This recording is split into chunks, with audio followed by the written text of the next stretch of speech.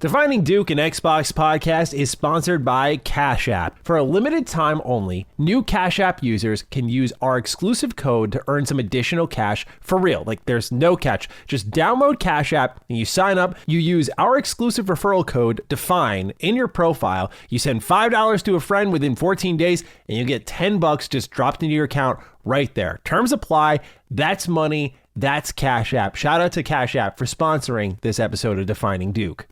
Defining Duke, an Xbox podcast, is brought to you by, well, you. If you want to learn how to support the show, go to patreon.com/laststandmedia.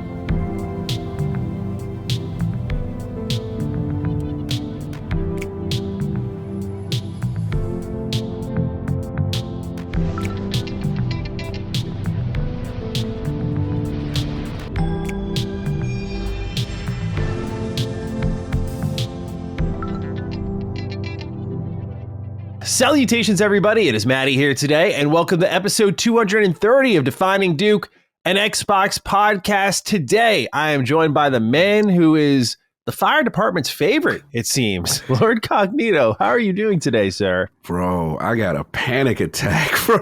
Glad you're alive today, man. Happy to see you. Thank you.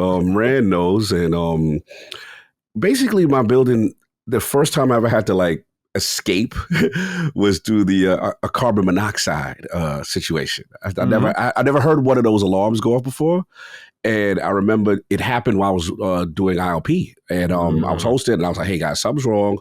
And then I was feeling weird, and I was like, and then people kept knocking on my door viciously, like, "Yo!" And I'm like, "What is going on?" I'm like, I'm not expecting no deliveries. I was just being resistant until finally a couple of neighbors, I think my super core was like, "Yo, get out of the building. Carbon monoxide, the fire department is here. You're the only person left. Everybody in the building was out of the thing." So my complex, you're out there talking about video games. I'm like, man, the podcast, bro. So anyway, Xbox. Right? So I'm in that bag. So then finally I got out, I'm like, yo, that was scary. And they were like, yo, just open up all the windows, whatever. And then it took about a couple hours before they let us back in. Thankfully, we had new carbon monoxide sensors and all of that. So since then, the fire department here had redone the whole complex, right, with sophisticated alarms. So I'm chilling, and I'm obviously getting ready for this show with you guys. And then I hear that alarm go. And you heard that alarm because I sent y'all the video. You sent me the video. I was like, dude, my dogs freaked out when they heard that. The new alarm is get the hell out the building. I'm like, what I need, okay. It's funny when you in an emergency and you try to prioritize what's life and death. All right, so you got a wallet, phone, Steam Deck, Raw Gala. We'll hold you. I was like, Raw Gala, let's go. We go. I had to pick. I was like, which one of my kids? You can't all survive this. I was like, Xbox, I'm sorry you're not portable. PlayStation, Raw Gala, let's go. If we out here for a while, and I've been shopping 49 shorts and this and XL shirt. So I'm like, we're going to be out there, right. So luckily, it was not that long. Turns to be out, it was a false alarm, and they had to figure it out, and I was able to get back in it. But that was my day. Welcome. Wow. Well, I'm glad you're safe. I'm glad the other electronic handhelds survived the monoxide blast. The Switch didn't make it. The Switch did not make it. It wasn't even a thought. I was like, oh, you get traded up. You get upgraded anyway in about a week. That's so true. I can't believe that's next week. Yeah, Switch 2 is next week, bro. Yeah. Wow, doesn't feel like a launch, does it? It doesn't feel like a new Nintendo console's about to come out. Yeah. Oh. Yeah. And this is to those of you who are listening on the audio. We have Randolph Thor joining us. Yeah. Hello, everybody. How's it going? Thanks for having me on again, guys. It's been a while. It's been a while. It has been. But my spider senses started tingling because I was like, it's showcase season. Mm-hmm. And we've been doing, I don't know, this sort of thing for a few years now. So I was like, I wonder if I'll get the call. Oh, sure absolutely. Enough. I almost, because we were talking about this going into the show, but there's been such a tremendous lack of showcase hype this year. It's quiet. There's no it's quiet, but too quiet. It's no, it's just quiet. And so I think 2 weeks ago when we were wrapping up DD, and I said on the show, I was like, oh yeah, I got to reach out to Rand. And then we finished last week's show. I was like, yeah, I got to reach out to Rand. And then yesterday, I was like, I got to reach out to Rand. I was like, holy shit. Like, it's just like nothing was hitting me with this showcase, man. But yes, it is indeed that time of year. Tradition dictates. Randall Thor, the man with a million, joins us and we make some Xbox predictions. As always with our prediction show, we go a little bit earlier than I think most because with the way the Patreon release schedule goes, we want to make sure when it hits free feeds, y'all get like a full week of our prediction show. And then from there, we would do our next show when the showcase drops, and then we'll do our follow-up usual show. You know how we go. We grind this part of the year out a little bit, do some bonus shows for you to make sure we're timely with everything here. But yeah, this year is kind of the same deal in that we're going to do our normally opening, like we're going to do a little Health as well. So we're going to check in on everyone. We're going to do a write-in. Then we're going to just jump to what we're playing. And then from there, the predictions. So it is primarily a predictions episode, but we want to make sure we mix in a little bit of that DD flavor, Game Pass pick of the week, all that good stuff. But nonetheless, gentlemen, time for just a touch of Health as Wealth here. Jeremiah has the follow-up. You may recognize this name, fellow Dukes. He writes, "Hey, Dukes. A little over a month ago, I wrote in about a job interview that I was going into that day for a position at my dream company in the games industry. Maddie requested a follow-up once the results were in, so here I am. After a 2-month process, 4 rounds of interviews with 9 different people total, I got the job. 2 years ago, I graduated college and moved across the country to work in the games industry and was hit by massive layoffs only after 4 months.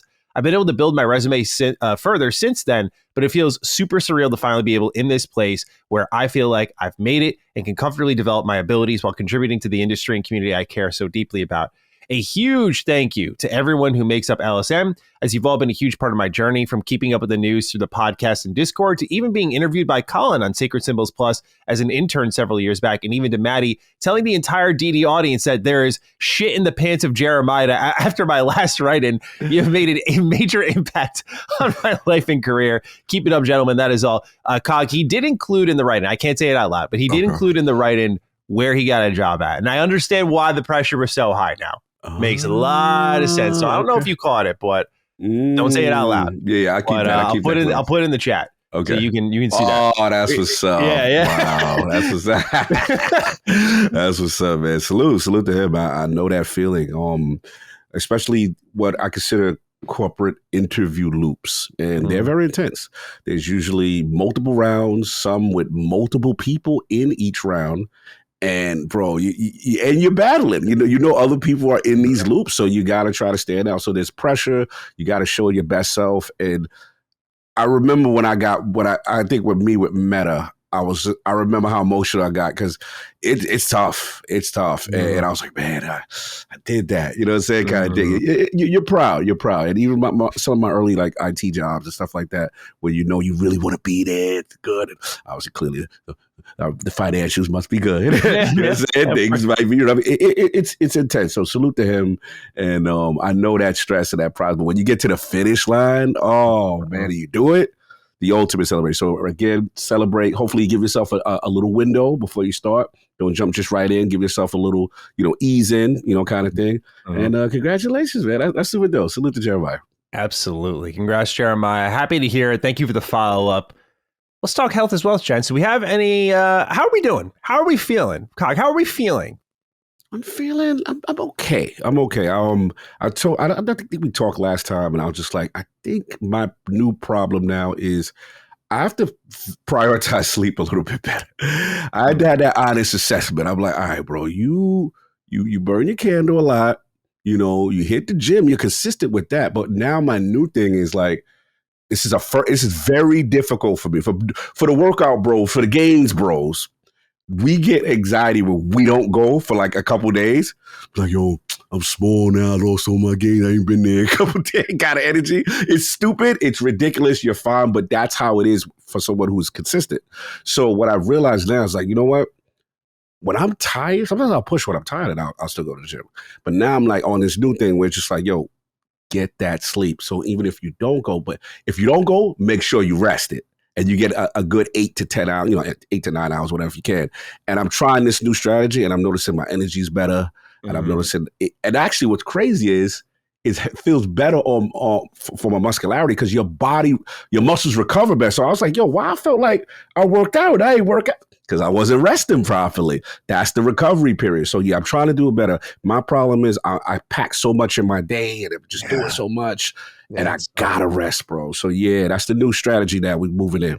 Yeah, it's been tough for me too. There's some weeks I do pretty well. What I've found is I'm like a ping pong sleeper. Like I will have one night of beautiful rest. Like I'll go to bed and get like 10 hours of sleep, and I wake up the next day and I feel so good that when it's time for me to go to bed at that right time, I'm not tired at all because I am so well rested that I'm like, dude, like what am I going to do? Go to bed feeling like this? I got another 3 hours in me.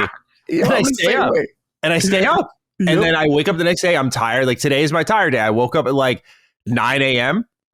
and I'm going to hit the sheets after the podcast and I'm going to get my great night of sleep tomorrow, full of energy. And that's the loop I've been on these last couple of months now. It's like one good night, one bad night. I guess a little bit better than where I was before, where it was just like every night's a bad night. But that is where I've kind of landed now. And I guess it's an improvement. It's really not, but I'm with you. It's tough. It's tough. And Laylee said something to me that was so funny because like I'm very like I try to be very health conscious where I can. Like in particular the diet. Like, you know, what am I like so like meticulous, like what am I putting in my body? Some days I don't give a fuck. But most times I do. but she's like, for someone who cares so much about all these little things, like I gotta get my exercise, I gotta know what to put in my body. She's like, why do you struggle to sleep? And I'm just like, damn, I knew I married you for a good reason. She's the truth. So I was like, that is a very good way of looking at it. I'm like, she's like, that's the easiest thing. Go to bed. Not to drag this on, but I'm the same way. I can't, for whatever reason, string together like 2 to 3 consistent good sleep days because I'm like you. The minute I get good sleep, I'm up. But shit, I got all this energy. Like, why should I go to bed? And then you push. What it is, we're conditioned to go to bed when we're tired, when we're super. That's when we're conditioned. It's a cycle we've got to break. But I want to shout out my brother Randall Thor, man, on the food tip because that was another thing. We gotta talk about this. Yeah, Rand exposed me, and we would talk, right? It'd be this past because I've been trying to lose weight. Yeah. Right. And I've lost like 80 pounds so far. So we're doing good. We're getting better. Still got a long way to go. There we go. Let's go. But I had bought an air fryer because I'm not like someone who like cooks like the ovens and stuff. And so I was like, I bought an air fryer and I started like cooking up steaks and chicken and fish and shrimp and broccoli, cauliflower and stuff. And I'd have like I grab a piece of chicken. I got this like dual zone air fryer. So I have the chicken in the one side and like the broccoli or the cauliflower in the other, cook it, cut the chicken in half. Cause like a big chicken breast and then have half of it for like lunch and then the other half of it later for dinner. And, pretty much kept me full and I cut out everything else. He did a good job. And then I was telling Cog about it because Cog, every time I call Cog, here's our conversation. If he's not at the gym, which he usually is, because he'll be like, I'll call you back. And I'm like, all right. He's at. I feel like I've gotten that before. Yeah, I'll call him like 20 minutes. I'm doing my sets right now, bro. I'm like, all right. It's so true. Right? And then doesn't it always end with a let me hit you back, all right? Let me hit you back. Y'all know me too. I don't like this dynamic of both y'all jumping me with my verbiage. I'll be doing this. Go ahead. So then, you have to talk to him, and it's like every time I talk to him, this isn't like one time. It's like literally 9 times out of 10. He'd be like, hold on a second. And I hear him opening up the door and he's like, thanks, bro. And he gets like DoorDash or something. And he's like ordering out. And I'm just like, I'm like, what are we doing? And I'm like, your health is wealth, right? And he's like, yeah. I'm like, why don't you think about getting an air fryer? Save all that money instead of ordering out DoorDash. I'm always thanking somebody when I'm calling. Bro. And then I'm like, what do you got there, dude? He's like, I got my shrimp and my rice or my salads or whatever. Mm-hmm. So I told him about the air fryer. That's so funny. And then he was like, oh, really? And then I actually like sent him videos of how it works. Yeah. And then the pictures of it. And then I think you eventually got one, right? Yeah, no, bro. They got it for me for the birthday. Shout out to Solve and Attic. The same thing. Attic would expose me all the time because it's routine. Every time I'm on a phone call with you guys, man, it is like, yo, hold on one second. And then it's, yo, thanks, bro. All right, cool. You know what I'm saying? I'm doing the bag exchange, or you hear the bell. You know what I'm saying?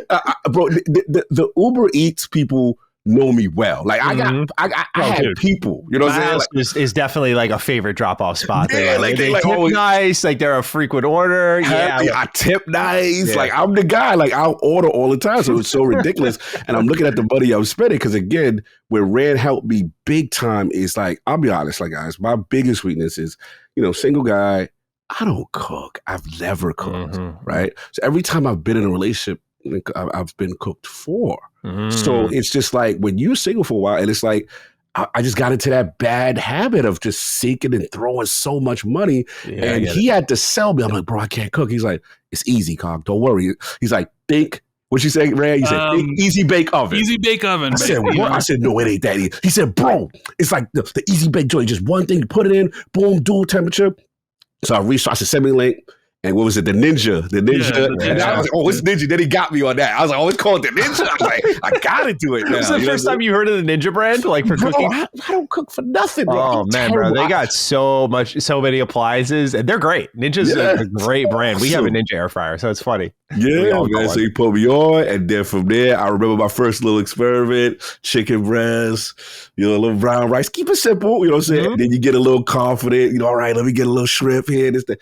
Bro, I've saved so much money. Now, granted, yes, I'll have a weakness day, maybe, because sometimes you just completely, or you have a craving for a specific thing or restaurant. We have really good restaurants around me. So I'll probably do it now. So I went from like every day, almost twice to 3 times a day, breakfast, lunch, dinner, Uber Eats, to now once or twice a week. And the rest is all. So I've saved money. So shout out to my boy, man. Shout out to Solve and Attic and everybody listening and knowing I was going to do it. And then Attic said, you might want to hold off on your purchase because it was right around my birthday. Because he said, because he kind of gave it a heads up. Solve was doing something for me. Yeah. And they did it. And he's like, yo, here you go. So that was the birthday gift.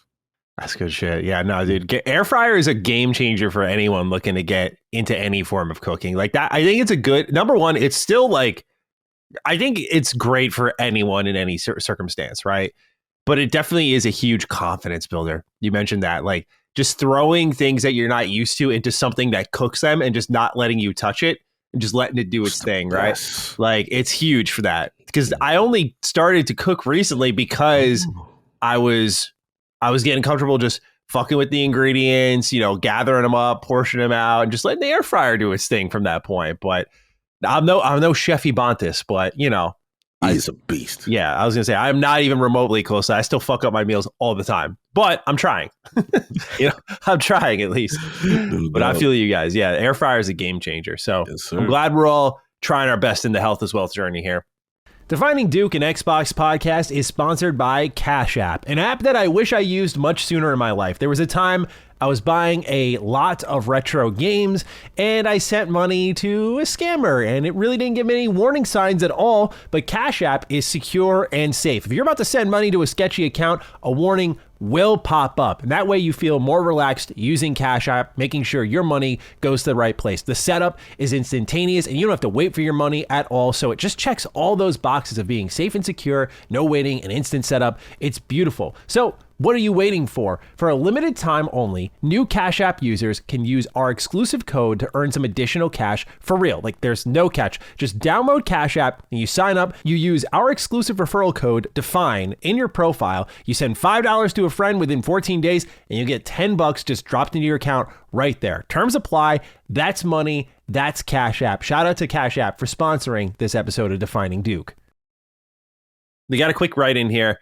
I wanted to allow a little victory lap here on our show. If it's only fair if Cog and I can do it, so can Rich. This name is familiar to me, and I believe this is the individual I was talking about when we talked about Metaphor going to Game Pass. I think this is the guy who was like, yo, I'm not going to buy it. It's coming to Game Pass. And we're like, nah, bro, hold it. I remember, Rich. You're right. We were on and we were like, yo, what you doing? You better go. It ain't coming to no game. Yo, right. We were definitely talking foul to Rich. Yeah, we definitely was on that. He said, Metaphor coming to Game Pass. Gotta take my victory lap and ask a follow-up question. I was not going to comment on being right on this, but with Matty taking a lap for his Randy Pitchford take, I felt this is in good fun. No apology needed from me, though, as I did not pay for Metaphor. While I did feel that due to likely weak sales on Xbox, the game could come to Game Pass within 3 to 6 months of its release, your arguments against my reasoning were not without merit. My revised thought was 9 to 12 months after release. I felt Shin Megami Tensei 5 Apocalypse could drop on Game Pass first since it released a few months ago prior to Metaphor, though this never happened. As for Metaphor, could the Game Pass drop and a possible PS Plus or extra drop at some point be to get additional players to try the game in preparation of the Metaphor Royal Golden Bend Over and Take It Again edition that will eventually be released? Persona 3 was followed by FES in less than a year after its release here in the US, 2007 to 2008. P4 and 5 took 4 and 3 years respectively for their remakes to come out. I would have purchased a physical copy at $20 to $30 eventually, as it is not worth more due to the guaranteed enhanced version that will come out. But with it being added to Game Pass and possibly PS Plus in the future, there's now no need to purchase it. I've been burned one too many times by Atlas to not wait for their enhanced version of their games kind of day. This is actually becoming a thing, what Rand said. That's why I wanted to pick it. I was like, this is becoming, like, I have diehard Atlas fans in my friend group, personally and professionally, and, like, they're holding. They're like, no, they're going to re-release it. Like, Atlas has created a little bit of a hole for themselves here where it worked for a while, but now people expect it. So when they see version 1, they're like, yeah, I'll wait. Wow. Yeah, that's starting to, I'm sure most of us are like, me or you, it's like, it's Atlas, bro. Like, I'm not going to fucking skip Atlas, but I'm starting to see this. It's just word of mouth. I don't know what the data on it is, but I am starting to see people are catching on to the, I think Persona 3 Reload was where they got badly exposed because it was like, okay, this is version 3. Oh, and you're going to sell us the Answer DLC at the end of the year.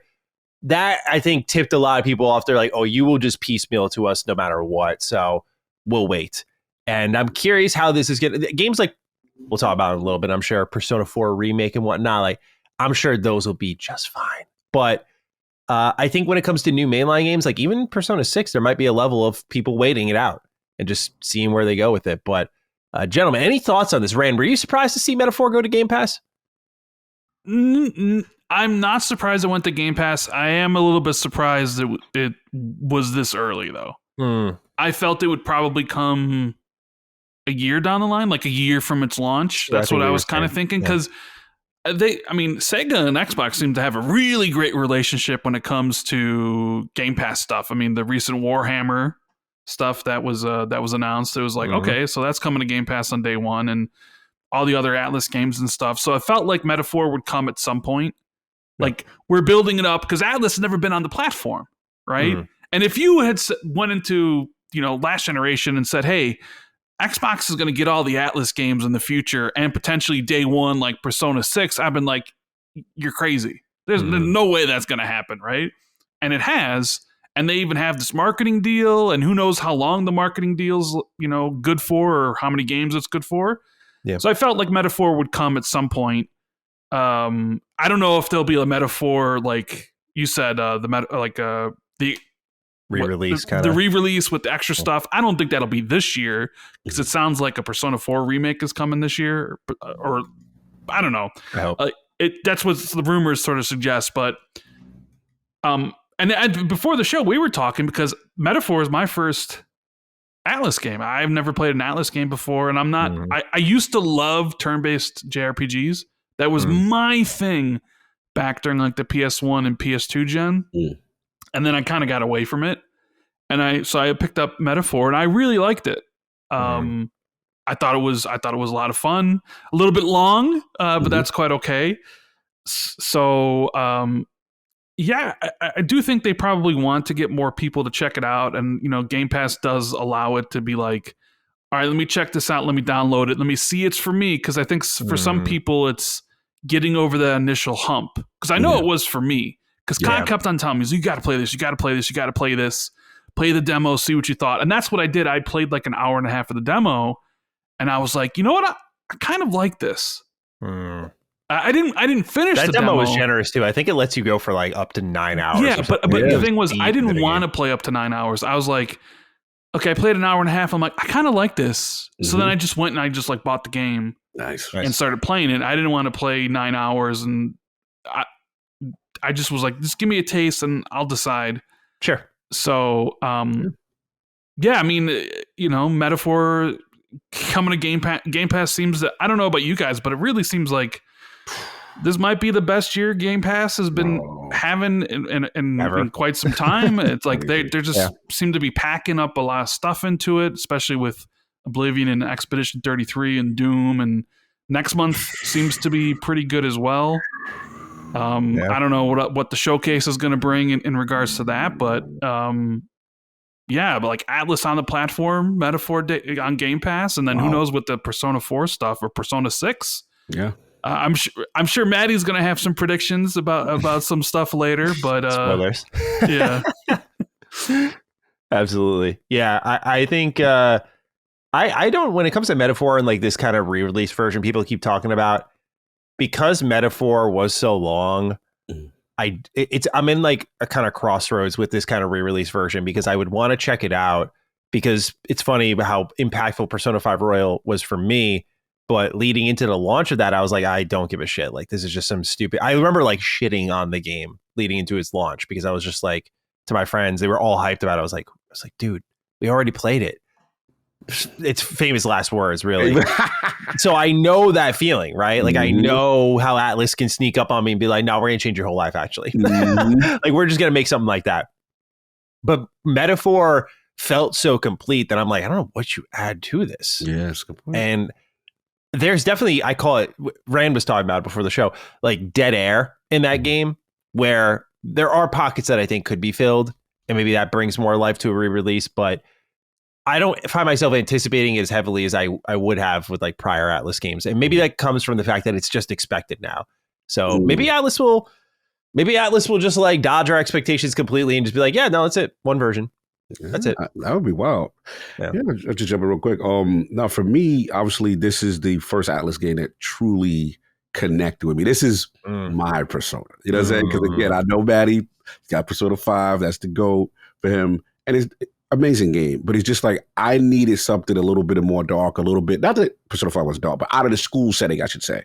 And I loved what this did. So for me, I'm like, yo, I can't wait to go back in again. And then I'm going to be real with you, Rand. Like, I love me some Luis Guillaume. I love Luis. So any excuse to go back in there, it would be amazing. So yeah, that's what I got on it. You know what I mean? So we'll see. Well, yeah, shout out to Rich, being right and holding his ground. And now, he got rewarded, man. But yeah, definitely a quicker turnaround. And I suspect, like we talked about last, Duke, was that maybe sales like really peaked early.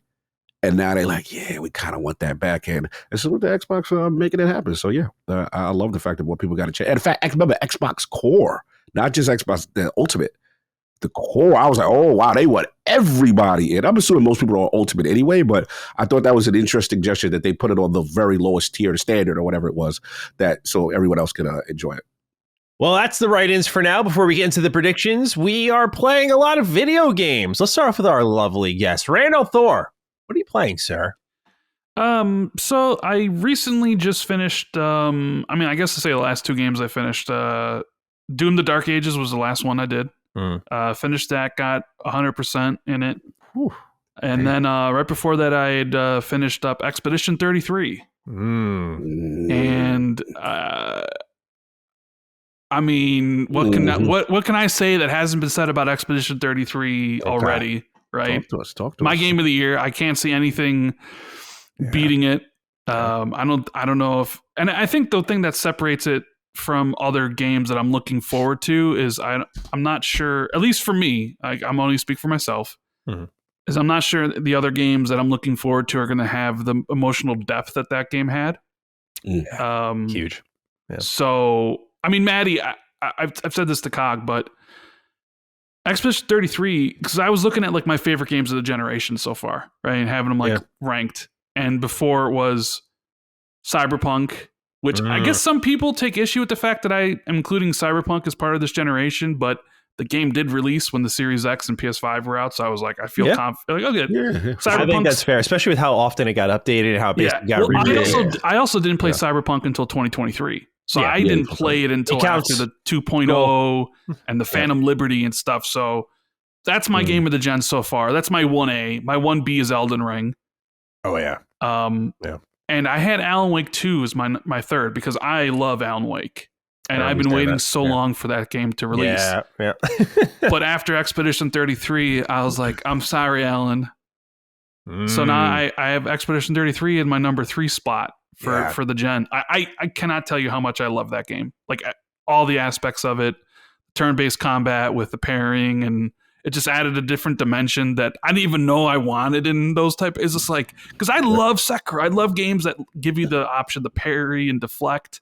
So to put in the turn-based RPG, I'm like, you madmen, you made it work, right? Yes. I went back and it was doing the end game content. I put like another 5 hours into the game. I've just been chipping through, and it's so good. Yeah, like the music, the exploration, the amount of end game content, like it's just incredible. Also the character builds. Like I've just been messing with so many builds in the end game and just finding what works. And I've been so happy at the depth and just learning new things as I play. Like, oh wow, I didn't know Mile could hit this hard, or I did not know that before the nerf. Before the nerf.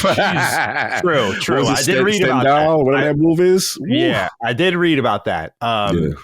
Lune hits like a bus with the right combination. I just recently put Shooting Stars on Verso, and I was just like, oh my god, dude! Like, just tearing up the battlefield. So yeah, just that build crafting goes so deep. So it's just got it's got such enduring power. The fact that I'm still going back to it, not that it's been too long, but as a reviewer, you move on pretty quickly, and I can't just let it go. I'm not willing to let go.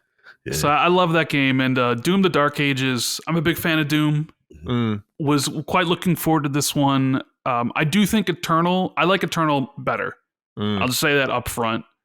I don't know if I like this one as much as 2016, or if I like 2016 as much. I mean, I haven't played Doom 2016 since 2016, so it's a little bit. I'd have to like replay it to really kind of get a feel for it. But I liked the game quite a bit. I didn't love it like I loved Eternal. Like, if you'd asked me for my review score for Eternal, I would have given it a 9. Like, I loved everything about Eternal. I love the story and the setting, the guns. I even really like the dashing and the parkour stuff. Not the same, parkour, bro. I don't get when people tell me it's bad. I'm like, what's bad about it? Tell me what's bad. I really about liked all that stuff. And then I enjoyed Ancient Gods 1 and 2. So I was always like, where are they going to go with the story? Because the story ends in Ancient Gods 2, right? And it's like, okay, we're going to go prequel style. And I'm like, okay, cool. And the addition to the shield and how that worked in combat and the guns and stuff. And I did like the pairing quite a bit in this. I think I kind of got over the shield maybe halfway through. I just wasn't really into throwing it anymore. Like, I liked the shield bash, but I wasn't really, I just wasn't really into like throwing the shield. I wasn't really captured by the story, or maybe it's more the color palette. A lot of the levels seemed very much like samey in that sense, but the combat is. I at least had a lot of fun when they give you all the tools.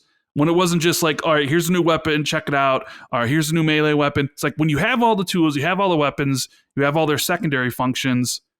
And then you have like all the melee weapons upgraded and all the the runes for the shield, and you can pick which one out. And then it's just like pure combat. That's when I thought the game shined a lot. But I didn't feel ever reached the level that I felt that I had with Eternal. So yeah. I mean, you're echoing a lot of my sentiment there, so I don't really have too much to add on there. But nice to hear someone else feel the same, I mean, I still really liked it. Yeah, no, of course. Yeah, it's a good game. I'm at the point now where it's like, are they tapped out on Doom? I don't know how much more you. I will say this: I really, really appreciate. This is so good. Wow, I just want to say, like, I really appreciate id for making each one of these 3 games different from one another. And because you don't really find that in a lot of companies that make like sequels to their stuff where it's all sort of the samey, but each one of these id Doom games is different from one another. And I think that gives it a unique identity. And it also brings risk because you've seen people talk about how maybe the combat style and their shield didn't work for a lot of people in this, or even people that hated Eternal, the changes that they made with Eternal versus what they did in 2016. And then I think does take guts to kind of change up what people like about a franchise. And I'm sitting here like now I'm thinking, okay, what's next for Doom? What's next for id? And I almost feel like I think we've done all we can with the Slayer. So maybe next up we do Quake.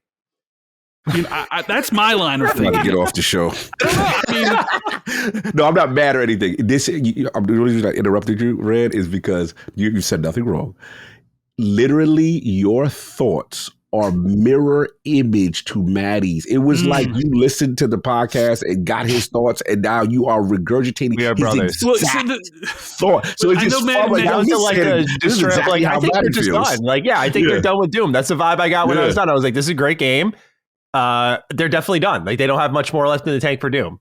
It's over. Like, I just don't know where they could go with it, right? Like, I'm not sure I would enjoy another prequel. I mean, I guess you could do another story where it leads up to the beginning of 2016. Okay, like a Rogue One style story, maybe. Yeah, but considering how they've changed up each one of the three games, how would you change up the next one? I'm not sure what they could do, but then I wasn't really sure. It was like after Eternal, I'm like, okay, well, the story's over. And they just went back to do Doom again. I'm like, okay. And then it made sense here, but I wasn't really drawn in by any of the story elements in this game. It kind of just felt like I was going from level, where I do feel like there was a through line in Eternal that was sort of missing. And maybe it's, I don't know, maybe it's like Samuel Hayden, Vega, and the Father were constantly in your ear in Eternal, giving you the exposition and what's going on. And I connected to that more than I connected to the stuff here. So like, I definitely think there's an argument to be made that I could see a world where like Dark Ages development was like a little messy. It had to be, just only because of that disconnect. Like, that was the one thing that stood out to me that was messy about that game. It was like, why do these you know what it reminded me of? And this is going to sound like a very strong negative, but I don't mean it that way. But it reminded me of Veilguard. When I was playing Veilguard, there were parts where like the cutscenes would transition to the story missions. And I'm like, these are like two different locales. Like, how did we get here? And it's like something got cut. Like, that's usually how I go. Something got cut in all of that, or this part was made on the fly where you couldn't really change one to match the other. Like, something went just a little off here. And Doom the Dark Ages has a lot of those moments. Rand, I got to ask, without spoiling, what did you think about like the final missions and just how crazy and ridiculous this game gets? Were you kind of down with what they were doing when they got into that whole, we'll say, visual style? Yeah, I was down with it. Yeah, I was down with it. I do think, the addition of the mech and the dragon, they were fine. I'm not like overly, I don't feel bad about it, but I don't feel like great about it. It did feel cool, like, to be in this big mech, but I also felt like the gameplay suffered a bit in the mech situation, because it was just like punch. I don't know, it felt like Rock'em Sock'em Robots, and it was just, but it was aligned to his stuff, so they had to figure in like, okay, we need to have him to dodge, or like he would do in the game, and at least they kept that stuff short, but it was really cool to be at least powerful in that moment. I was less, I like the mech stuff more than I like the dragon stuff. Yeah, I agree with that. But I do think I like it as an addition to the mythology of the character and the world that exists, and doing that stuff. I wish it was a little bit more fleshed out in that regard. I never like got to the point where I was like, oh, another one of these levels, because they are interspersed enough where, it's like whatever, but it's like, it could have been a little better. But I think I'd probably give the game like an 8. But for me, Doom Eternal's like the top. Yeah. And when I think about what they're going to do next, I'm just like, where do we go from here? And I know people have discovered like the Quake symbol within the game, like when you're in the cosmic realm. Oh, I didn't know that. Like there's like a Quake symbol. And I just wonder if that's their, where they go next. If they go to Quake after this. Some people have theorized the change in like game direction from Eternal to Dark Ages. Was it Gene who may have said it? But I don't remember. But someone said it to me recently where like that change in game direction and feel and flow was so that they're like one step closer to Quake when they jump shipped that, which I think would make sense. Yeah. Just given where they're headed, seemingly. All right. Well, Rand, you've been playing a lot. You've been finishing a lot. You've been reading a lot too. Yeah. COG. Reading my books. COG always makes fun of me for it, but Randall Scholar. Okay.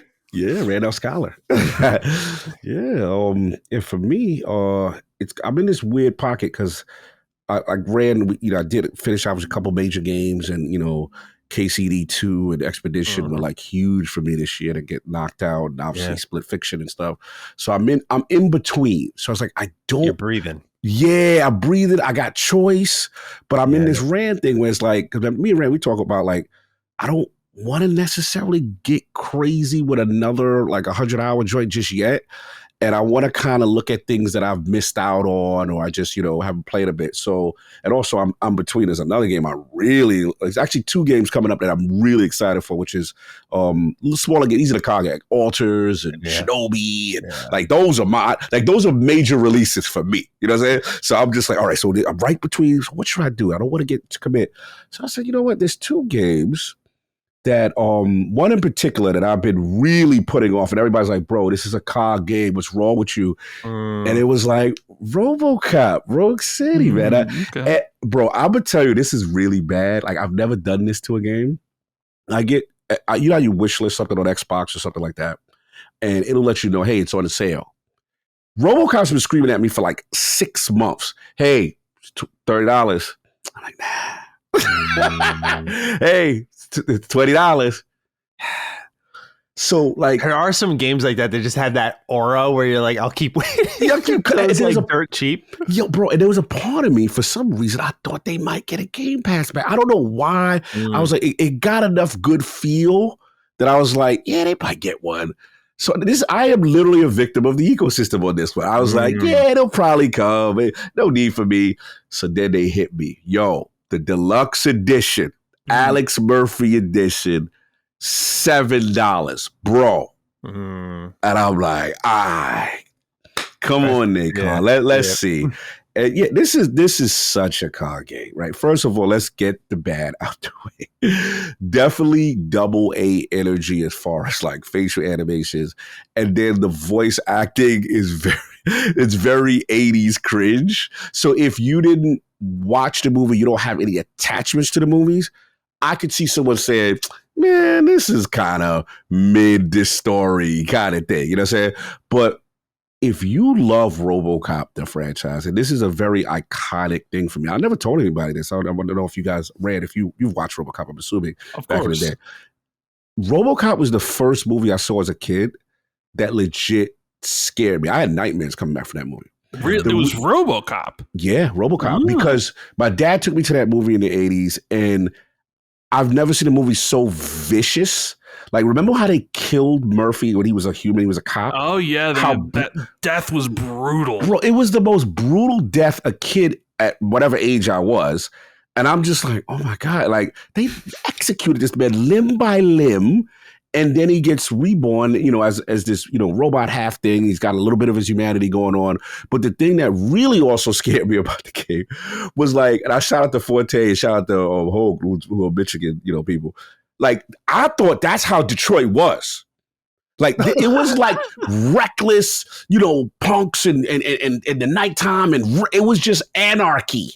So I'm like, yo, I ain't never going to Detroit, bro. It's crazy like that. They killing cops. They out here. I thought Detroit was like that. So I was terrified of this movie. So this movie legit gave me nightmares as a kid.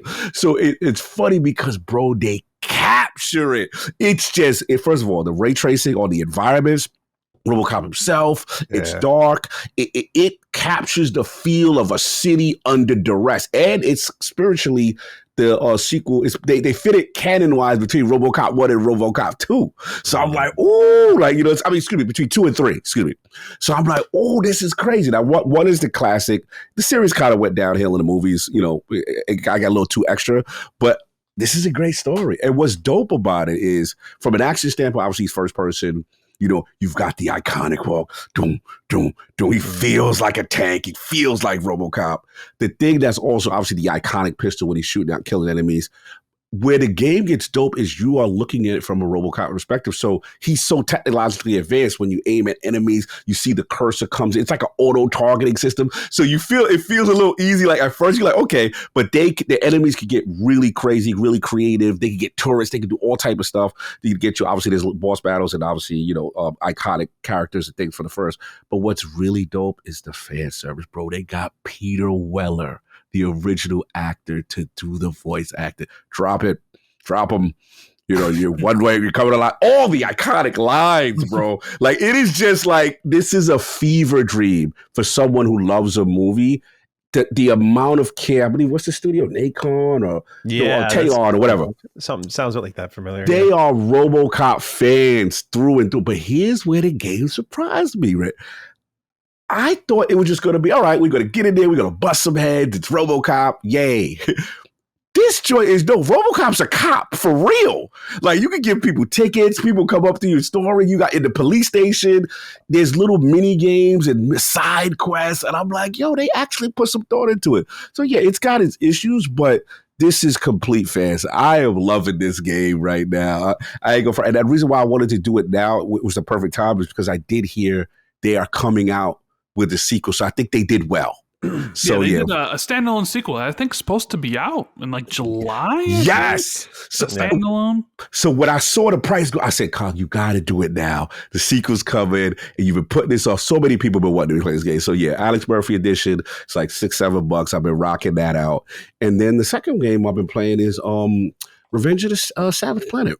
And I actually shout out to Alex Hutchinson, who we've actually recently had in the realm. Plug, amazing interview that we have up on our ILP Patreon right now. Go out to free subscribers later. But we wanted to talk to him because I never played really Journey of the Savage Planet or Revenge of the Savage Planet. So I was kind of like, let me get into my research bag and play it with Attic. We did the co-op. And the first game, I remember Journey was kind of first person, you're exploring. It kind of reminds me of like High on Life, you know, meets a little bit of Grounded. You know, you're in this weird world, you're scanning things, a little No Man's Sky where you're scanning things, you're getting materials and stuff like that, and you're putting stuff together.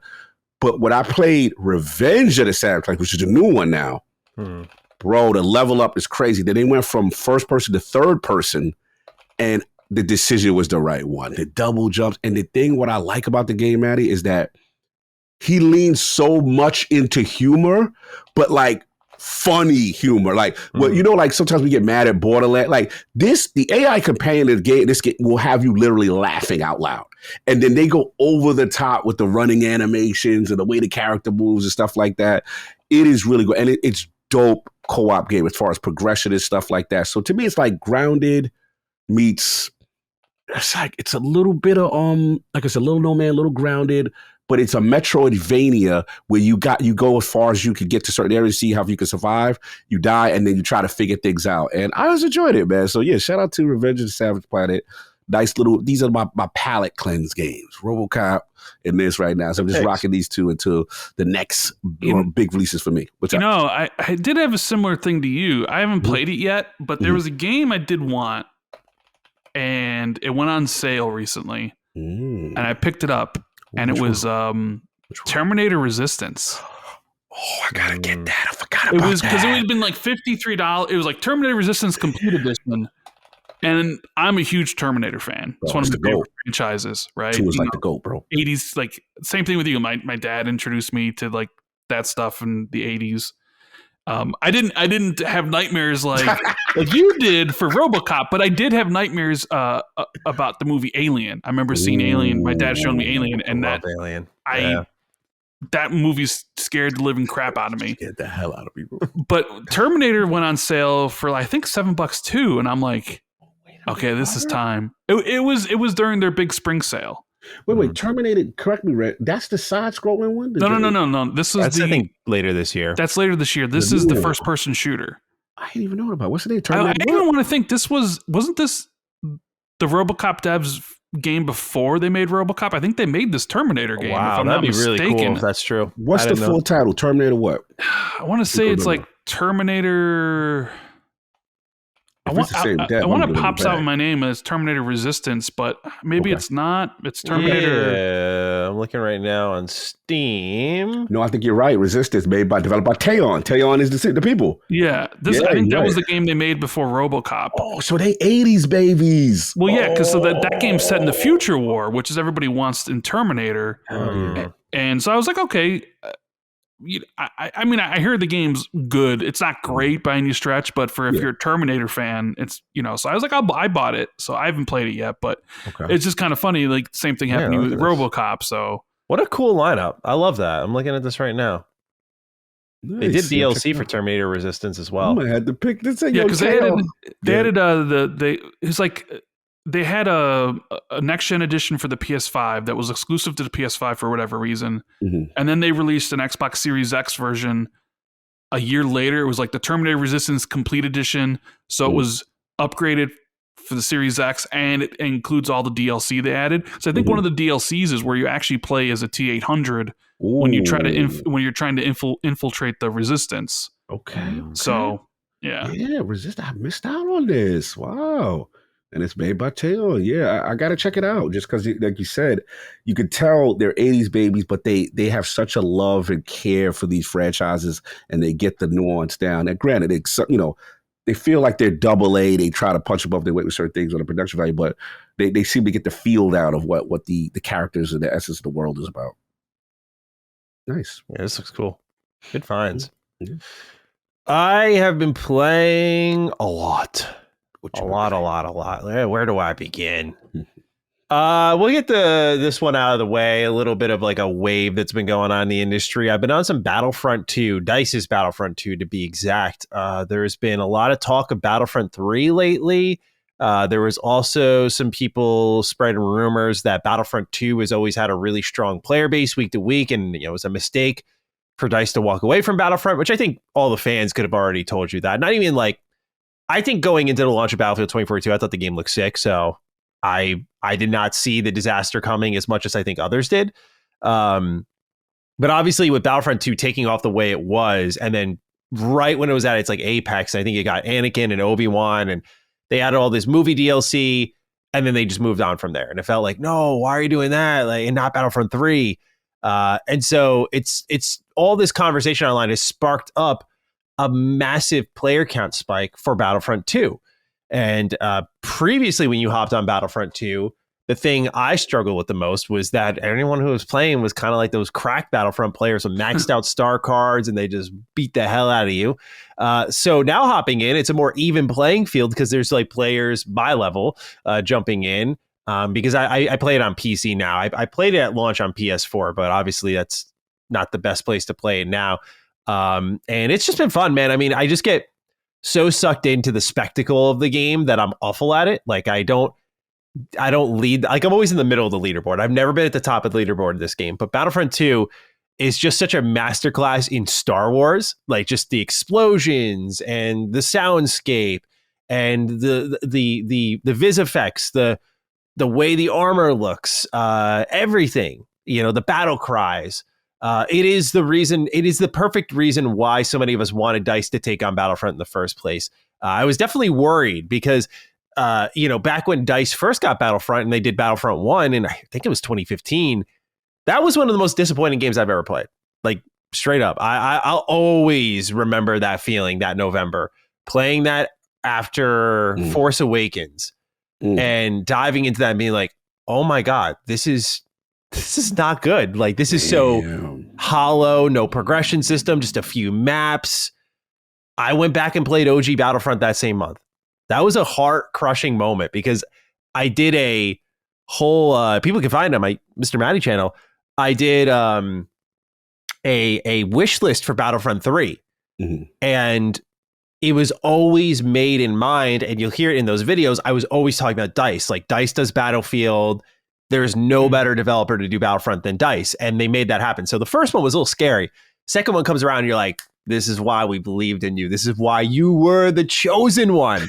Because Battlefront 2 is just so legit. So it's awesome to see the resurgence. It's been really fun. I've just been playing some Supremacy. I've gotten all my friends involved so we can just get these like big squads going. We're just diving in, finding matches really quickly. And yeah, it's just been some good old multiplayer fun, but the game holds up tremendously well. The offline instant action is still great too. Campaign, there's a lot. The thing that is interesting about the Battlefront 2 conversation is there's a lot of things that are kind of ass about the game, like no galactic conquest for 2 DICE Battlefront games is a miss. Also, the campaign is terrible. The campaign DLC is even worse. Star card system was salvaged, but is still, I think, not a great system. If we're talking like they do a Battlefront 3 one day, I hope they don't do the star card system. It's funny you say that about the campaign, because this is a DICE game after all, and their campaigns are usually not very good. Yeah. So what do you think? What do you attribute to the resurgence of it? Is it because Andor just finished and people are vibing some Star Wars action? Yeah, I think it's 2 things. Actually 3. I think it's Andor being as good as it apparently is. I have yet to see it, which I know it's is the best show on television. I was going to say, I've been hearing great things about it. I've heard amazing things about it, bro. And like, as Disney has beat my fucking ass into the ground, bro. Like, I was the hope. Like, I was that guy who was like, man, I'm still hanging on. I'm watching The Acolyte. It's not that, I just like drowned in like misery. So I'm like, this is fucking terrible. I tried my best to hang with it. So just as I'm souring because like I'm like, man, Mandalorian's falling off, Acolyte's not good. Like all of a sudden Andor is like this brilliant thing. Like as you say, Ryan, like the best TV show. Like I've heard that from so many people. Dude, it's literally the best thing Star Wars has done since the OG trilogy. I believe that. That's literally what I'm hearing. So I need to check it out. But I'm thinking it's that. I think the announcement of Star Wars Starfighter, just a new Star Wars movie, is exciting, but also like Ryan Gosling in Star Wars kind of feels right. I'm excited to see what that becomes. And then I think Episode 3, Revenge of the Sith, just for my generation, is like a really special movie. And they put that back in theaters. And so I think that combined with Star Wars Month, like people can act like they hate Star Wars, bro, but when it hits, like I'm hearing Andor hits, bro, you're not getting away from it. That fever is contagious. I got it and I was down on Star Wars. Okay. I have 2 friends who hate Star Wars. Mm-hmm. And I got them to watch Andor because of how good it was. And they're like, I swear to God, Rand, if there's any of this stupid Force stuff in this show, like, they both watched it and said it's the best TV show they've seen in years. Damn. These are people that hate Star Wars. Oh, yeah. See, now I got that's how good the show is. Yeah. What's it on? Because you can just imagine it being like, the Nazis versus, whatever, but it's just like, it's the Empire and it's the Resistance, but it's so grounded. It is. That's what I've heard is good about it. This last season, dude, they have a stretch of episodes, the last 5 episodes. Mm-hmm.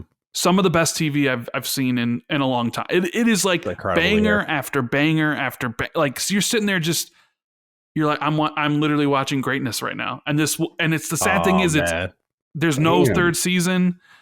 It's probably never going to happen again for Star Wars. And you're watching this moment pass. Like it's like you're in history. It is, dude, you need to, whatever you're watching, whatever you're doing, you need to like, all right, I need to slot in Andor. Okay. It is that Disney. This is on Disney Plus. Disney Plus. Yeah. Okay, yeah. The thing is, the reason okay. This reminds me because when Obi-Wan was going to come out, it was Obi-Wan and Andor season 1, right? And I remember leading in because like Andor was getting like little marketing, little trailers, and like Obi-Wan was the hype show because it's like, yeah, like Anakin and Obi-Wan again, like Ewan McGregor, Hayden Christensen, like here we go, and we're gonna get like this story of like them reuniting and like what happens there. That show ends up being kind of mid, and I remember Andor was the one that was like kind of popping up. People were like, actually, that's the show to check out. That was the start of my decline right then and there. I was like, when Obi-Wan was like a miss, I was like, Star Wars just isn't a TV show franchise. It's a movie franchise. It's best in movies. Like there are very few Star Wars movies I dislike. There's, I shouldn't say very few. There's a decent amount, but there's more I like. And those that I like, I really like. And so that's what started it to me. I was like, I just don't think I like Star Wars TV. Star Wars movies, I'm almost always there for. So when I saw Starfighter, no Mando. Mando, I loved Mando season 1, and I think how many seasons deep are they into Mando right now? 3. There's 3. 'Cause I was gonna say the last season of Mando, I was just like, not feeling it. Like it just wasn't. You know, I also loved Mando, Mm-hmm. but I stopped watching after the last episode of season 2. And I never watched Book of Boba Fett or season 3. Book of Boba Fett, I forgot about that. Yeah, I watched that too. That was also okay. It was just a lot of okay television, right? Like nothing was giving me that. You know what feeling I hold on to a lot as a Star Wars fan is Force Awakens movie theater moment. Walking, I know I'm not acting like that's like the best movie ever, but that feeling of walking out and being like, it's back and it's actually pretty good. Like that was a cool feeling because I experienced Star Wars in such a different way in my childhood. Like I played KOTOR and then I watched episode 3 and I like did the whole series just way out of order. So to have this moment when you're like in your college years is like, yeah, here comes the new era of Star Wars. And like, I get to be like a conscious adult and hold on to these memories and like every little frame is going to stick with me. And to walk out of that theater was such a good experience, right? So I hold on to that a lot. I want that feeling again to like leave the theater of Star Wars after a Star Wars movie that, by the way, is in episode 3 and go like, yes, there we go. Yeah, because I forget how young you are. Because you probably... I'm turning 30 this year. I don't think we can say this anymore. I am not young anymore. I'm sure maybe Cog remembers. I remember Phantom Menace and the theater experience for that and how crazy that was.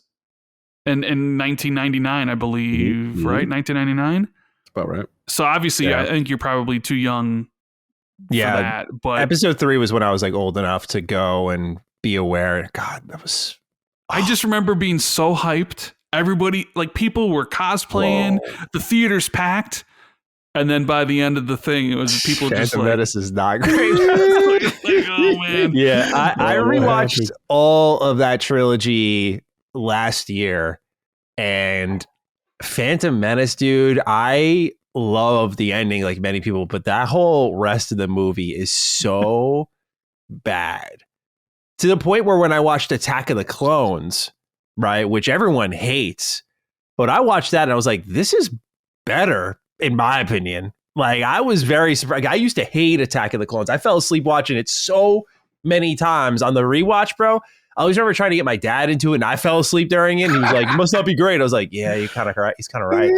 But I rewatched last year. I was like, "I like this a lot more than Phantom Menace." Phantom Menace just has a great ending, but yeah, like that Star Wars fever. I think when it kicks in, like even I'm not like one of those people who's online. Like everything Star Wars does is bad. I think I've soured so much that the worst thing has happened, where it's like I'm not as engaged as I used to be. I used to be like when the new show was hitting, I was like, all right, like what are the Disney Plus plans? Like when are we watching? Who am I watching with? Like, are we doing like what I used to do is when I didn't live with Laylee, we'd get on the phone and we do like the share viewing together where nice. Like, Disney Plus let you do that. So you'd watch at the same time. And so we'd be on the phone, like reacting to the show together. Dope. And that was great. That was like, we were really into what Star Wars was doing and that's just fallen off. So now the fever's kicking in a little bit, and I haven't even watched Andor.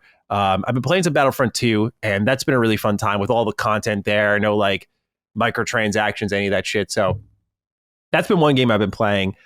And then all this is new stuff this month. Really dipping my toes into the pool of a lot of games. This was supposed to be my cool down month, but there was too much I just looked at. I was like, I got to try you out, right? So let's start off with a TMNT game. Oh, here we go. Yeah, TMNT Turtles. Tactical Takedown. I believe this is by, I was looking into, I think this is by a team that just releases like a lot of games every year. And this is a little turn-based TMNT game.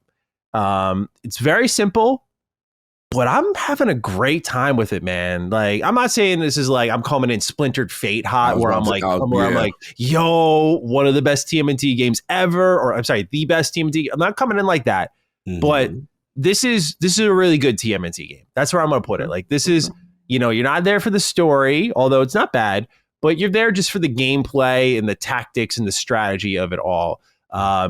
I know a lot of people look at it and they're like, yeah, it kind of looks like mobile game energy. Why can't we just get the Arkham games? I have been singing that song for about a decade now. I don't want to hear it from everyone. I've been there. I've been saying that. Last Ronin, may it save us. but for now we have TMNT Tactical Takedown. So basically you're dropped onto a little grid, and these characters are like action figures with different poses. There's no like animation per se where you see like movement. Like Michelangelo, for example, has a move he can select, which is kickflip. And if you do that, you jump to the other square beyond your opponent and you juggle them. But you don't see like an actual kickflip happen and you go over them. Like you see an action and then Michelangelo's pose just changes on like another tile on the board. And so the idea is that you have all 4 turtles, and they have different moves with these different status effects that build to make you try to be as efficient as possible per level, because you can get killed really easily in this game. So juggling, if you do that, the enemy can't attack you, and if you attack them, they take +1 damage. There's other status effects, like Donatello is all about setting traps. So you're actually not really fighting as him. You're setting up like shock pads everywhere, and then you can throw your kunai, which can activate what is a status effect called stuck, and you'll keep them rooted in place. So if you shock the floor and then you throw your kunai at like 4 of them, they're all just rooted in that, and they take damage over time and they can't move towards you. And so there was like one mission I did where I'm in the sewers and there's like 18 of them spawning, and I'm just throwing out traps and like sticking them all to the ground. It really locks you in. Like it is, I know it doesn't, when people play, it's not even the TMNT fan, I mean, talking here, it's similar to Splintered Fate, where I'm like, this is just a really good tactics game. Like it is definitely one of those moments where you look at the trailer and you're like, this looks like a cheap game, whatever. Yeah. That is where the TMNT fan kicks in. And I'm like, well, it's TMNT turn-based, I'm going to try it out. But sincerely, like playing it, I was like, okay. Like, I was like, okay, this is good. So like, again, each turtle plays a little different. Like, Leonardo has more range to him. Michelangelo is quick, and like when you knock out an enemy, he switches spots with them, so you can like really wipe all the way up the field, like zigging and zagging through enemies. Raph is a character that builds up like radical really easily. So when you kill an enemy, you get bonus damage. Then you'll like go up to tougher enemies that have more health points and just like hit them way harder and knock them out quicker. So just really simple, but really effective is how I would define the game. Doesn't seem too long. I've finished 10 levels now, and the game says I'm at like the 40% mark. So even though when you start the game, there are like 4 chapters, I'm like, this is clearly a 5th chapter because the way it's mathing out now, I'll be at 80% by the time I'm at the end of the game. So got it. Yeah, but I'm just chipping through it. It's been a great Steam Deck game. It's about $20. I think it's on sale. There's a package on Steam that includes Splintered Fate, and it's $13 for that with Tactical Takedown. And that is like, if you're a TMNT fan, easy money spent. Because Splintered Fate, I've raved about it enough, but Tactical Takedown is really great. Like if you enjoy a little quick pick up and play sort of tactics game, this is for you. But also if you're a TMNT fan, like don't turn your nose up at this. This is good. And I think like the story and what it's presenting and the turtles' personalities capture pretty well. It's not on the level of what I'd consider like Splintered Fate, where they actually like really have emotion that you can feel.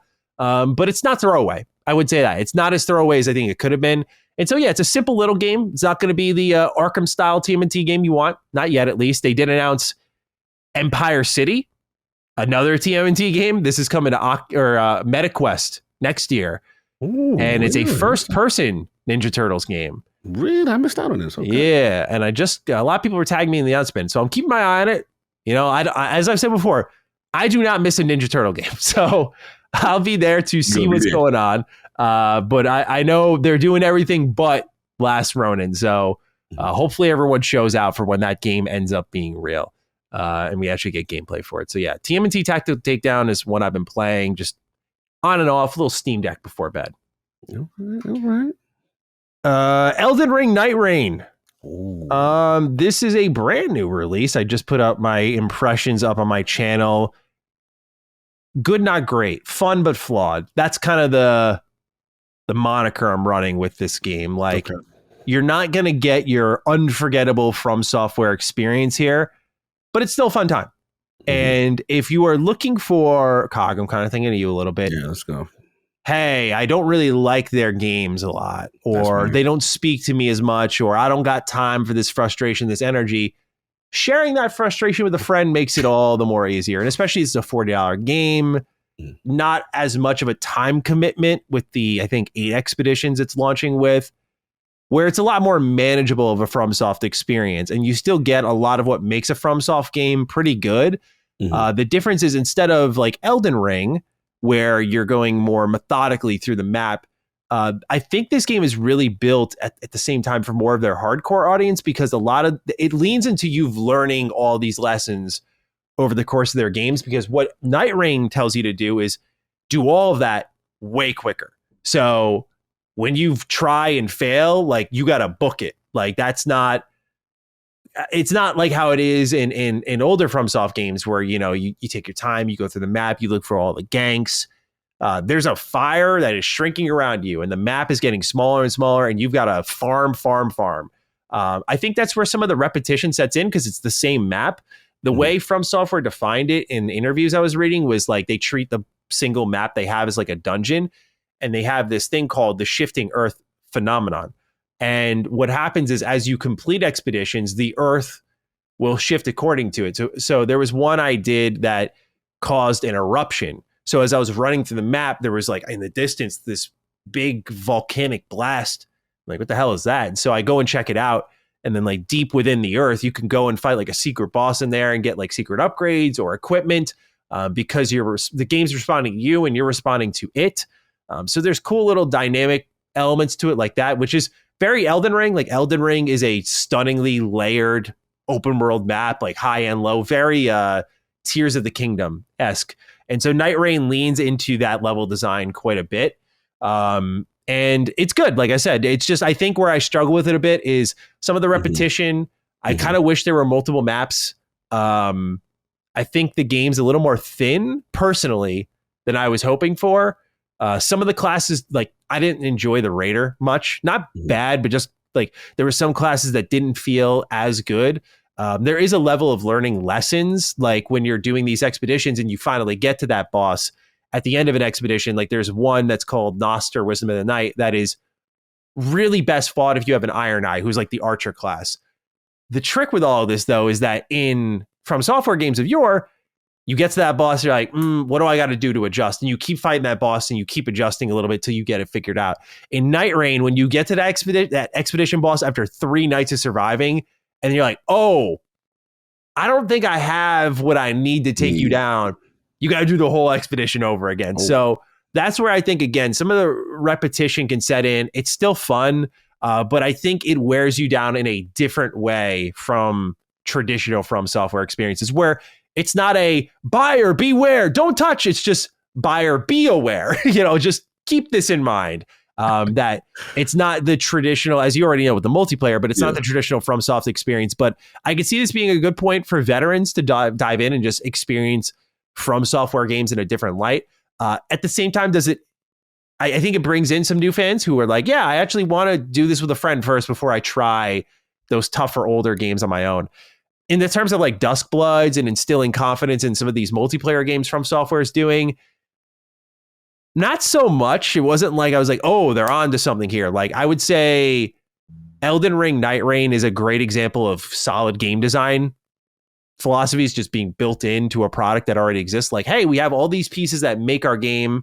How do we mix and match them and shift them up enough to feel like a From Software game, but also change up the urgency, the pace, change up the combat, change up the character building? Like, they retool everything. It's a really smart reusage of Elden Ring assets. And if you're into Elden Ring a lot, I think you'll dig what's here. I just don't know if it's sprint out your door and buy it right now good. And that's not because of like recent games. It's just, it's actually, I think if you look at the Open Critic, I think it's like From Software's lowest reviewed game in a while. It came in at a 78. So yeah, pretty low for them. Although not bad, in my opinion, not bad, but like still pretty low for them. So if you go in with those expectations and it's a $40 price tag, I think you'll be happy with it. But just, make sure you're prepared for a couple of those pitfalls, and that I don't know how far the content will get you once you're done with it, based on what I played. I didn't finish it, but also that was part of my review. I was like, it never really got its hooks in me. Like, I was dishing in all my time around to different games instead. Like, and I had this a week early, not to sound privileged, but I did. And I was just like, I mean, multiplayer games are never a priority for me because they shape themselves so much around what the community is saying, and it's not really up to me. but also just like, yeah, it never got its hooks in where I was like, give me another match. So what about did you play it with friends? Did you try it out in solo? Yeah, and so stuff? I did multiple. During the network test, I played with friends pretty extensively. That was a good time. I tried solo because I wanted to see what the communication was like. I tried that in the review period, and that was pretty good too. So I've done both. I'll say that it definitely feels better, of course, with friends, as I think many games do. But I think I noticed by the end of my time with Elden Ring Night Rain on the network test that there was a little bit of like disengagement happening where I was like, okay, like let's do this again. Like there was less that chatter about like what we're going to do when we drop in and more like, let's just bullshit around while we do what we know we're going to do. So you kind of stop locking in. But definitely like if you can get this with friends, it would be ideal. But I think that's just such a tough sell nowadays. Like multiplayer is free to play. The best multiplayer is free to play. And so to sell multiple people on a $40 game is tough, even if it's Elden Ring. So yeah, I played it in both ways, and that's kind of what I walked away with. Definitely more fun with friends. I don't know many multiplayer games where I'd prefer without them, but I also feel the game had good communication methods, like the way map pinging works and whatnot, and also just the way, if you've played FromSoft games and you summon people in before, like you just know how like the emotes work and like how jumping and what that means, or like, someone tapping their shield arm and kind of beckoning you this way. Like those little communication methods that have developed generationally are still very present in Night Rain. So I think even if you're a solo player, it'll be less fun, but you can get by. Absolutely. Okay. And do you think, I guess my question was like, this experiment was probably not the way for them to go overall, and just get back to what they do. Yeah, like best. I don't think this is going to replace for anybody what From Software should do moving forward. I think it's a fun experiment. Like we've seen prolific single player studios, I think of like Bethesda Game Studios, try to go multiplayer and fail tremendously. Like for them to just go out there and do it pretty well was good. The fact that it's a $40 game and it's clearly not all their focus, and I don't know how much we don't know really much about Duskbloods at all, but we'll see when the time comes. But right now, like if these aren't games that are taking away their entire focus from whatever follows up Elden Ring is like a true From Software experience, I think it's totally fine. Like I encourage that sort of thing because, From Software, one thing they do really good, if we as we've read the news before, is they take care of their people, and they not only monetarily, but I think now, obviously after Elden Ring, they have probably never been more flush with cash. Like make some things that you just like kind of have the fuck it money to do. I think they've earned that opportunity, man. They've been making a Souls-like style game since, in my experience, Demon Souls. Potentially, because I don't know much about like Otogi and stuff, but they've been going for a while with that. Like if they want to take those pieces and just make a wild, random, cheap multiplayer game, what am I to say? They just gave us Shadow of the Erdtree, which was literally another full game.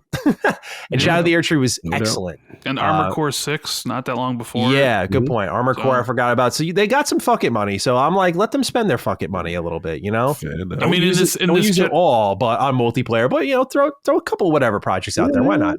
I mean, they're a very prolific dev when you consider the output of a lot of other big devs out there. Yeah. And you get like maybe one game a gen. I mean, they've done Elden Ring, AC6, Night Rain, which is basically a full game, plus this, and then Duskbloods next year. I mean, you can't. It is another solidification that Miyazaki, as many of us already know, is the heartbeat of this company. Like when he is not directing something, you can feel it. This is another situation of that. Same thing with when we were in the rise of Miyazaki, like that era where you got Dark Souls 1 and like Dark Souls 2 comes around. That's not Miyazaki because he was working on Bloodborne, and Dark Souls 2 is like very controversial. And Bloodborne comes around, it's like, that's a Miyazaki game. Like he's just got an eye for it, bro.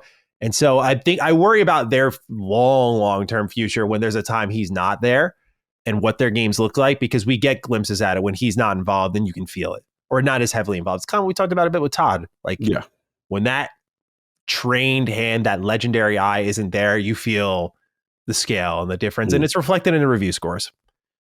So I wonder if anybody else really feels like me. Like I told you, Elden Ring is my second favorite game this gen. But I have zero interest in playing Elden Ring Night Ring. Like none. I have no interest in playing it. I was reading my comments and a lot of people feel the same as you.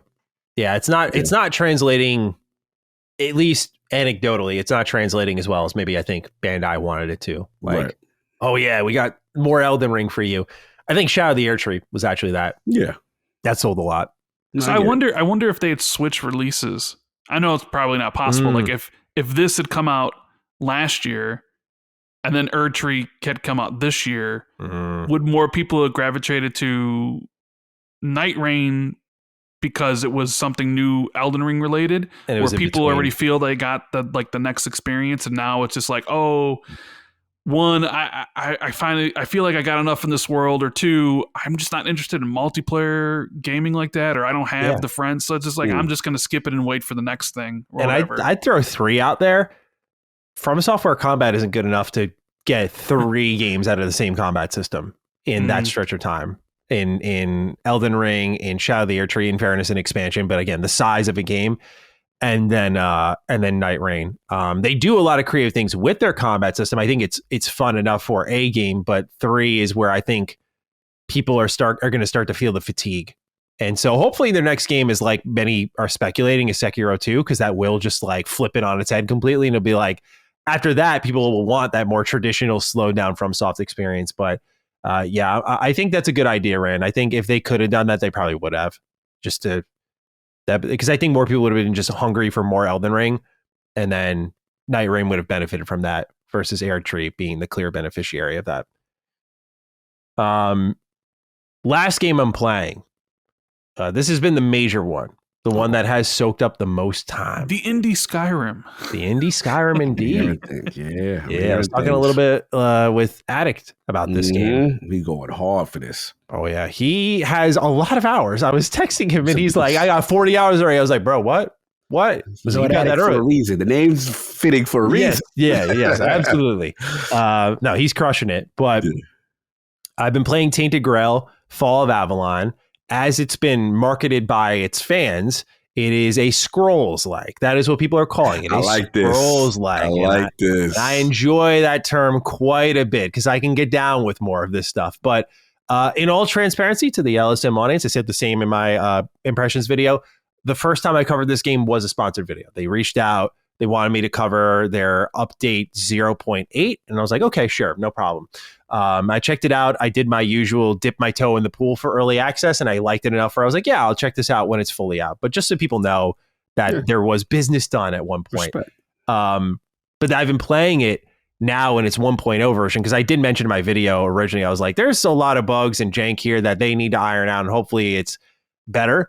And they've cleaned a lot of that mess up, and I am loving this game. And I will say, part of it is also that my Oblivion playthrough got cut short. Like the bugs, it's really the crashing. I can deal with bugs, but it's the crashing of Oblivion Remaster that kills my soul, bro. I can't deal with 5 crashes in a session. I can't. And that was my last session. So I was like, I'm done. Like, I'm done until this thing gets patched. Tainted Grail, though, while still very janky, it's a mixture of Bethesda jank and Euro jank, and that is a fascinating combination. I've been playing it on PC, and I say that specifically because I have watched console footage. Yeah. Oh, it doesn't look as fun there, but playing it on PC with my 60 frames and keyboard and mouse controls. Master Race energy. Very good stuff here. I'm enjoying this is definitely a Master Race moment. Does it not play good on controller? Okay, so what I did was I played about 3 hours straight of keyboard and mouse. And then I went over to Steam Deck. I was talking briefly on Twitter with Jez about this. Because he was like, I am not able to get over the jank. And I was like, I don't think he replied back to me, but I said, like, where are you playing? Because I went to Steam Deck. And so I was playing it like 30 frames using my controller. And I was like, oh boy, this is a whole different game all of a sudden. Man, I'm not really picking up what they're putting down here. It doesn't feel as good because the combat's not as responsive. The world, I mean, the fidelity obviously goes down, but the frame rate went down. And I was then reading and watching some gameplay. Or reading comments and watching gameplay for the console version. And like even PS5 Pro is like holding 40 frames for this game, and it can clearly push more. It's not that graphically impressive. So it's got some tech issues for sure. If you're on PC, you can just muscle right through it like I have and have a great time. But yeah, this game is really scratching an itch. It's another game this year that is delivering on top of Kingdom Come Deliverance 2 and Oblivion Remastered, that kind of Bethesda Game Studios first-person exploration experience. You could even throw in Indiana Jones if you want to, going back to this December/April. But it's been tremendous. The main thing that stood out to me with this game were, number one, its exploration, and two, its combat. Its exploration is really nice because it is that style of BGS wandering, like just go here and, oh, what's that in the distance, and checking that out. The game is beautiful at times, though. Like when I said it's not a looker, it's more like when you're talking to characters like AA energy. But some of the environments go beyond AA energy, especially like I got to this one graveyard, and it was like the way the fog was setting in with the light trying to pierce through the fog, and all the enemies spawning out of the ground like these skeletons coming at me. It's a good looking moment for the game. Yes. So it's got those moments. But when you're going and exploring, like there's sometimes quests within quests. Like you go here to do quest A, and then over here is like another thing that distracts you in a good way. Literally, it's funny you describe it as I'm like, the way that's like literally how I was experiencing RoboCop. I was like, that. AA energy as far as character to character, love, but the environments, and then it's ray tracing, and then literally what you just said, not to steal your thunder. No, you're good. You get back to it. Is you go to a quest, and then you get there, and it's quest of a quest, and there's other thing that leads to other quests, and it opens up. So continue. It's not as open as what you're saying, but it's the same formula. And I'm like, that's why I'm liking it. Feeling of like getting stolen away. Yes. Swept away by something else that's equally interesting to you. The writing is very witty, very endearing, very good. Like it's just, you want to talk to these characters and learn more about them. And, the voice acting is hit or miss. Like there's characters like King Arthur that sound amazing. There are characters like random NPCs that sound like, just get a voice actor, just hire someone and they got a mic. Good. That's all we need. So, it's a little hit or miss in that area. It's a $45 game. So it does get a lot of grace because of that. We're not talking 70, we're talking 45, but it's got a lot of content. It's a very big open world. It's got that interaction like a Bethesda game. It's got choice and consequence. The combat has really impressed me because I've been doing a magic build. I've been doing a summoning build. So as you like summon creatures, it takes away from your total mana pool. So it shrinks down the mana you can work within. And if you have certain upgrades within your summoning tree, your mana regen can go crazy. And if you have certain equipment on, your mana regen can go even crazier. So I'm just looking at it, I'm like, damn, bro, like that was just one little crevice there. But all of a sudden I'm taking on bosses that I shouldn't be because I'm summoning everyone and I'm having them like distracting everyone. I'm throwing ice spells and I'm like, I'm going to lock your ass up, right? And as my like skeletons are just dive bombing this ogre, and I'm like, this is fucking great. Like this is exactly what I love about these types of games. It's just role-playing, experimenting, finding my way. And so, that combined with like a pretty decent story so far and a very intriguing world that's about this dark fantasy twist on King Arthur. He founded the land of Avalon, and he has this glorious view of what it was. And when he comes back to life and he sees, as the name suggests, the fall of Avalon, he's like, the hell happened here? And so part of his story is finding out what happened to Avalon. Like, why are druids being killed in broad daylight? Why is there this brewing war? It's a 3-act game. So I'm only in act 1 right now, but I am loving it. I can't stop thinking about it. So it's been really good stuff. And it was the one game I talked about. People remember a few weeks ago in Defiant Duke saying I was kind of trying to ignore it because I felt like I had this moment to breathe. And then I had it in my library and I updated it to one point. I was like, I gotta try it. I gotta see what's going on here. And I hopped in. I was like, got you. I was like, it's good, man. It's really good. Yep. So this is shaping up to be one of the better surprises of the year for sure. Nice. I'm really impressed with what they've got going on here. Yeah, sounds amazing. Yeah, Attic loves it. He's telling me about it. What she said, similar to what you said about the summons, and like in a sense, like they stay with you though. Like, this is not like after a short amount of time and then they go away. And no. They got their own health bars. You can actually, there's a spell I got where I can zap them like, yo, I need health. And just like zip him out of existence. I just take the health from him. And then I summon him again. I'm like, yeah, you're back. Yeah, here. The game has like 4 loadouts. So like I'm switching between like different spells and weapons. Like I have like a wand and a fire spell. And then I'll switch to my summoning spell. And then the dispel, which like lets me zap them for mana or for health.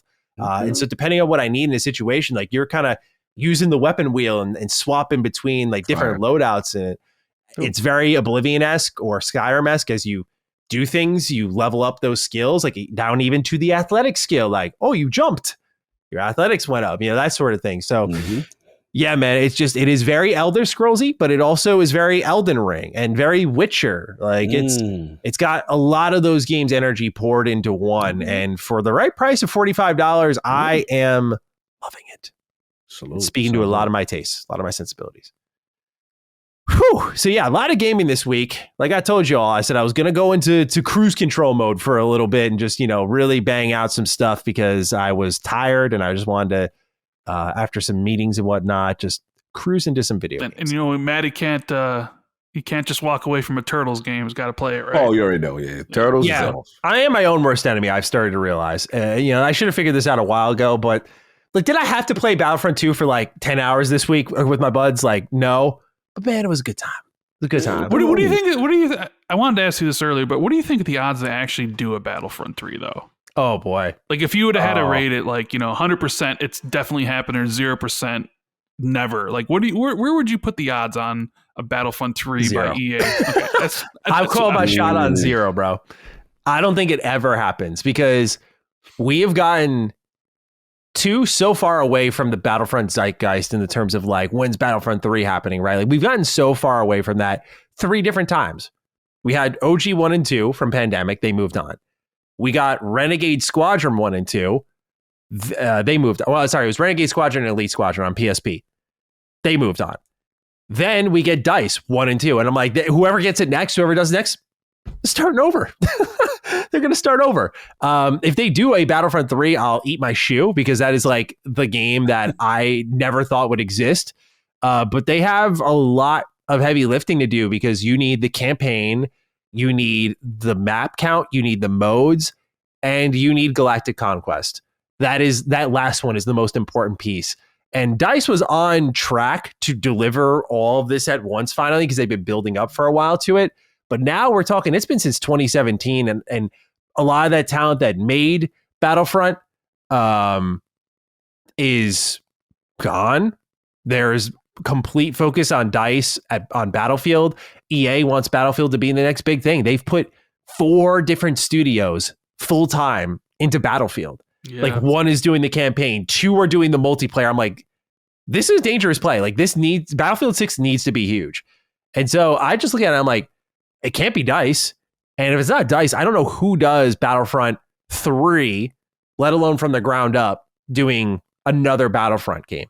So I just think it's not happening. Like, I'm glad there's a band of developers who want to do it. I think the closest we get is like a situation similar to the finals. Like maybe Disney gives the blessing to a smaller team of former DICE devs and they make a Battlefront-like game that's not Battlefront 3, but it's like, you can see the YouTube titles in your head, like, it's the Battlefront 3 that we never got. That's where I think it goes. Like, that's my prediction. I would love to be wrong, but I don't think we get Battlefront 3. I don't know if you guys agree with that or not. I have no dog in this fight. I'm not the Battlefront, but I'm curious. I think there's 0% chance we get it from EA for sure. Like 0%. I mean, I know we're not going to talk about it, but the whole Black Panther situation and then them moving away from like licensed IPs in the future, which they've talked about, and Disney and Star Wars, that's a hefty chunk. So I think we're definitely, but I could see your scenario of like, hey, you know what? There's a studio here that has some ex-DICE people. We could do it, Yeah. But so let me ask you this. I already know the answer to this question, so I don't even know why I'm asking it. What would you rather have, Battlefront 3 or Knights of Republic remake? Oh no, dude! I'm just saying, if you could get one, but if you got one, but the other one would never happen, which one would you take?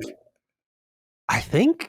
Oh man, I actually think I might have to betray KOTOR on this one. That was the one I thought he'd choose. I thought he'd choose KOTOR without question. Well, you gotta remember, I think KOTOR is the perfect game. I'm still very skeptical of a remake for that game. Like I want it to happen, but if it never happened, I'm like, you know what? This is how I would cope with it. I'd be like, maybe for the best. I'd be like, maybe it's better. I never did. Yeah, because like I laid eyes on screenshots of the original version. I was just like, ooh, but like I don't think that's the same game anymore, but also it's like one of those moments where I don't know what it's going to end up as, and I'm going to be one of the few people on this planet who knows the before and after. So maybe it's just like I said, better if I don't know at all. But I feel like, again, because I think KOTOR is the perfect game, I'm like, I can live with that never being touched again. I would like a KOTOR 3 or just another Old Republic video game. But Battlefront 3 feels like the one that just like, that has been the what is the term where you're chasing after something for your whole life, right? Like what, your golden goose? Is that the term? Was it golden? I forgot. No, that's not it. What the hell is it? Yeah, I'm forgetting the term now. There's something I've been chasing my whole life. I forgot what the term's called. I forget. Yeah, I know exactly what everyone you mean. is mentally filling in the blanks. Someone will leave in the comments and someone in the comments will be like, "Yo, you idiots! It's this." Yeah, come on. I think Battlefront 3 would be actually my pick between those two. Yeah, surprised me on that one. Yeah. I would read. I thought you would have said KOTOR. I thought for sure you'd say KOTOR. For sure you would have said KOTOR. Well, I tend to be a little unpredictable, I guess, but also like I said, you love hard. That's what it is. Yeah, like I'm very protective. It could be a Dead Space situation where I end up getting a KOTOR remake that is better than my beloved. I would love for that to be the situation, but I don't know that for sure. Battlefront 3, though, it's like that feels like a game I would want to see someone try and swing for. So just to, like, it's the same thing. It's like in that company, like a Half-Life 3. It's like, can we count to 3 with this franchise? After 3 attempts, I hope so one day, but I still stand strong in that prediction that I think it'll be a small team that gets the chance to do something Battlefront related under a different name. Okay, gentlemen, it's that time. Prediction time. Xbox Showcase. Not long now. We got the lineup here. Bethesda, Activision, Xbox first party, and then our random predictions, third party, audience write-ins. But we're going to start off with Bethesda because Bethesda has been clicking on all cylinders as of lately, really. You know, you got Doom that came out, Starfield, we know Blade's in development. So the teams we're looking at, for those who have listened to our breakdowns year to year, where we do these prediction shows, normally we do company by company and I timestamp each company. What I wanted to do was kind of open it up broadly. Bethesda Game Studios, Arcane, ZeniMax Online, id Software, Machine Games. Take a look at the entire spectrum of Bethesda and kind of deduce who we think will show up. So I'll kick it to you first, Rand. Do we see Bethesda here? If so, which company and which game? Of course, we do see Bethesda here. Well, they always have their usual segment where they give you what's happening in Fallout 76 and also Elder Scrolls Online. Every single year, you know this to be true. Yeah, true.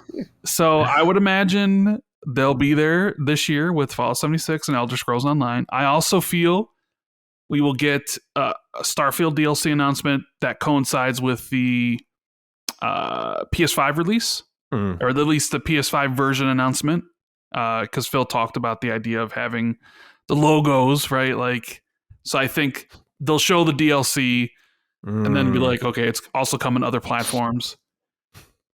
Let's see. I don't expect to see Blade.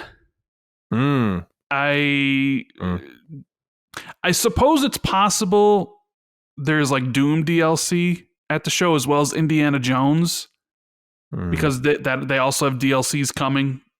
And they could use those announcements as also being like, hey, we're coming to the Switch too. Because I don't know if you've noticed, there's no Xbox games at the launch of the Switch 2. So are they saving that for their showcase where a lot of eyes are going to be on them and then be like, okay, well, Doom's DLC is coming. And that's also when it's going to be launched on the Switch 2, potentially. I don't know about either of those. I'm just saying it's possible. I really think Bethesda is kind of in that situation where they need to reload, where all their games are essentially out. So you won't really get anything new. And I'm not sure the ZeniMax game is going to be there either. But I do. So I don't know if we're going to do the whole, what do you think is going to open and what do we think is going to close, right? Yeah, because we can hit that. If how about we hit that when you get to the company you think is going to open it? Does that make sense? Like if you have, like, as we're going down this list, like, oh, I think it's going to be something like Activision related. Like, do you want to just let it rip? So if I'm at the point, like if I think something from Bethesda is going to close, you want me to say it here then? Yeah. Okay. If that works for you. So I've been saying this for a bit. My prediction is that Elder Scrolls 6 closes the show. Whoa. They're not going to give a date. So that is kind of the way I'm leaning. Is you're going to have some Fallout 76. You're going to have some Elder Scrolls Online. And you're going to have Starfield stuff. But I think the big announcement from them is I don't know what you want to call it, a re-reveal, because it had been vibe 7 trailer. years. As we call it, the vibe trailer. Just but I have this feeling it's going to be whoever is on stage last, Sarah Bond or Phil, and it's going to be like, we got one more thing to show you, and then it's going to say Bethesda Presents, and you see a trailer for Elder Scrolls 6. That's how I'm going to go with that. That would bring the house down. Yeah. What? Wow, Ray shooting it. Okay. Yeah, this is. I mean, shoot my shot on that one. I respect it. I'll jump in. It's interesting because we definitely align on a lot, Rand, in reference to your thought process. I do feel, for the most part, Bethesda's in reload mode. Most of the stuff is out, and the theme I'm going to have for a lot of this prediction for me is a lot of this show is going to be stuff that has now been out already, prepped for port, right? So that once they're prepped for port, anything that I feel is prepped for port, for example, Machine Games with Indiana Jones and stuff, right? Now that it's prepped for port, now we could talk about the new thing we're going to give you in reference to said content. Now, obviously, we know that Indiana Jones, they did announce already, was it the Titans or the Giants DLC? DLC. Right. So I think it is time now that Indiana Jones is on PS5, right? So I'm picking that. As far as Arcane, I don't think, my gut says not yet with Blade. Dinga needs way more time. We already got the announcement. We're still a little bit of ways. As far as ZeniMax Online, obviously we did hear stuff that they're working out. Kind of the mindset, not yet either. As far as what they're doing, I definitely think it's Starfield time. As far as we gotta prep that PS5 for it, right?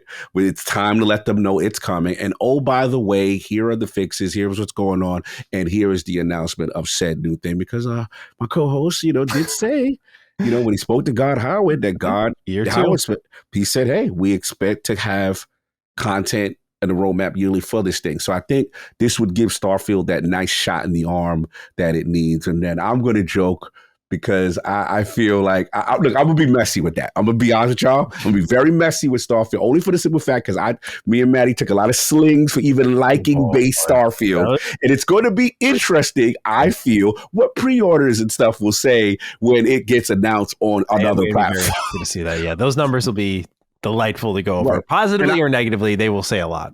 Oh, yeah, and I will be to y'all. I will definitely be humming at y'all because I got a lot of slings and arrows just for even liking that game. Yes, it's going to be interesting what the data says when it's on another platform. I'm just curious. I agree. I'm right there with you. Yeah. So I'm sorry. No, my bad. Good. No, you good. And then, I think it's also time for some Switch love. It's time for some Switch love. Now, the key is going to be, which one. And I'm going to say not Starfield yet for them, but Doom, maybe because of the fact that obviously the history with id and doing these amazing ports over on Switch. They've had the history, right? Mm-hmm. And I think they want to get in on what I consider the Switch train. As far as the big stuff, that's the only thing I'm going to lean away from. Man, Ray, I hope you're right.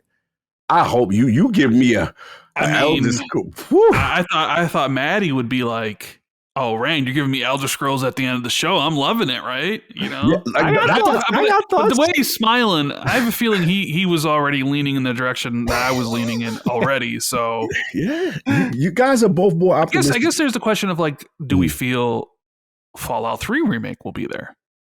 That's where I'll let Todd cook. I'm gonna go somewhere else. I'll let Todd cook because I got a whole diatribe. So. Yeah, I'm gonna go somewhere else. I'm gonna go.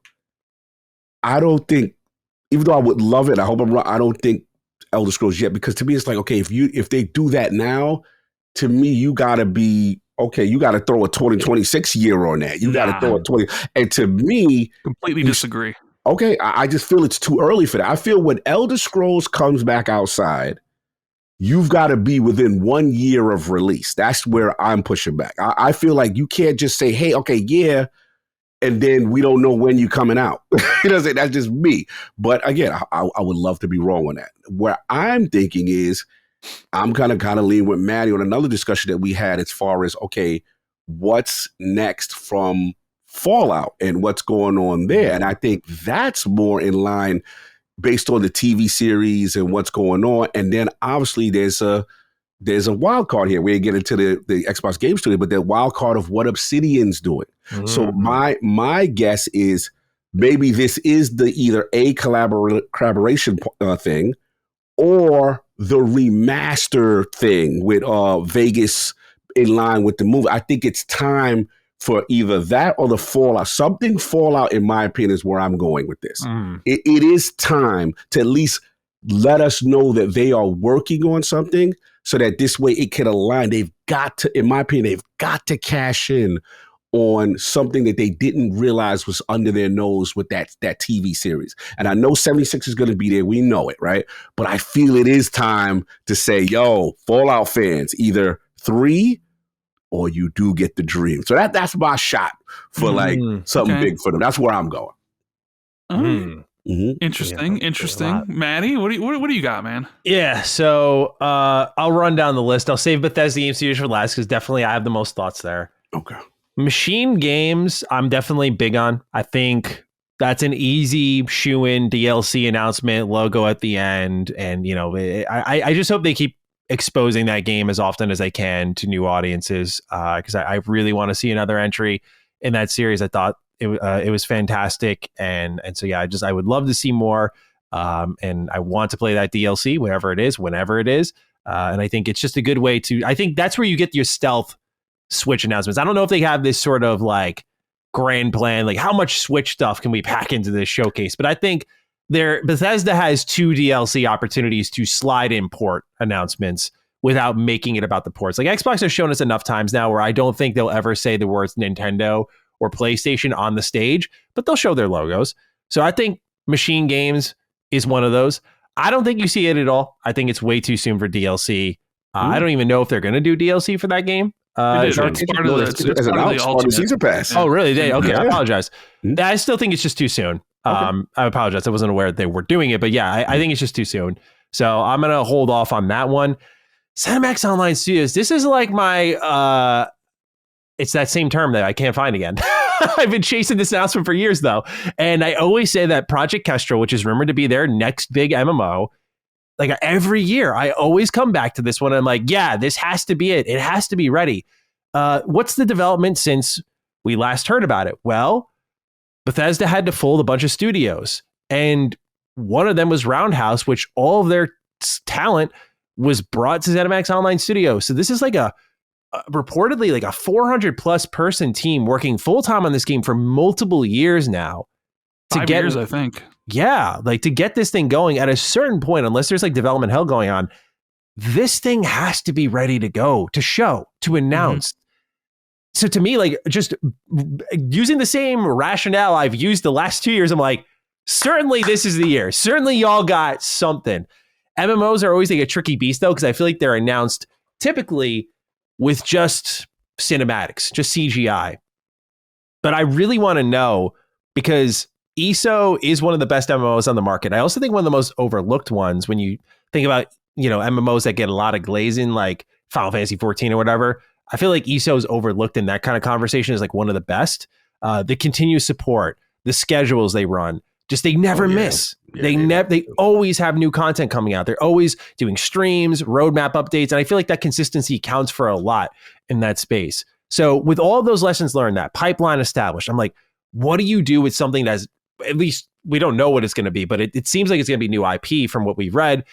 But if it is that, then like, what do you do when you're completely untethered? Like you're not connected to anything or anyone. You're just doing your own IP and all that you've learned over the last 11 years with Elder Scrolls Online. What has that taught you for this new adventure?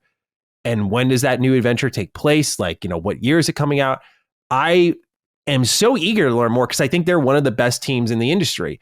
And I think they have great leadership. Like they've just got everything they need to have like now the next smash hit MMO. I think it's like the sleeper hit is what I'd call it. Like, I think it's the game that if they nail, this can sneak up on a lot of people, not just like in the terms of showcase noise, but like when it comes out, right? Like MMO players, y'all are flirty. You love the jump ship whenever you get the chance. I say that because I know, because I was one. Every time I got into that MMO, I would grind that and I look across the street and be like, damn, that's a new one coming out. Yeah, I'm going to fuck with you for a little bit. Like, that was just the vibe. And it still is forever the vibe of MMOs. Like, everyone's looking at Dune Awakening now. Because I'm just, it's just like Maddie's painting this great reason for why this game needs to be there, right? Yeah. But we've been saying that for like 2 years. I know. And at some point we'll be right. At some point it's going to happen. And it's like, is this the year? Exactly. So I just stopped saying like, yeah, this game's going to be there, because it's like, I've been saying the last 2 years, because you just assume like, it has to be ready. It has to be. One of these years, it has to be there. And you're making such an impassioned speech about it. It's like, you've convinced me now. Now I'm like, yeah. Why am I was dumb before, but Maddie opened up my eyes. I'm a believer. Dude. Like, I just feel every year it makes sense why it's time. Not even just from like the zeitgeist, but just like, it's been so many years you've been working on it. How do you have nothing to show? So I will go against my own grain and say it's going to happen. This is the year Project Kestrel gets announced. I'll put my neck out there and risk looking dumb here with this impassioned speech, but I'll cut it there. I think ZeniMax Online shows out. I think they arrive with Project Kestrel, because when you look at the rumors, like, there's no real, at least right now, famous last words, as we record this May 28th, no real noise or leaks or rumors. And perhaps that's because it already did leak.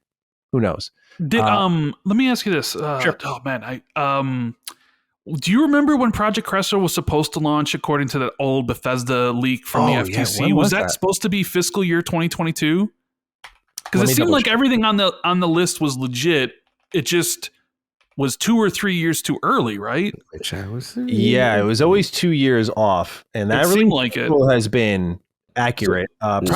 Which read out or chastised me about that list for the coming up. I'm just saying, I got a lot of smoke from there. Hold on. But that list also has Ghostwire Tokyo 2, which we know ain't happening because they don't own Tango anymore. As a result of the studio close. Right. But Maddie, you also remember the report like a week ago where it was like, Bethesda trademark is Dishonored and what were the other games? Deathloop and this or whatever. And it's like, oh, that's the games they're going to show at the showcase. Do you think any of those 4 games they trademark are going to be there? Or you just think they're just protecting themselves legally and they just want to keep the trademark? I was going to talk about Deathloop a little bit with Redfall. I'll give some thoughts on that in a second. Project Kestrel on the leaked document was fiscal year 23.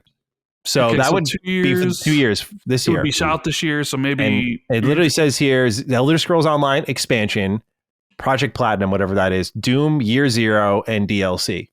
And I imagine Doom Year Zero is Doom the Dark Ages. Yeah. So Project Kestrel, by all reason, should be there. Everything else has been accurate. Last year, it says Indiana Jones game. Oblivion Remaster was a little bit late. It says fiscal year 22. That always got pushed to the beginning of this year. Elder Scrolls Online expansion again, and Starfield DLC.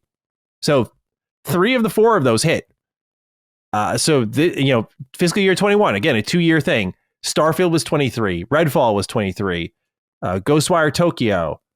Project Hibiki, which was Hi-Fi Rush. Yeah. So Project Kestrel should be this year. And according to this document, Elder Scrolls 6 is next year.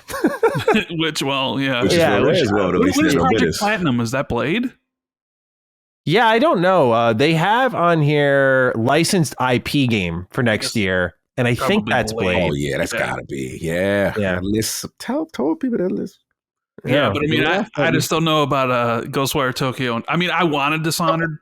Yeah, the only reason was the studio though. Yeah, well, true, but Dishonored 3 is on this list for next year. But then at the same time, the studio that made it has been shut down. So that is true. Yeah, that is true. Sure. Unfortunately, but Bethesda's they'll partner with somebody because and we have Virtuos. It did Rage, and then Avalanche did Rage 2. Rage 2, certainly that was such an impossible game. I still can't believe they fucking did that. People ask me why I love Bethesda. I'm like, who else is doing Rage 2? Who else is psychotic enough to do Rage 2? That shit was awesome. You could potentially see somewhere where like they give Dishonored 3 to a different studio that's not within Xbox. But the question is it a likely thing? Is Dishonored that big of a franchise where you would want to do that?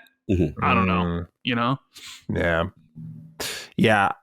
I guess I'll get into Arcane because to me, let's go. I always, what sticks with me, and I don't know if it was in reference to that Golden Loop, I think is what they called it, the update they did with Deathloop. But I always think of how the lead actors of Deathloop were doing that stream together, and we're recording for the next game. Like that. And then the guy made that face, and the girl made the face like, they messed up. What'd you say? And he's like, you didn't hear that. And so I don't feel that maybe they don't know, but that reaction to me did not scream like, oh, I leaked an update. Technically they still broke their contract either way. I mean, shit happens, but like, I don't think you get that reaction if it's like, oh, I'm doing like a few lines. We're still recording. It's like, that gives me sequel energy. And to be fair, to be objective, as much as I had my issues with Deathloop, it had like 5+ million players. I mean, people reviewed very well for critics. I'm just saying that seems to be the consistent with you when you go like could improve on that game. Critics do like it. Yeah, I really like Deathloop, but a sequel could improve a lot of the areas that people have problems with. Yes, yeah, and that's why I'm open to it. I said I would love to see a sequel and see what they got. So I could see a world where Deathloop 2 surprises us. I am not. Is Arcane big enough to have two teams? I don't know. What about this? What if the line C was doing was for Blade? Is he the main voice actor for Blade? Do we know? Because we did hear his voice in the trailer. Is that the same guy? Because if it was the same guy, then you can maybe make the assumption that he was talking about that. What he actually leaked wasn't necessarily Deathloop 2, but that it was Blade. Yeah, it's possible. Possible. I feel like I don't think it's like a mystery to these teams that these IP games take forever because you have so many checks and balances to go through for simple creative decisions that you'd rather make internally. So why wouldn't you have two projects on the fire at once? At least that's what the rationale tells me. Maybe they're like, let's just go and make Blade. Let's cook for a while. But I'd be very surprised with how well this Deathloop did around the horn. Sales, player base, it started off as an exclusive, but sales, player base, reviews. Like it did everything I think it needed to warrant a sequel. And it's possible that, Arcane is very happy to jump all over the place. We're talking about the team that did Dishonored for multiple entries, but they did Prey, they did Deathloop, and all these games in a lot of ways feel similar to one another, but also very different. So I can see a world where like Deathloop is that and it's over. But I could also see a world where they do a sequel. And I feel like that is one that could sneak up on us. I would be very surprised if the only thing Arcane is actually working on, like I don't believe if it was Dishonored 3, like it's in these documents, if that was actually what was happening, boys. Oh my god. Yeah. Grow Oh my god, bro. I'll be literally out in my front lawn, like praising the sky, praising the Lord, like, yo, thank you for looking out, man. I never thought I'd see the day. Yeah. But I'm not buying that. I feel like based on the document here, when it was made, which is like, it was like 2020 or 2019, they had Deathloop in 2020, and there is no mention of Deathloop 2, but there is a mention of a Dishonored 3 and a licensed IP game. And that's, by the way, with Indiana Jones not being mentioned as a licensed game. This is literally called Indiana Jones game. So both these Blade and Dishonored 3 existed in their heads at one point. Keep in mind, though, as Rand said, Arcane Austin did exist at that time. So the plan might have been, hey, after Redfall, you guys get to go back and do this, which is a heartbreaker if true, because then we got robbed of that. So I'm just going to do a coin toss on that one. I doubt it. I'm like 30-70. Like, I use 30-70 a lot in the terms of likeliness, because to me, like when I was in school, I'm listening to the radio and it's like 30% chance of rain today. I'm like, it's not raining today. So, that's how I always took it. I feel you. So you got nothing from Arcane then? Nothing from Arcane, in my opinion. Yeah. Okay. I'd love to be wrong on that. I would. Oh, that would be crazy. Sick. Yeah. That'd be sick. Now, Bethesda Game Studios. Yeah, let's go. We have a write-in here. JP writes, "Hey Dukes, is this the year with the success of Oblivion Remastered Shadow Drop? What's your gut check on seeing a glimpse of Elder Scrolls 6 or perhaps another remaster, maybe Fallout 3? Will Maddie pass away if we get an Elder Scrolls and Fallout announcement in the same show?" The answer is yes. Yeah. You can only have so many dream announcements in one show, though, right? So I try to temper my expectations, but Cog makes a great argument for Fallout. Rand makes a great argument for Elder Scrolls. So where I fall on this is I think Fallout's going to hold their announcements from this show because they started doing that sort of Fallout Day stream last year. It's a huge deal for Fallout fans because we've been asking for this for a while. Like, give us announcements, give us streams, celebrate Fallout. It's big enough. It's been big enough. Do it. Season 2 dropping this December. Fallout stream takes place on October 23rd. I think that's a good time to probably show the show trailer, but I think maybe if you want to pack in a teaser of Fallout 3 remaster or something like that, that's a good place to do it. I don't think they put it on this showcase because you still got to remember, we're talking we're 2 months out from Oblivion Remaster. I don't think you so quickly dust it under the rug for another remaster announcement. That's my read of it. So I think you give it its kind of long tail into the holiday season before you announce your next thing, if they announce it this year. Because if they're doing, I'm with you guys, Starfield DLC, no doubt, has to be here. That's to me, brainless. Yep, it's there. I have no clue what it's going to be. I could not even begin to guess. I know. What would because it be? I just keep saying, I'm do Shattered Space again, but better. That's all I've got for you. Run it back with Andrew. Yeah, my feedback is a little useless to them. I'm try again. Try again. Try again. Isn't the rumored name for it is Starborn, right? Wasn't that the lead? That is the rumor from the trademark. And I mean, I'll be honest with you, I'm much more interested in learning more about the Starborn than I were about the group that we learned more about in Shattered Space. House of Ruin, yeah. House of Ruin.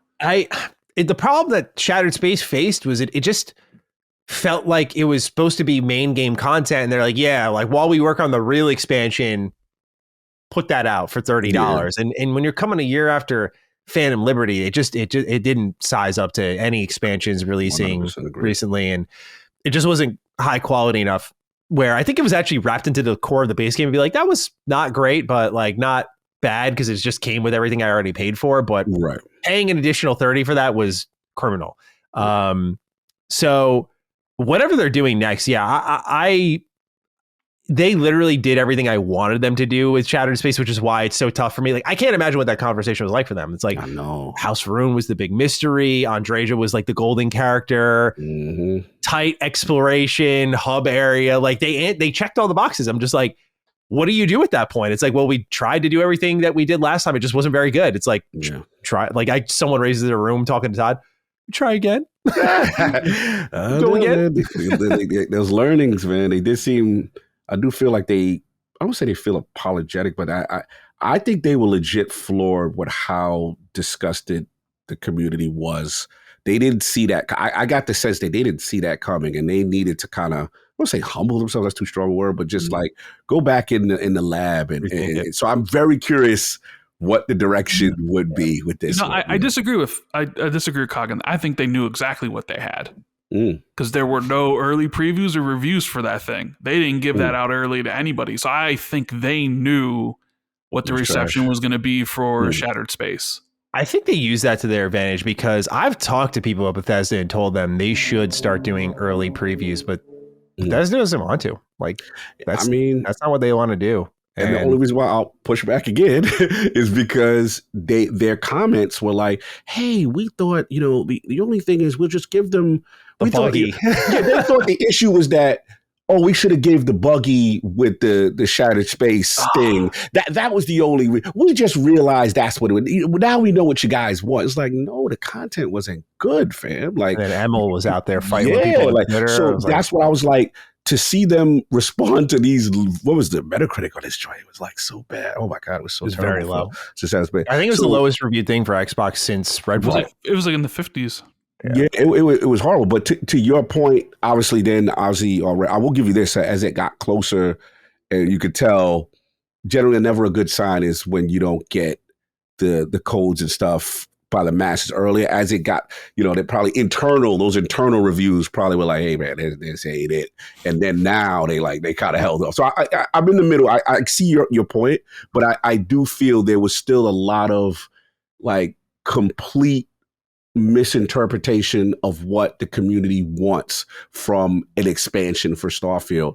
And they just think, oh, next time we'll just, all we had to do was just pack it in with the bug in and patch content and this, and then that'll be it. Yeah, it didn't really grow confidence, but yeah. I want them to nail it, but it seems like with the player count and the vibe around Starfield, it's just a really tough recovery project. And especially because ever since Shattered Space, they've gone dark. They just haven't, they've been no updates, dark. Nothing. Because I think the one thing that they've probably realized with Shattered Space and Starfield in general is like, oh, what would this have looked like if we packed all those free updates into the expansion? And I think that's what we're going to see with this new expansion is likely things that they would have released over these last 6 to 8 months that instead are going to be put into that expansion to make it feel bigger.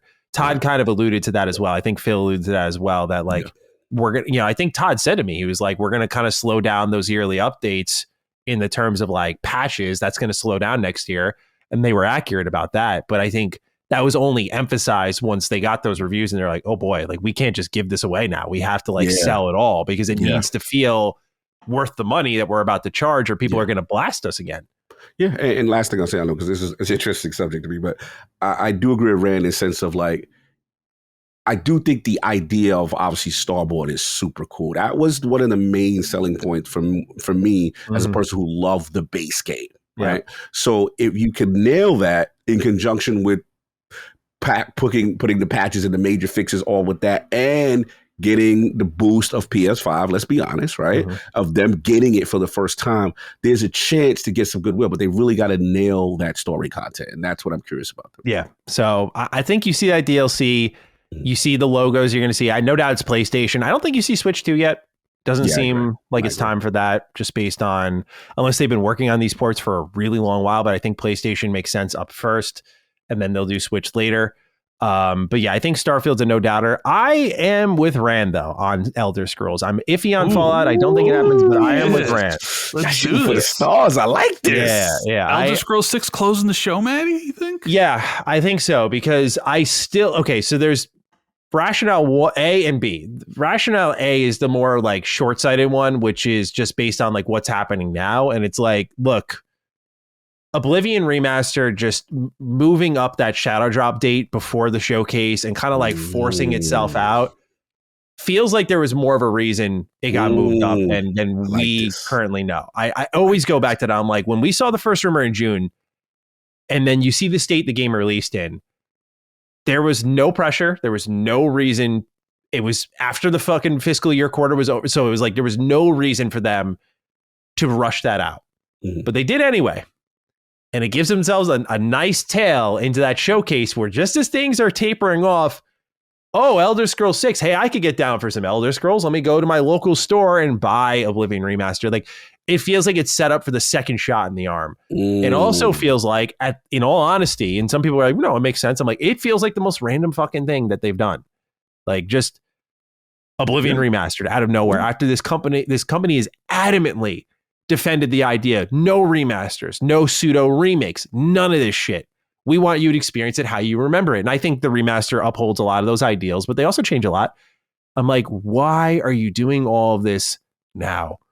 And when you look at that leaked document, bro, and the plan is the year after Oblivion, you would get Elder Scrolls 6. I'm like, I feel like it lines up pretty well where it's like, oh, it's like a primer. We've sold them Skyrim a million times.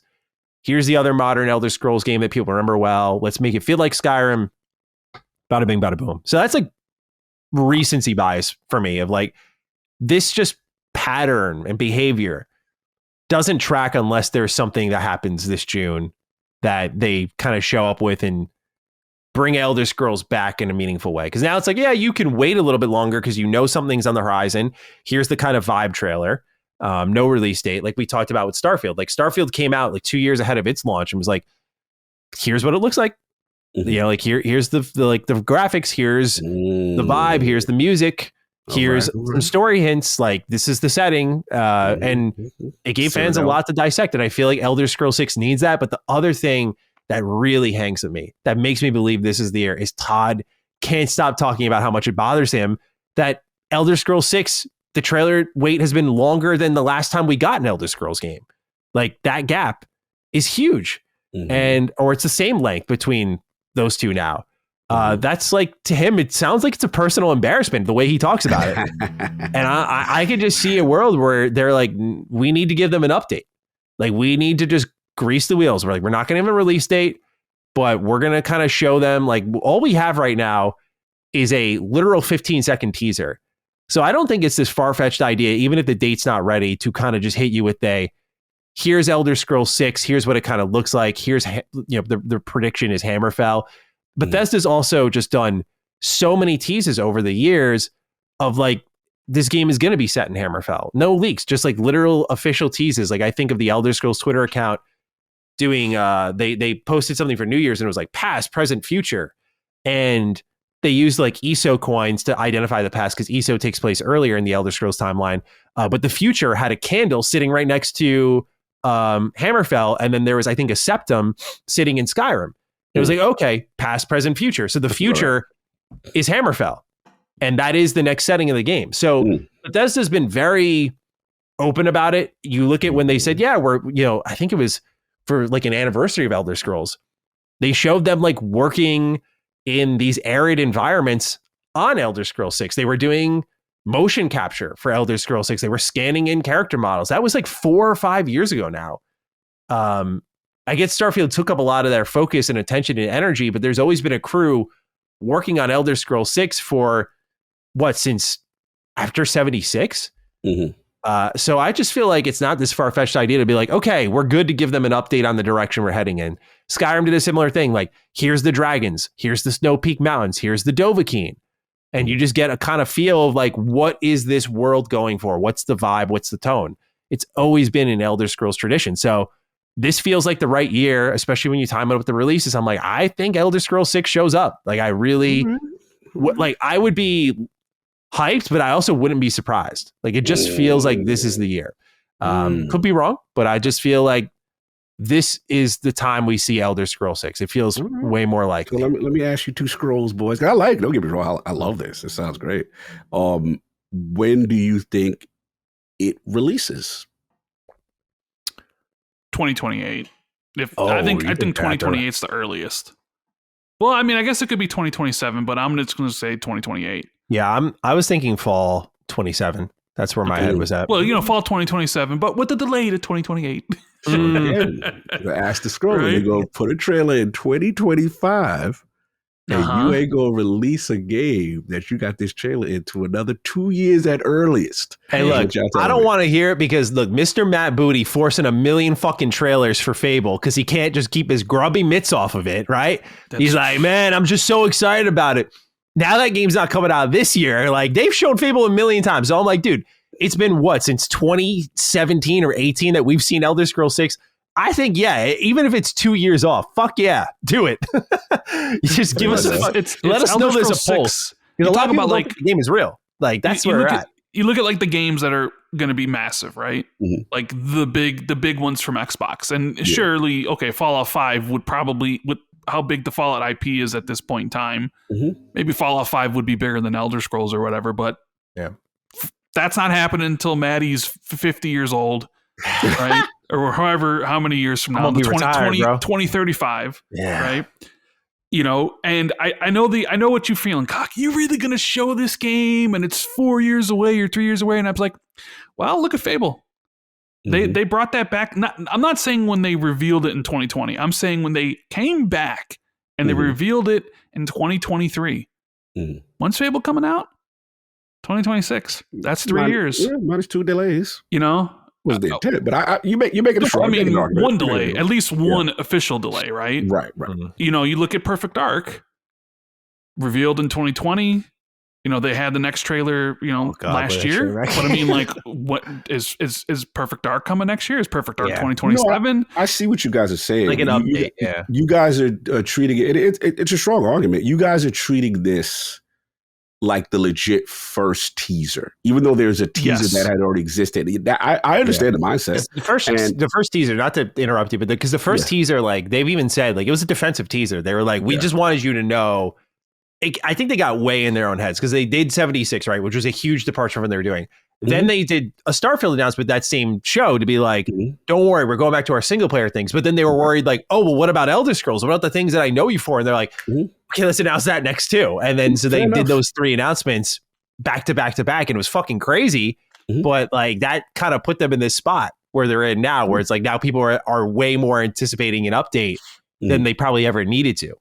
No, get it. And again, strong argument. I get that. And I also get, because you were like, hey, why would you show Oblivion? It was always a little weird because it could look like it could be saved for the showcase. And my to support your argument, Maddie, my thing would be like, well, you do that also because you want to get Oblivion in that fiscal year, that fiscal period, so you could show, hey, at the end of the quarter, like, bro, look what we did, this, that. So it does line up in that respect, but we'll see. You guys are very more hopeful than me. I'm standing on no, but you guys are making good arguments. I don't see like the arguments are bad.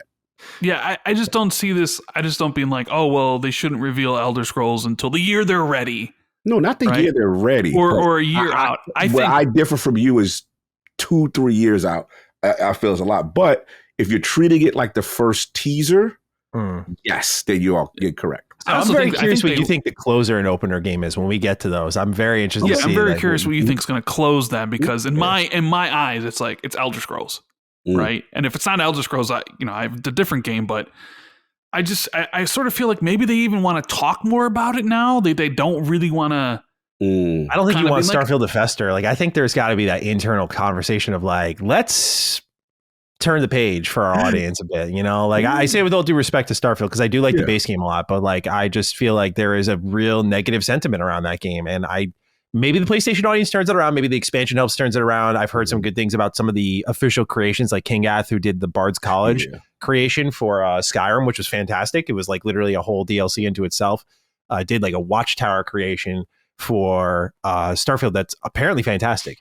So like they got good things going for them where it could gain some momentum back and demand more support. But I think there is a world where like, hey, either way, we need to turn this page. Like we need to have Starfield be able to exist alongside our other stuff, just like 76 had to find its way. So I feel like Elder Scrolls 6 can still come outside. Tell us what's up. And I mean, to be fair, that is a massive announcement. Oh my God. I mean, I'm not even sure what announcement would even be bigger than here is Elder Scrolls 6 Hammerfell. Oh right? Regardless of no date. Like you think of facts. There's Halo, sure. Like, Halo CE remake or something, or I don't know, like a StarCraft announcement if they were going to bring back StarCraft. But I mean, I don't really think they will. And maybe that dovetails into the Activision thing. Yeah, we're going to get to it. But BlizzCon's coming back next year. Right? So in my mind, if you were going to make something, a new announcement from something that Blizzard was doing, you're saving that for next year. You're saving that for BlizzCon, for all the people that are going to go there. Because I could see a scenario where the game that ends the show is a new StarCraft, and how crazy people would be for a brand new game in the StarCraft universe. That'd be crazy. But when you look at like all the events they got planned out, it's like, well, BlizzCon's coming next year, so it really doesn't make sense you would announce a Blizzard game this year, right? So I have my whole line of thinking about why it's Elder Scrolls and stuff. But nice, I love it. I'm happy that me and Maddie are lockstep on this one. Yeah, that's I would love to see it. Let's hope so. All right, well, not much longer till we find out. Any other predictions on Bethesda, or shall we move on to Activision? Good. I think we're good. All right, cool. I feel good too. Activision. There are so many teams beneath Activision. I did not label all of them here, but we do have a write-in from Justin 24-hour. He writes, "Hello, Goat Throaters. What's more likely, a classic Rare revival or an Activision franchise returning? Let's be honest, Microsoft will hand wave that they care about things like Banjo or Hexen and then give us more Call of Duty and Sea of Thieves. I hope Phil Spencer catches crabs from one of those old t-shirts he borrows to tease the fans." So clearly Justin has something he wants. There's a lot of ways we can take this Activision conversation, and I think we see Call of Duty here. I mean, It'll surprise the only no question is Call of Duty opening the show or is it somewhere in the middle? Yeah. I feel like it. Yeah. Oh, I didn't even think of it as a show opener. Let's It's so I'm go. so like because they opened it last year, right? So I mean, set it off. Yeah. do you open with this COD or do you just have the COD in the middle somewhere? That's like got to be a internal politics thing, right? Yeah. There's no way Call of Duty, this like prestigious franchise, just gets thrown in the middle of a showcase. But then again, supposedly the rumors have it that this COD is, for lack of a better word, crap. You know, I don't even think the people who know the COD are even really saying who's making this one. It's not Treyarch because they did Black Ops 6 and Infinity Ward's doing Modern Warfare 4 next year. We know that this is supposed to be a sequel to Black Ops 2, which is just fucking ridiculous. Which is crazy. Yeah. But then nobody's really saying, "Oh, is this Sledgehammer?" Because if it's Sledgehammer, God, I hope not. I mean, they just did Modern Warfare 3, which me and Maddie were like, ugh. As longtime people who play the campaigns and every single year, me and Maddie were like, this ain't it, dog. Yeah. Right? But then you got COG. This is the greatest thing I've ever played. I liked it. I said I didn't say it was a bad. Relax. I said it was good. I said it was solid. But you guys were like, it's the worst thing I ever played. I was like, it's not the worst thing I've ever played. But God bless you. You guys are the hardcore. You guys play the Get Series way more than me, so you understand the drop offs. But I will concede that. Yeah, I tease, but. Yeah, I feel like Call of Duty has to be here. In what capacity? I think it's just a little campaign trailer, something along those lines. Maybe they even announced like the full reveal. Because remember, before Black Ops 6 and last year, they typically had their own reveal later in the year in like August or something. Yeah. Maybe they go back to that sort of reveal where it's like, here's the trailer for the campaign. Full reveal August 10th or something like that. Yeah, like you know? That's what a lot of these shows do, right? Like tune in for the full reveal. We have to remember though, Summer Games Fest is that's true. Also happening a little bit before our Xbox showcase, and I feel like that's a home for because we got blindsided by that. I think last year, some of the announcements we predicted ended up at the Summer Games Fest show, and I was like, well, now the Xbox showcase is wide open. A lot can happen there. So, do you think Activision even shows up? Like that, I think begs the question. Same with Starfield and its DLC. Like we can kind of bottle it all into one. It's like, do you instead show that to the people beyond the Xbox space, right? If we're looking at the Keighley platform versus the Xbox platform, both are huge, but Keighley's, we've seen the numbers. They hit everyone. Where Xbox seems to hit a lot of people too, but it's more like targeted hardcore gamers, that sort of thing. I mean, you look at what they showed last year from Activision. Right, I think we all agree COD's there. World of Warcraft, it was there last year because they did have an expansion, and I believe didn't they announce like 3 expansions in the BlizzCon before at once? I think Diablo and only one of them's right? come out. So is it possible they have World of Warcraft there again, and then they announce the date for the new expansion? Because then you also could roll in Overwatch 2. Maybe there's something there for that. And then Diablo 4, they have an expansion coming next year, I believe. Yeah, Diablo support. And I mean, they showed trailers for all 3 of those games last year. So, you know, they could run those back easily. Think about it, this could be the new standard moving forward. Elder Scrolls Online, Fallout 76, Sea of Thieves, World of Warcraft, Diablo, and Overwatch 2. There you go. Oh, yeah. Every single Xbox showcase, and you get all those games, right? Strong chance. But I don't know. I think Diablo could be there if the expansion's anytime soon, like early next year. But I don't know if it is. So I'll go with like 2 of them are there. I'll go with World of Warcraft and Diablo being there. Screw it. Okay. Yeah, I'm gonna go with COD again and Diablo only because the impact of COD still being on Game Pass, I feel, is important to them, and they always want to kind of get the word out. Even last year, obviously, they set it off. I don't know if they set it off because it was just I felt the newness of the announcement and the ABK deal being finalized. So I'm going to go with that. I'm sorry, Maddie, was I interrupting your prediction? No. Go ahead. Keep going. I'm going to go also it is time. Obviously, we see some inklings of like this what is it, the cloud stuff. We see the Activision port some on the back. I think it is time. We see some of that. Is this the return of back compat, you think? Yeah, some of that back compat catalog, will be present. I'm not going to say all of it, but some of it, because obviously we see stuff with the streaming and stuff like that.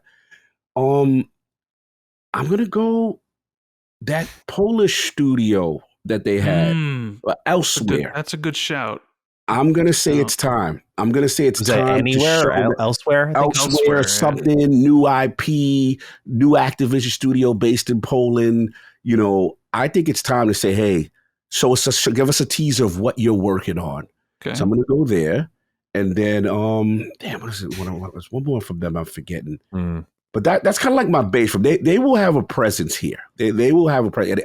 It's a little bit of back compat, a little bit of new IP, COD, Diablo. I feel WoW is still, and you made a good call out, Maddie. I think WoW is still a summer Game Fest thing because of the fact that, let's be honest, on that Xbox show, it's still. I mean, no, I'm wrong though. I mean, did they show it? Did they show it at Mad? No, last year was at the Xbox showcase. It was at the Xbox show. You're right. Yeah, because we was mad. We were like, wait a minute, this is still PC. We like, oh, they go announce a console. We like, oh no, it's still. yeah. No, WoW is big. Damn it. If they have a new expansion this year, I could easily see WoW being there. I just don't know. I mean, Jez would know better than me. This is a Jez question. I am conflicted on WoW. I don't know where WoW will be, if it won't or not. WoW and Diablo are the wild cards because it depends on expansion and release timing. But I'll definitely go that new COD because I think it's supposed to be the direct sequel to Black Ops 2. WoW expansion. Sorry, I just want to throw it in there. Please. Is August 26, 2024. It was called The War Within. So before that, it was 2 years before that in Dragonflight 2022, and then 2 years before that, Shadowlands 2020. So maybe you see whatever's next this year for 2026.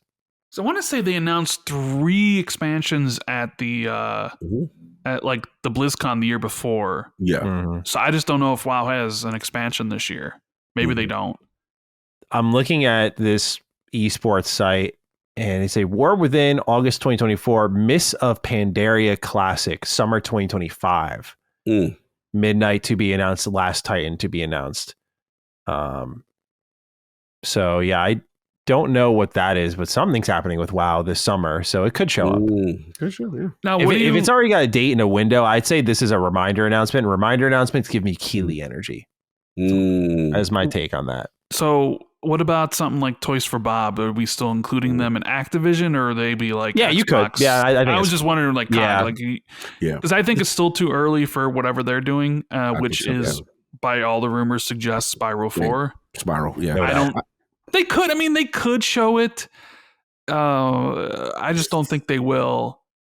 I feel like this needs to go early for them, right? I wanted to ask you guys this because Jez said 2 weeks ago on the Xbox 2. And I'm not really sure anybody picked up on this. He said that one of his sources told him that there's going to be a big mass market game at the showcase, which could be whatever, right? Okay. But Jez's guess was Guitar Hero, which falls under the Activision brand. And they've talked about Guitar Hero. It's one of the things, like when they first acquired Activision, was talking about. Phil mentioned Guitar Hero plenty of times. Even Bobby Kotick, he mentioned he did. We had no plans to bring Guitar Hero back, but with their partnership with Microsoft, we can do that. So I'll ask both of you: is this the venue? Is this the mass market game that Jez has heard about that potentially could be the revival of Guitar Hero? Didn't we get revived? They did get revived once I bought it, but it was Guitar Hero Tour, I think, or something like that. They changed how the buttons worked. They had like a top row buttons and a bottom row buttons. It just wasn't as good. Like it, and they had the ability where you could play like any song. Like it was not a limit to your library. Was it Guitar Hero Live? Yeah, that sounds right. I think World Tour was a 360 game. That one I really liked. But yeah, I'd love to see Guitar Hero come back. I think it's just, I think of it as generational importance. Like that's how I look at it. Like I don't know if I would be hopping out of my seat because I used to grind Guitar Hero as a kid, but the idea of like how much music I discovered through that, how important it was for me, and like if it does well, like what that means for like the younger generation. Like I do think it has that importance. And if Microsoft can will that back into existence and make it popular again, that'd be great. I just don't like how they changed the controls. If it was the simple like green, blue, orange, yellow, like if they did that row of like 5 colors again, I would be all over it. But that top row, bottom row shit that they did, miss me with that, man. Like just not feel good to play. They were really trying to emulate a guitar experience too much. And it's like, I don't play real guitar for a reason, guys. Like I don't. This feels a little too real for me. Little too hardcore. My pushback on Jez was that Guitar Hero is no longer a mass market product. It is a completely niche game at this point. It's good for YouTube content. Like there's, watching people hit things on expert difficulty is still awesome. Yeah. And then a peripheral aspect to it, right? Yeah, that makes it tough. Yeah, I mean, if it's gonna come back, I could actually see that at a Summer Games Fest, only because they probably want the most eyes on it and try to get the nostalgia back, and Jeff would do something, whatever, and then maybe if it does come back, they just show a miniature version of the trailer that we've kind of already seen at Keighley. But yeah, I mean, how often does Xbox actually show their content at Jeff's show though? Well, that was the thing last year, right? The big controversy was that Jeff didn't get much, and Xbox kept stuff from him, and he was not. Listen, full disclosure, I'll put out the tea right now.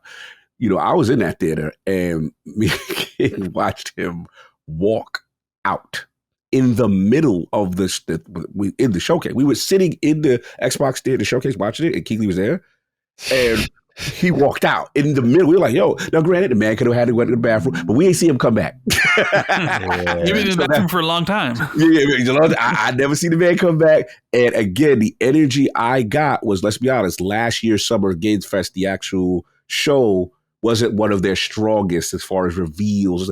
Xbox had all the juice, and they kept things to themselves. As they should. Right. But we're so used to an Xbox that was always so desperate to put stuff on that stage. And so, yeah, I mean, that you're making a good point. As far as overall, back to what you were saying, I don't want to go against Jessica, but I don't know. I'm going to say no for right now. I hope I'd be wrong, because there's a lot of people that like that franchise and it would be cool to come back. But I don't know. I don't know. I'm not feeling the energy for some reason. Yeah, they are an official partner of Summer Games Fest. So this year. Yeah, but that's usually just be like that whole week is just like Summer Games Fest. Yeah. Right. And but it's not really that often or that much they actually give stuff to Keighley, especially like big announcements. And even with Activision, I look at it, I'm like, I mean, I would love for the Elsewhere game to be there, because that does sound like a game that would be up your alley and my alley and maybe Maddie's alley. Oh, yeah. But I don't think it's ready yet. And it seems early. And it's just like, I don't know, outside of the COD announcement and maybe some announcements for some of the expansions for some of their properties, I'm just not expecting much from Activision, to be honest with you. I got 2 curveballs for you guys. All right, what you got? Okay, we got one curveballs. COG already talked about, but one we have not talked about at all. 3 years ago, and this one's lived in my head rent-free because I think it's such a weird combination. It was reported that Infinity Ward was working on an RPG. Yep, that is true. And they were hiring for that. It was according to this IGN article, it was a job description for a non-linear narrative set in an open world. So it was for a narrative director. I feel like this could show up.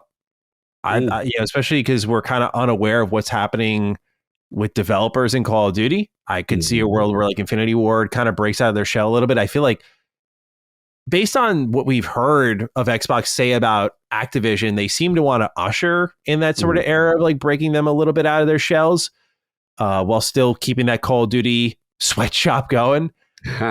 So I feel like Infinity Ward's AAA open world RPG could be something that shows up. I just wanted to plant that seed because I think that is an interesting conversation topic. And again, just for me, it's infinite curiosity. I'm like, okay, I've been hiring for this for a while and making it for a while. This could be like a surprise opener announcement. Like, hey, here's something like you see the Infinity Ward logo, you're like Call of Duty. And there's like, but it's not.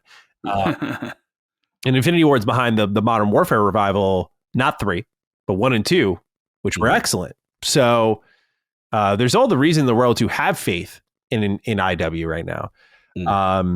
The other one COG did bring up, but I wanted to dig into a little bit more was back compat. I feel like that is a huge magical announcement that feels like it's waiting to happen. One thing that we've tracked, and I'm sure you tracked as well, Rand, on Xbox too, is just the constant things popping up of like the Transformers, the back and forth between like Hasbro and Activision and Xbox and things happening there. And games are showing up on the Windows Store that are like supposed to be back compat. The Spider-Man games popping up briefly, and they were on, the TMNT games were on Steam at one point, like Out of the Shadows. Like I bought it on Steam and tried to install it real quick, but Steam literally came in with Activision and ripped it out of my library. It was like, nope. Until we get the rights to do that. Yep. So I feel like a lot of these games are going to hit storefronts again. It just feels like it's been boiling up for a while, and I don't know if it'll be the avalanche. Like I don't know if we'll ever have that post Bethesda acquisition moment where it's like 20 games in Game Pass now. But there's no denying that the Activision drip feed has been really slow.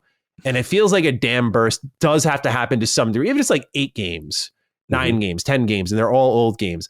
I feel like cracking open that wave would be interesting. You combine that with that partnership they did with Antstream Arcade. It's like, okay, so they're interested in like retro. So you look at what PlayStation's doing with their emulation, and I feel like Xbox shouldn't be getting lapped in that, especially with their streaming tech. Like I could see a world where Xbox just looks at what PlayStation's doing. It's like, yeah, let's put achievements on our old games. Like let's figure this part out. It just feels like the time is coming where I don't know. This is a bit of a 50-50 coin toss for me. It's more of a dream announcement. Like I'd love to see back compat come back. That would really make a show for me. If back compat came back in a way, like I don't think it's going to be what they did with the Xbox One. Like put your disc in, it works just fine. I think what we kind of tripped up on, Cog, that seemed interesting was what they did with 50 Cent. Remember they got around some of the legal stuff. I think that was only physical. Am I remembering that correctly? Yeah, that was only physical. Yeah, so I feel like they discovered a rule set there. Like maybe some are only digital or some do work physically, whatever it may be. Just to give that flexibility where it does work. Obviously, as they go into this all digital future, though, Xbox will be the first to make that jump, no doubt. I don't know if the whole disc alternative will end up working in their favor, but it seems like they can at least flex some options. But no doubt, I think the first to show up is Transformers. I feel like, for you, Cog. Me emotional. It just seems like that Hasbro has the most willingness to do that. They've been trying to get big Transformers games out for a while. I think reminding people of how great Transformers games were at one point would be awesome. In particular, Fall of Cybertron, War for Cybertron. Those two are excellent third-person shooters. And I think to get those multiplayer modes back online, like the timing's right there. And the timing's also right, I think, business-wise. Like people are kind of looking away from $80 games. And if your Xbox is leaning into $80 and you can give people cheaper options that can like aggregate into a multiplayer community, fun little niche options like this might benefit them. So how would this be presented, do you think? Because in my mind, that would just be a trailer that's like a teaser. But I also sort of feel like that announcement would almost be outside the showcase. Like that announcement would, like you'd have the showcase with all the games, and then afterwards there's other announcements that they make that couldn't fit into the showcase. And that's where I sort of feel like that announcement would probably fit better. Because I mean, how do you see that announcement going? Like, imagine it's true. Is that the trailer you see? There's two ways. Just the Xbox wire post later on in the day? I think there's two ways. I think it's either the trailer, or I just remember this is like bag catching season for Xbox, and it's like I can see a world where they're like, yeah, we got backpack working. You're not getting it for free though. Like we're going to renew the Transformers license. We're going to put the Cybertron games into a little package, and we're going to sell it to everybody now. Damn. Yeah. Like, I mean, dude, the Gears Reloaded situation says a lot, doesn't it? Like remaking Halo Combat Evolved that they already had a remaster. Like I feel like Xbox is approaching their mustache twirling PlayStation arc now, where they're like, oh, we'll sell it to you again. They'll buy it. Because you will buy it. Yeah. Like, so. And then we Xbox users, we get the Game Pass VIP section. Yeah, of course. Yeah, we get the VIP section. Yeah, that would be Game Pass day one, but everyone else is paying to play, and I feel like that's possibly where they go. Like to answer Rand's question, like there's two ways they go, and I think one is you pay, the other is like that Xbox One announcement of dreams. Like you see the rows of games, they're like, yes, all these you can play right now. Go ahead, fire it up. But since they're like Xbox everywhere, I feel like it would almost be counterintuitive to their strategy. The more I think about it, I'm like, for them to be like, yeah, play everywhere, only on our systems. I'm like, are you guys still into that sort of thing? You know? Is that your kink, bro? Like, no, it's not. I feel what you said. Well, I mean, that would be those. Then if they're selling it to other people, then those games have to be remastered, or even remastered again. Because like Transformers: War for Cybertron was remastered. It was a 360 game, but it was remastered for Xbox One. Yes. Oh, did it really? Yes. Yeah. Then it would have to be remastered again. Oh, I didn't know that. Oh, wait, hold on. Was it like which one? It was War for Cybertron and Fall of Cybertron, right? Yeah, those are the two. Okay, so War of Cybertron was a 360 game, did not get the Xbox One port. The sequel, Fall of Cybertron, was a 360 game that did get the remaster on Xbox One. Interesting, I didn't know that. So you're saying that essentially they would take all those games, like the Spider-Man games, the Transformers games, and completely remaster them for this generation, put them in Game Pass, but then sell them on the other platforms. Oh, bro, Spider-Man especially. I feel like that's crazy. Cash money right there. Like, I don't know if you can get into the license, like amazing Spider-Man games. I'd love to see at least the first one. The second one is one of the worst video games I've ever fucking played. So I keep it. Don't let it touch the market again. But also that was like a PS4 game. So like that's still available. But like if they could extract Web of Shadows and they could extract Shattered Dimensions, I think it aged so well. Like, if they could get that era, that kind of weird Beanox era of Spider-Man games and like work with, Disney and Marvel to greenlight that and put that in a little package. But Edge of Time 2049 as well, right? Yeah. That one? Yeah. 2049 was in Edge of Time and Shattered Dimensions. And just bring that back in like a little trio. I think that would be really cool. Like that's the thing is like, we're trained to think like, oh, they'll give us like all these back and pack games. I'm like, they're probably thinking, how do we sell this to them again? And is it worth the legal hoops we have to jump through, or does it create more value for their platform with like being able to stream these games? Are they going to have that? Yeah, I think there's just so many tendrils to it that I wonder if it helps. I wonder if it helps that now they're like, oh well, we can just sell this on PC, Steam, or PC, PlayStation, and Switch, so it helps. The bottom line in that way, where now it makes more sense to potentially go and grab the licenses because it's just we can sell it everywhere. Yeah. What about the rumors of a Prototype 3? Oh, that is who's going to make that? Right? I mean, yeah, that's true. I love Prototype 1 and 2. Like those games. Like I've talked every time I talk about it. Like I'm one of those fans where I can't. When like. Cog, here's a sports reference, right? Let's go. Yankee fans can't keep Soto's name out of his mouth. You can't talk about the Mets without bringing up Soto as a Yankee fan this year. For me, I can't talk about Prototype without putting Infamous's name out there as well. Like, because I was there. Like, I remember launch season. Like, who's going to be the better superhero game? Is it Infamous? Is it Prototype? I end up buying both and loving them eventually. But I was Prototype guy day one, and so I love that one. Prototype 2 happens. I was all about that. No, Prototype 3 stings. And I would love to see them go back to. I mean, Activision has that's the thing is that in the mix of Call of Duty and everything, they have so many great IP. Like the one I would love to see come back is Singularity. Oh my God. Singularity is a special game. That's to say, but Raven is just stuck with Warzone. Yeah, it's so bad. So, and it's like they did X-Men Origins Wolverine. I forgot about the X-Men games. Yeah. Like that was one of the greatest like movie tying games ever. The one thing that you've said that I really want to happen is your Infinity Ward prediction of them making another game. Yeah. I think that'd be a big breath of fresh air for everyone. I'll be more cynical on that because I just sort of feel I would not be surprised if that game got canceled. And it's like, no, we need you on Call of Duty. Sorry. You know? Yeah. And it sucks because Infinity Ward's a great dev. Oh yeah. And Modern Warfare 1 and 2, the reboots were great. Although I think Modern Warfare 1 is the best one out of the two. So I am looking because I think isn't the rumor the next year's is Modern Warfare 4, which they're going to continue the story somehow, which is kind of being like, where are we going to go with that? But whatever, right? I don't know. Do they have time between all these Call of Duties to like make a separate product? Like obviously, that's going to take precedent, right? Like that makes way too much money to take not that product and just fold it into the Call of Duty experience for that year's $80. Because now the game's going to be $80, right? So it's like, do you then take that whatever they were doing? I don't know. I would like for it to be true. So I'll take a combination of years and cogs. I'll take the Elsewhere game, and I'll take the Infinity Ward game. Because my Activision slate is a little bit more bare, because I just think it's going to be more just COD and a couple of announcements of I think it'll end up stuff under-delivering for all of us. Because they have too many Dream announcements mixed in with like the obvious shit. Like, wow, and Diablo and Call of Duty, there it is. So I'll be happy if we get even one of our very many random predictions here. All right, gentlemen. Any other Activision predictions, or shall we move to Xbox first party proper? Let's do it. Yeah, let's go. All right.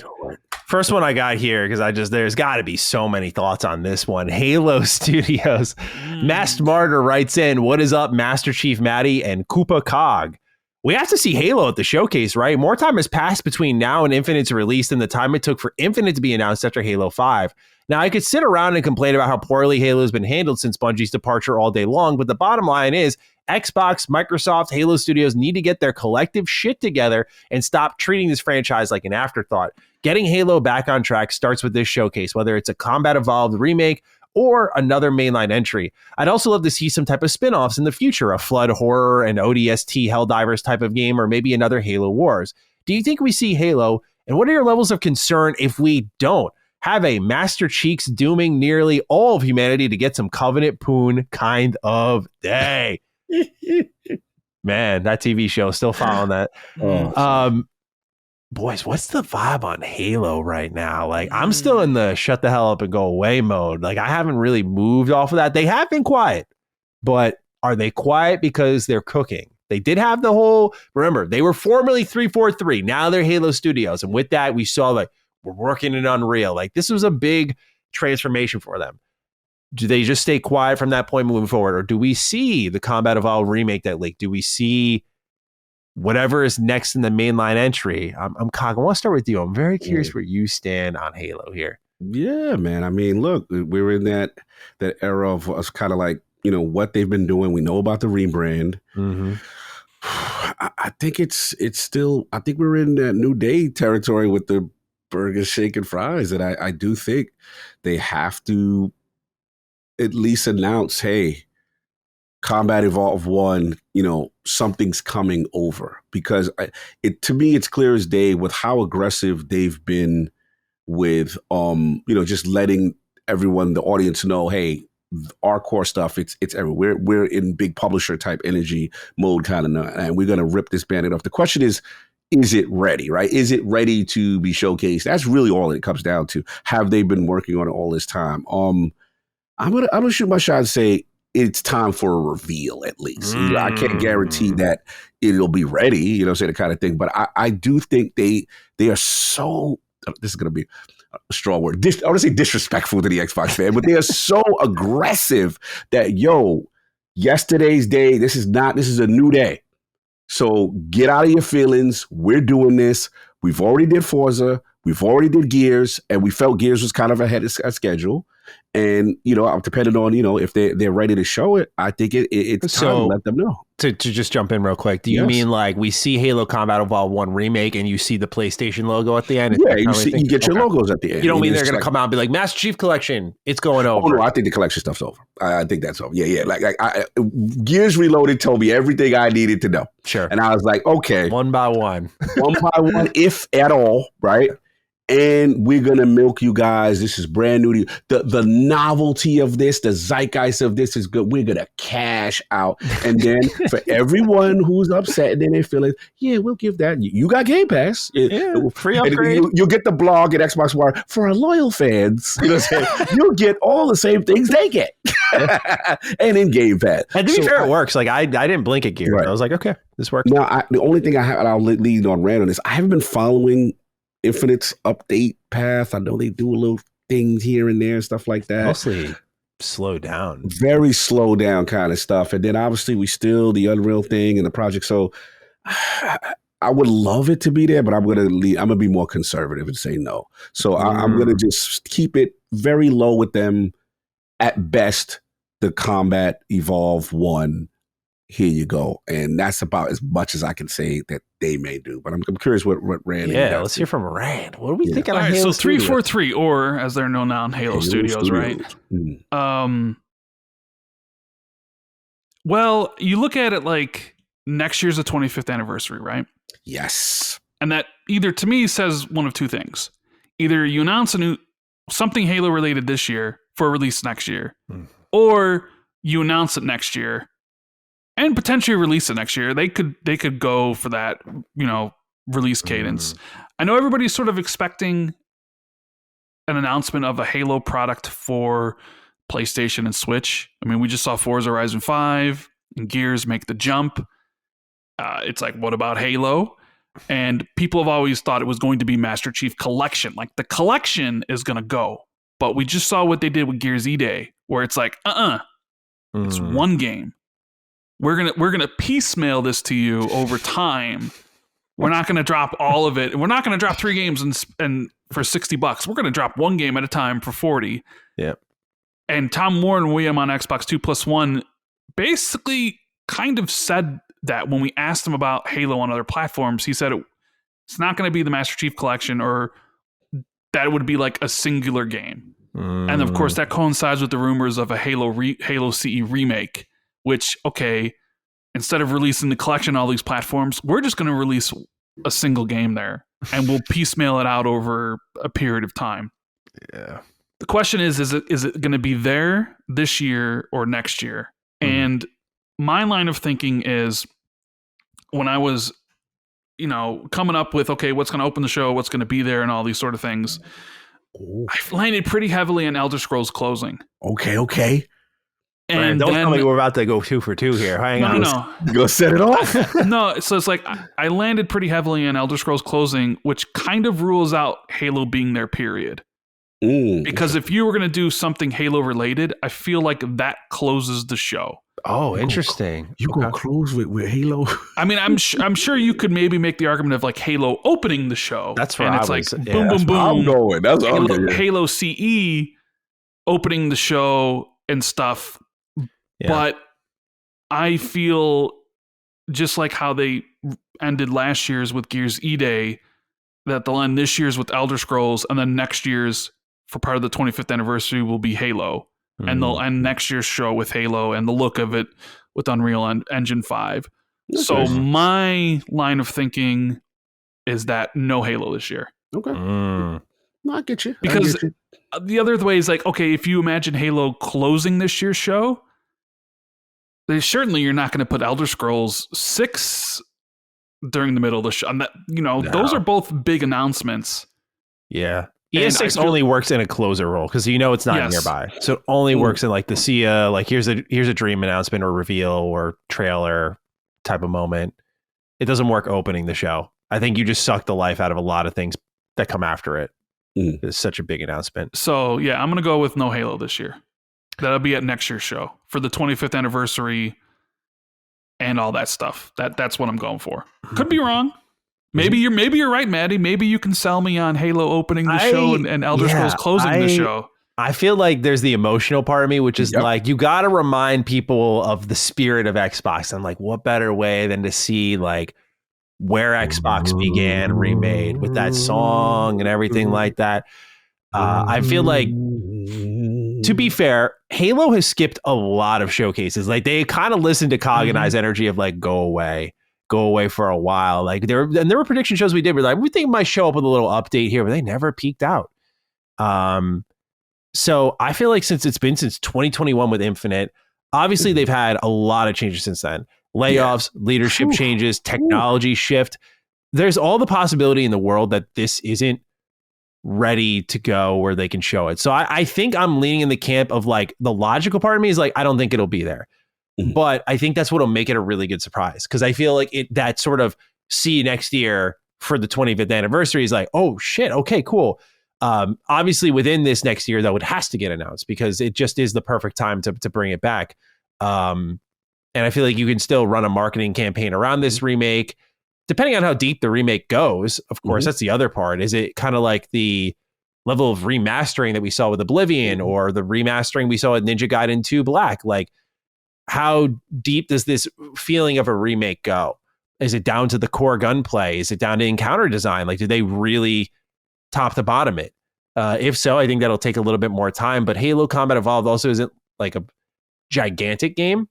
And a lot of its asset pool, what's really smart about how it's made is they work forward for a certain amount of levels, and then they take those same levels and they reuse them and all those pieces again. Like there's a snow level again, there's a Covenant ship level again. So once you make like half the game, you've really made the whole game. And so I can see a world where that production cycle just gets really fast for them. And they are ahead of deadlines if they're actually not floundering around like they historically have. So I'm putting a lot of my faith in them. But to me, this feels like I have like 3 show opener candidates. So I apologize. I don't have, maybe I'll like shit. I'll roll the dice. Decided on one just yet. You're just percolating in there. Yeah, because I really haven't, because this feels like a good one. I mean, I'd agree with you. This opening with Halo, closing with Elder Scrolls that's very, very solid. Yeah, I feel like it just sets the right tone to open up, gives you those good feelings. Definitely maybe rips a Band-Aid off when you see the PlayStation logo at the end. But I feel like there has to be a page turn for Halo Studios properly. And they've been avoiding the showcase and the spotlight for a while until they're well and ready. So part of me does read a little bit deeply into the fact that they're stepping out. Here's our brand. This is what we're doing. This is our tech. And we've been working on this for a while. That sort of shift publicly makes me think like, okay, they're going to step out and be like, here's our next project. Because it has been a while. And I do think Halo finds itself in a similar ballpark like other games that open the show. Like, what's going on with the Initiative and Perfect Dark? It's like, here it is. Like, usually the show opener is like, we're going to answer a question right away. I think for Halo, it's like, what's been going on since Infinite, dude? Yeah. Like, what is obviously we have the rumors to lean into, but like, we don't know how many people are assigned to Infinite still. Like, what kind of, is it on life support or not? Like, where has your attention been? And it's still a prominent Xbox franchise where I feel like it is a good candidate to open the show. So this is like my 1A. Like, I feel like we see Halo. Yeah, I feel like we see Halo. I'm with you, Matty. I'm with you. Not the mainline thing, though. If we're talking next mainline, no. Yeah. No. But one remake, I feel like that because they actually have a blueprint to work off of, and it's pretty hard for them to fuck themselves up like they have before. Especially because I think 343, when they were named that, started with working on Halo Anniversary, like Halo Combat Evolved Anniversary. I think that's how they got their feet wet with Halo. So there might even be staff that's like familiar with that work in the first place. And then they did it again with Master Chief Collection. So this should just, famous last words, but this shouldn't be that tough of a project for them where I could see it being accelerated. We'll see though. We'll see. But I have hope that it'll be there, and it's one of my show opener predictions. This is another one of my lines of thinking here was, now correct me if I'm wrong, my memory isn't, it's kind of going. Sometimes I remember stuff clearly, sometimes I don't, but they revealed the Halo Studio stuff earlier this year, right? Like it wasn't like last year. It was earlier this year. I'll double check, but yeah, I'm pretty sure it was this year. Because in my mind, I thought that was like January-ish when they did that. I don't know why I'm feeling like it was last year. Maybe you're right. I'm just saying.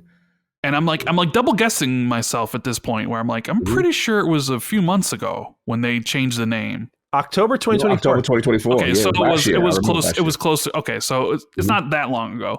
Right. So my line of thinking was, maybe that's all we would see until they're ready in 2026 to show it. Now, to be fair, I thought they revealed the change in January, so I was like, well, maybe that's all we're going to see of Halo this year, and we wouldn't see any more of it. They showed us the screenshots, they showed us some in motion, they talked about their vision and all that stuff, and it's like that's all you're going to get.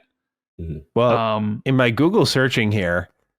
I don't know if you guys are familiar with Rebs Gaming, but he has done a lot of like Halo leaks in the past. Yes, I'm familiar. And literally, he has a video that just went up. How long ago? Like in the last hour. Oh wow! It literally says big Halo announcement this year, exclusive report. So I'm trying to tell people, because here's my thing. I was thinking another angle too.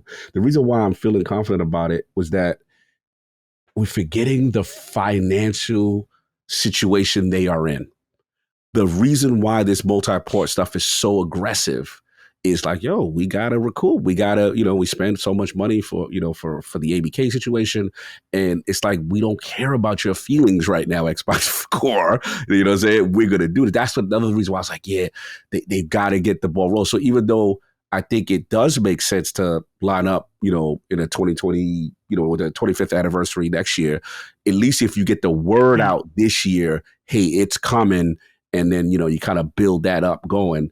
that's where the mindset I was at with it. And yeah, they did show a lot with the October thing as far as Halo Studio, and I remember them kept emphasizing, like we got Halo, we got projects, plural kind of thing. So that's why I was leaning on it. But what you think? So I'm looking at Reb's Twitter. Right, he says, "Here's my new exclusive video report, which reveals a big Halo announcement can happen this year." And then the follow-up tweet: "As I state in this video, I don't have information about next week's Xbox showcase. Oh, they might announce Halo for Nintendo Switch, for example, but I don't expect much or anything at all." Okay. So fair enough. I don't know. You'd have to watch the video to see what he's talking according about. According to Halo Championship Series attendee, a Halo Studios developer said they have a big announcement planned for later this year. It's tough because like, is the remake so low key that they can just announce this on the Xbox wire and be like, all right, like, hey, Halo Combat Evolved 1 remake. I mean, they did for $40. They did that for Reloaded. That's what I'm saying. Like, we could be over hyping it ourselves. Like, maybe they just want to keep that energy out of the showcase. But I feel like Halo's important. Where like, if you're going to make an announcement, if it's by the way new, like a remake, like I feel like that deserves a slot at the very least. Maybe it doesn't have to be the opener, but I think it deserves a slot. It's a good argument. We'll see. But I think it seems like there's something percolating with Halo one way or another. Any other thoughts on Halo? That's all I got. All right. That's I mean, other than like, I'm not really interested in playing Halo CE again for the 15th time. Sure, I get that. Yeah. I get that. It's not for us. I know. Well, you know it's not for us. But I'm totally with you. This is just rip the Band-Aid off, get the cash energy. I will play this one. I love Halo Combat Evolved. Maddie's excited. Yeah, I love Combat Evolved. If it's like an actual, like how I imagine it, like, they're actually remaking it. Yeah, but if it's like a prettier remaster. That's the only saving grace if it's that, then maybe I would, but it's like Reforged is just like an up-res, better frame rate. Like, hey, you remember Gears Ultimate Edition? It's just a better version of that. So if they're doing like what they did with Anniversary Edition, where they're like, yeah, it's a better version of the, by the way, excluding the graphical change, but it's like a better running version on modern hardware, and they just do that again, then I would skip. But if it actually is like, hey, we like built this from the ground up, I would 100% dive into that. Like I think you mentioned it earlier, Maddie, is like, what if Xbox is in their PlayStation bag of, let's just remaster all of our old stuff. Saw what Oblivion does. I think they're going to be Fallout. Let's do Skyrim again. Let's do Fallout 3. Let's do New Vegas. Let's do Halo. Let's do Gears. Let's do as long as they're old games. I would care way less if they did that, because like, the reason I care about what PlayStation does in that regard is like, yeah, I think from 2 years ago, let's remaster that. And I'm like, Christ, guys, like, give it a rest. Or like, that thing we already remastered, let's remake it. That's my problem with like PlayStation versus like what Xbox is currently doing, where I'm like, okay, Gears have an eyebrow raise and I'm keeping the same energy. I'm like, nah, I'm good. But at least that is an older game at the end of the day. But I am hoping that if they do go that route, they target games that haven't already been released in the terms of like within the last 5 years. And that they're really old things that are previously inaccessible. Those are my rules. Hey, speaking of Gears, let's talk about the Coalition. Do we see Gears of War E-Day here? Ooh. That was my opener. Gameplay reveal, right? Set it off. Go ahead, Ray. Set it off. That's my open. That was like, I got Elder Scrolls closing, and I was like, I got Gears E-Day opening. Okay. Damn, that's fire. As a continuation from last year's where you have the announcement, boom, you just go right into some gameplay of Marcus and Dom. You show a really awesome trailer. Maybe you drop the logos of whatever platforms it's coming on. Then you have maybe like a Gears Reloaded announcement attached to it, where it's like Gears Reloaded coming August 29th. Pre-order now for like beta that in July or something. Synergy. I like that. I like what you're doing. That's my opener, Maddie, is Gears E-Day. I like that. That was my 1B. So I'm right there with you. I think Gears E-Day has got to be a lock. There was rumors that it was even going to come this year. Obviously, that doesn't seem to be the case now, but I think this is one that you can like expect a hard release date for, like, or at the very least a window, like, a date, 2026. Yeah, exactly. Something along those lines. I think you get some indication of when this game is finally arriving, because it seems to be ahead of what everyone's anticipated schedule of it was. So I don't have much more to say on it. I think COG, you and I have been locking this one in for months now. Yeah, we were pretty similar with that. Yeah, then like I said, it also helps that the Reloaded Rand's got to be I could see like a marketing rollout. Yeah. You know what I'm saying? In terms of, because we load this out, you're already hyped about what you saw. You know, if we show you more E-Day, and then boom, here you go. Perfect. Yeah. So we're all lock and step there. We're going to see Gears E-Day at the showcase. Is Rand right about it opening? We shall see.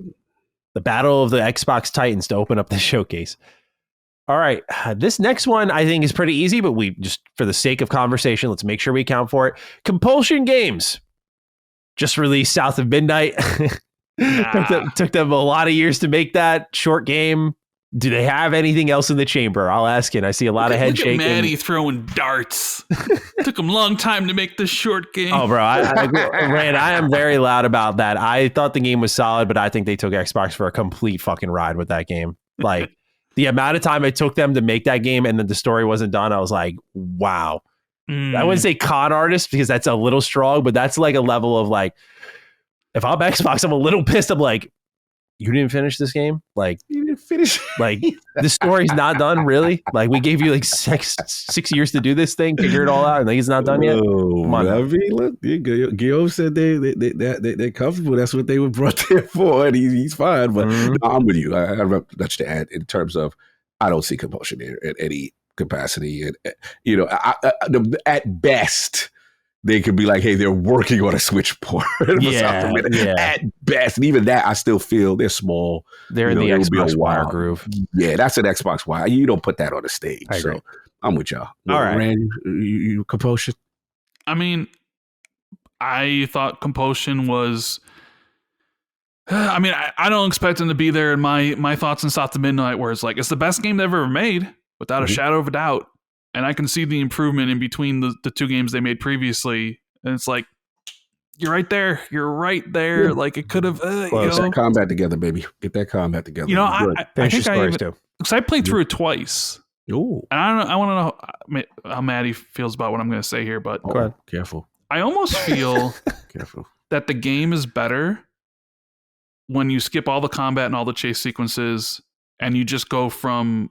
You just do the story and the platforming, and you just completely remove the combat and everything from the game. Because when I played through it a second time, I turned on the auto skip, the skipping all the combat sections and the chase sequences. Yeah. So when I get to one, I just skip it. And I felt so you just removed the gameplay. You just removed it. I mean, they made it a platformer straight up.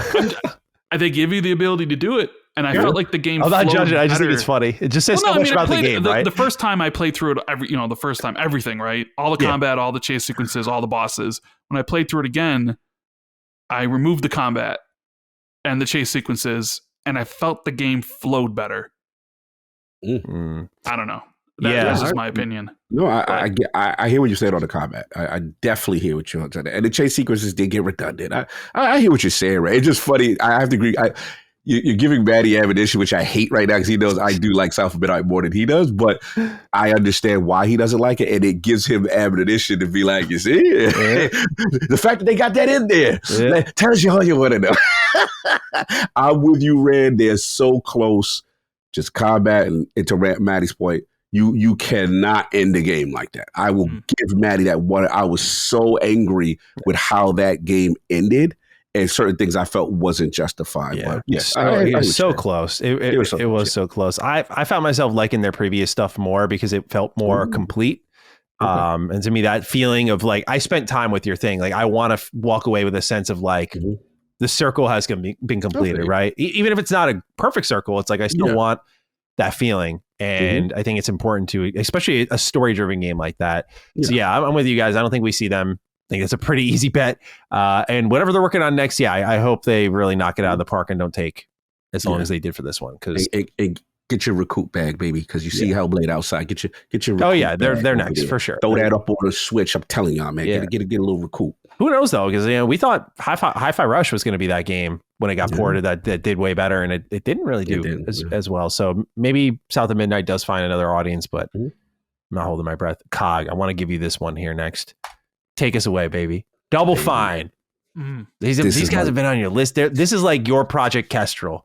Has he been predicting this every single year? Every year. It's like since Psychonauts 2, it's like this is the year. This is the damn year, man. This is the year. Yeah, this is the year, bro. It's our year, bro. Like it's between Double Fine and Final Fantasy remakes.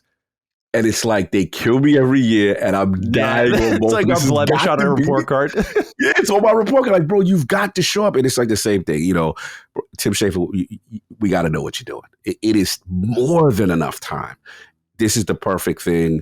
I'll go out on a limb. I'll go with my starter. I want to go early. I would say set off the show, but early towards the show. Window. Yeah, like in that window. You want to get them established and say, okay, boom, this is what they're doing. My only request, I know it's going to sound very sacrilegious to Psychonauts, I just don't hope it's a 3. I want, new IP, which I'm going to predict, a new IP, something completely different. And let's see what you're doing, man. He's such a creative mind. I love the studio. I think this is one of the underrated pickups from them. And to see what they do with the backing of Xbox Game Studios is pretty exciting to me. So yeah, they've got to be there. I'm standing up. Got to be famous last words. Didn't they talk about putting a multiplayer game on ice to make Kiln, I believe the name was. There was a multiplayer game called Kiln. Yeah. But apparently there was 2 projects, I think, though, that they stopped and then they went to work on. Which Psychonauts 2 was fantastic. One of the best games of this generation. 100%. I love that game so much. Such an important game. I'd agree with Cog. I think Psychonauts 2 is going to be there. I could see it in the Compulsion slot. Wait, Psychonauts 2 or 3 or? Double Fine's game. Oh, okay. I just want to make sure I was following you. Sorry. I could see it being in the South of Midnight slot, is what I meant to say. Ooh. Where, if you remember last year's, it was Call of Duty Black Ops 6. Then it was Doom: The Dark Ages, and I think they went right to Compulsion's South of Midnight. Yes. So I am going to say this game is going to be in towards the front ends, where it's like Gears E-Day, something else, and then here's Double Fine. So I agree with Cog on that. I think it's going to be a single player game. I think I don't know if this is because I said there was like 2 games they were working on. I don't think this is going to be the multiplayer one. Yeah. So I'm going to go with it being their next single player experience. It's not going to be Psychonauts 3. But yeah, I'm expecting their new game at the show. Yeah. I have no idea. The fun part about them, because I'll just echo what your guys' sentiment is that I do think we see this here. It just feels like the right time. Like Cog and I, every developer direct that comes around is like, yeah, like this has got to be it. Like they're the secret game this year, I always think back to that tweet where they're like, yeah, we iced a project to finish Psychonauts 2. I'm like, oh, so they're going to pick up where they left off. Like very naive thinking, like they're going to wrap this up in a couple of years. Like, boom, here's our next game. But I think it's time. It's been time. It's been since 2021. They kind of fall in that same window for me, and they make smaller games, I think, than what Halo Studios does now. So it's been since 2021. We got Psychonauts 2, and they've been cooking away. And I feel like a nice 4-year window is healthy for them, good for them, where given the scale of the things they work on, this should be, I hope, ready to go, ready to see. So yeah, I think it finds itself here. And I do hope it's single player, because it would definitely be a little bit of a, because if it's multiplayer, like, Maddie's gonna be like, oh god, it's a brain switch thing. Like I'm objective multiplayer. Yeah, like I'm objective in my analysis of it, but in that heart, like the moment, I'm just like the brain switch flips. I'm like, oh, okay, like I don't. Even though he just spent 10 hours playing Battlefront 2, multiplayer. What the hell? It's Star Wars, bro. Come on. Yeah, man. Double Fine. I hope we see them. Long overdue. There's a couple of announcements here in this showcase that I feel are overdue, that if the Xbox fan base gets them all, I think can really make for a good show. What do you think it releases? I'm thinking it's a 2026 game. Early 2026, first half of the year. That's the interesting part of the lineup is there's a lot of 26 candidates. Just like when we entered 25 and we were like, yeah, we know we say this a million times with the Xbox fan base, but like, oh, this year. And this year has delivered in that way. Like there's been a lot of games. There's been like 10 games. There's been like 10 games this year. Yeah. And there's probably like 10 more. So and they delayed Fable, right? So I think if you're looking at like the development timeline, they pretty much get into like their 5th year by the top of next year. Like I could see it being like a top of 26 game, something like that. I could see it being like a dev direct thing. Yeah. Sure. Yeah, like they revealed this year. Give it that second wind at that moment. So I don't think it's this fall. Like, I know there's a possibility you could, but like this fall seems like it's going to be Outer Worlds 2, It's going to be Gears Reloaded, Outer Worlds 2, Ninja Gaiden 4, new Call of Duty, and that's going to be what it is. Oh, plus like Starfield DLC or whatever other seasons they have for their games and stuff, right? Yeah. Yeah. It feels like it's missing one more bigger game, if I'm honest. Fable was supposed to be there, so yeah. So I wonder if they have anything that's going to fill that gap. We talked about that it feels like, as we'll talk about when we get to Obsidian, like Outer Worlds 2 didn't feel like it was ready for that spotlight with the IGN first coverage that it got hit with, as they were like, yeah, we're doing a developer direct. I'm like, you just showed everything though, dude. Like, what do you mean you're doing a developer direct? Like Fable was supposed to be in that slot, and then it was like, actually, we need something for the slot now. Something now, yeah. I guess the bright side of that is it shows a commitment that like probably every showcase they're just going to do the developer direct because it's expected. So they could have skipped this year, right? That was the thing. Me and Kong had conversations. We were like, is Outer Worlds 2 big enough to carry that? I think it is. It's just they did the IGN first coverage. They have everything from developer interviews, every mechanic explained. Unless this game is tremendously bigger than I imagined, I'm like, I already know everything I need to know about the Outer Worlds 2. And I think anyone who gives a shit already knows too. Like the coverage IGN did really well. So I expect to walk away from it being like, okay, cool, I'm in. But like also I knew all of this already. So I get it. Lose a little steam. Yeah, we'll see. But hey, we know Double Fine is probably going to be there, but I want to talk about my friends at Inxile Entertainment. Oh, man. Okay. Let's get it. Clockwork Revolution, one of my most anticipated games since its announcement. Love Brian Fargo. Love the way he thinks about video games. Cog's got his shirt on, so I'm very keen to get his thoughts. But this is 1C for me. This is my final show opener prediction. Let's go. It's been a while since we've seen this game, right? When we saw it, Brian, 2023, I think, right? Yeah, Brian was just like, hey, like we're in, I think they said pre-alpha. He said, don't worry, this is still like a crunchy numbers-based RPG, very choice-centric. The vibe, the aesthetic. Ever since Jez leaked it, he was like Project Cobalt and just like broke down this steampunk RPG first-person game. Like I've outside of like Expedition 33 with Sandfall, I have never been more excited on the behalf of a team that I'm like, Inxile is going to finally get their moment. Like they've been making great games forever, it feels like. Talk to them. But like this is the moment people are going to see them and be like, what's that? I hope at least. And so I think that's why it's a show opener candidate. Like it's been long enough.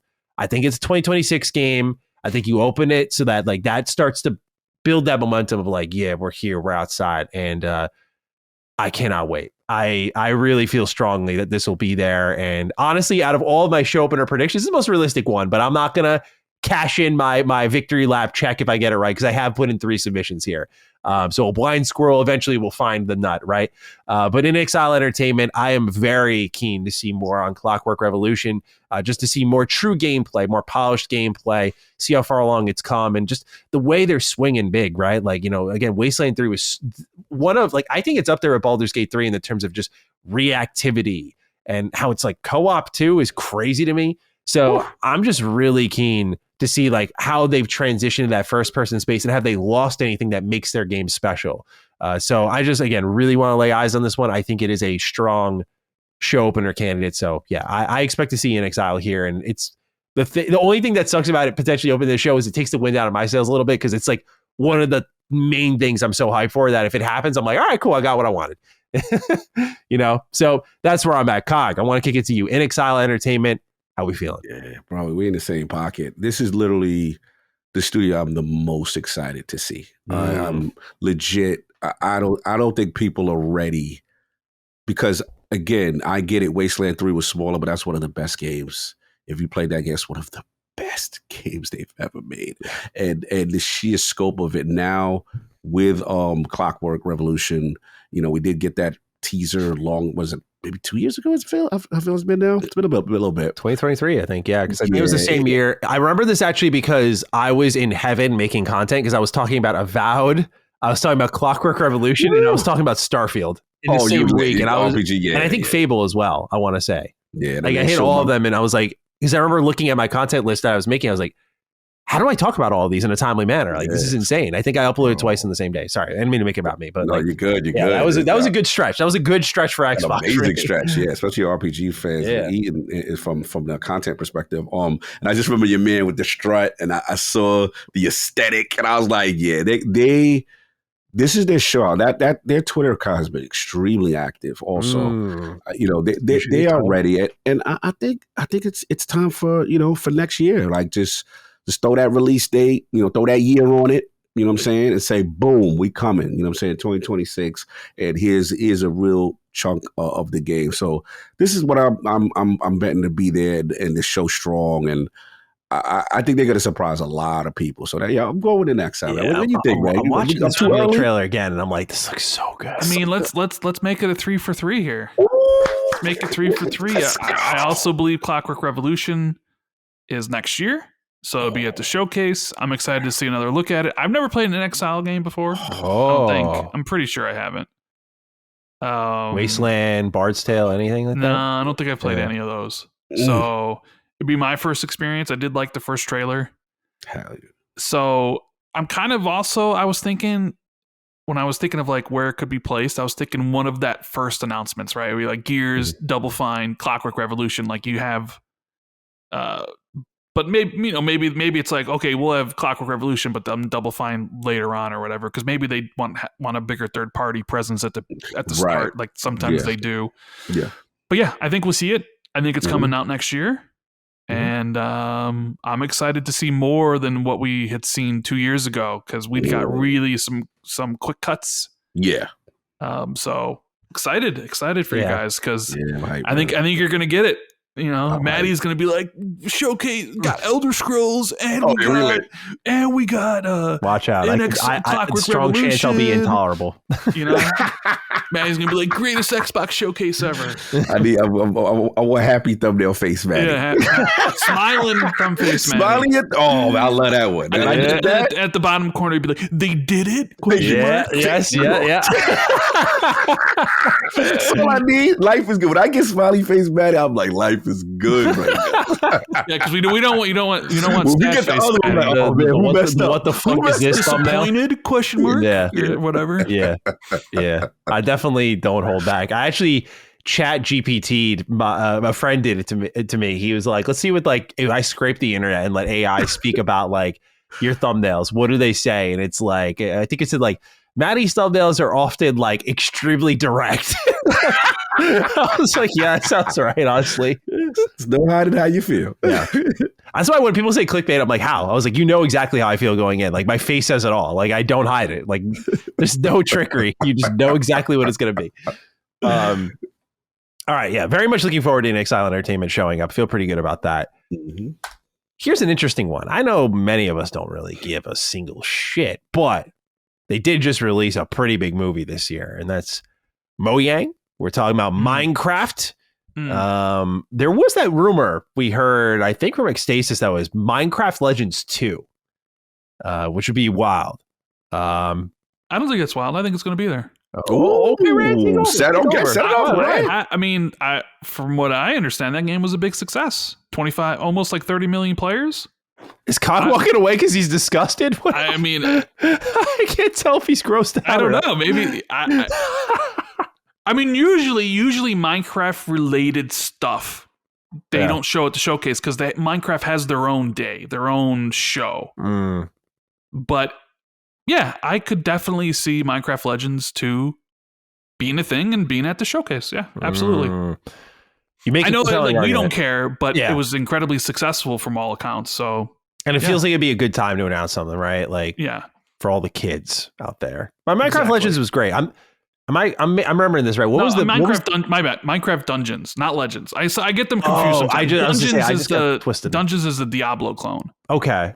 Which Legends one is was the rumor that's getting RTS? Legends didn't do well, but Dungeons did incredibly well. Okay, and the rumor is Dungeons 2 or Legends 2? Dungeons 2 is my bad. Rumor. Okay, my bad. Yeah.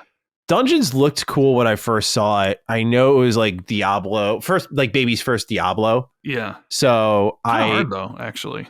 Yeah, I never played it, to be honest with you. I just kind of... I didn't run out on Mojang. It was no disrespect. Oh, okay. We thought you rolled out. That was a funny time. It was just a package. It's like, it's going to be there. You're like, all right. He's like, I'm out. I don't even support this. All right, so Rand feels strong about a little Minecraft presence here. Minecraft Dungeons 2, Cog, I think is going to be there. Oh, yeah. You got. I like that, Rand. You got to capitalize. Look, we don't care about this, but it's one of those things like we forget the power. Like we don't realize like Minecraft is like that. In that Call of Duty class for them. Like, this is and then you coming off this massive movie success. Yeah, it's time. You know what I'm saying? So I'll roll my eyes. It'll be like the obligatory, when we get to Rare and, certain games that we used to see in Fallout 76, we used to see it. They're like, all right, you're going to be there. We get it. But yeah, they've got it. They have to capitalize on this. This is the most zeitgeist. They've already been making money now. This is. I agree. Great. Yeah, I agree. Not much more for me to add. I think you get something Minecraft related here. Yeah. Little curveball here. Ninja Theory. I feel like this is a bit of a coin toss. They just posted on a Twitter account. The whole team was gathered around. They blurred out a TV. They were showing off they did. whatever their next thing is. Right. I forgot. So there seems to be something at least playable that they're showcasing to the team. We know in their pipeline is Project Mara, which has been in development, I think, alongside Hellblade 2. It's been kicking around for a while. It might have even been announced before. I don't remember for sure, but this is their kind of horror game that's been tossed around for a while. Do we get a reveal of this one? Just knowing the pace they work at, we heard it that Hellblade 2 entered, I think, pre-alpha in 2021. Or alpha in 2021. Like it was a 3-year development project. It wasn't like 5 years because everyone just assumed, they started working on it in 2019. It's like they didn't actually start working on it until 2021. But yeah. So if they've learned from Hellblade 2 and like they're still spinning things up for Project Mara, they won't announce this now. But if Hellblade 2 and Maddie, don't you want to talk about wicked? You want to talk about wicked thumbnails? Pissed off the Xbox community. Remember when it was me and you tag teamed them, Maddie? Yeah. We were like, because me and you liked Hellblade 2 and Maddie didn't. Yeah. No. Oh yeah. What you talk about? With 2 or 2 specifically? Yeah. But I thought you guys. That was the last time I was on. I think. Was it? Because remember I came in here and I was like, you got no Gene Park to back you up, Maddie. Oh yeah. We had to jump over. Yeah, we had to jump. Yeah. One of the rare times I get to jump over. Yeah. That's okay. So you're entitled to enjoying your 5-hour video game that took he's doing 5 years to make. He's doing it. He's not about that. He's not about the those arrows. I am very anti-Hellblade 2. He's very anti-Hellblade 2. There's I don't know. Outside of Shattered Space, I think that's the game that really bummed me out the most. I was like, what the fuck, man? Like, PlayStation fans, y'all do what you got to do with that game. It's up to you. It's in God's hands now. But Project Mara, I'm still interested in because, like, for all the lack of gameplay that Ninja Theory likes to do with their games, I feel a horror experience is perfect for that. Just scare the shit out of me. Like that makes it interesting and exciting, especially with their dedication to like sound. They have like a great sound team there at Ninja Theory. I don't know what kind of gameplay they'll do here. I hope they give me a gun or something. That'd be nice. But I am keen to see Project Mara. And I'm going to say no, given just how long it took them to get the ball rolling on a Hellblade 2 and then to get it out. Granted, they were like being purchased and transitioning and then COVID, all that stuff. But I'm still leaning no. I think they need a little bit of a breather. They're going to focus on the port for Hellblade 2, right, which and then go from there. But what about this? Thoughts? Let's hear it. Yeah, Rand, you didn't. What if what was redacted in that image is a trailer for the Hellblade 2 Definitive Edition that they show at the showcase? Do you think like a remake with the Hellblade 2? Well, no, I mean like because we know they announced the Hellblade 2. What's the official title for the game, Cog? Enhanced edition or something. So what if like they got all sat around to watch the new trailer that somebody had built to give feedback on, and that's what I don't think so. But I'm just throwing it out as a possibility. You see the disgust. I'm just saying, if everyone else is happy with it, I'm happy, guys. Killing me. Don't worry about it. I mean, because you would imagine, though, my point is, you would imagine at some point they would have to have a trailer showcasing what enhancements there have been to Hellblade 2. I can't for Look red. at his face is turning red. I and go everything. for red. I'm with Maddie on that. If they show up with Hellblade 2 Enhanced Edition, I'm throwing my computer out the fucking window. Even if you do Clockwork Orange or Clockwork Revolution and Elder Scrolls, you'd still throw it out there if you got Hellblade 2 as well? For that moment, yes. Mentally, I would enjoy that moment of just why are you... Look, I don't believe it. I'm just throwing a possibility out there, right? Because at some point there's going to be a trailer showcasing the enhancements for whatever they're doing, right? Yeah, Twitter. Xbox Wire that. Yeah, if you can't Xbox Wire that, that company's got to have some year's bars, wicked silver tongues. If they can work that, they got out of that Xbox Wire contract. They're give us showcase space. We want to show them an enhanced version of Hellblade 2, bro. I'd be like, who's the fucking mastermind behind this? That'd be crazy. I'm pulling up on Tina Media now. Maybe that's something you give to Keeley then at some point. Yeah, here's a trailer, sure. Keeley. Go ahead. Keeley's looking to fill his space. Xbox reparations are there. There's a purpose there for that. And, Xbox Showcase space is becoming precious, sacred ground, right? We can't waste it with enhanced editions. Bro. That's desperate energy. That's we have no games energy. Facts. That's old school Xbox energy. Yeah, bro. I would love to see Project Mara. I would, especially a horror game. I'm kind of with you though. I'm expecting that next year, actually, not this year. Okay. Yeah, I think I don't have to say much for that. I agree with all of you.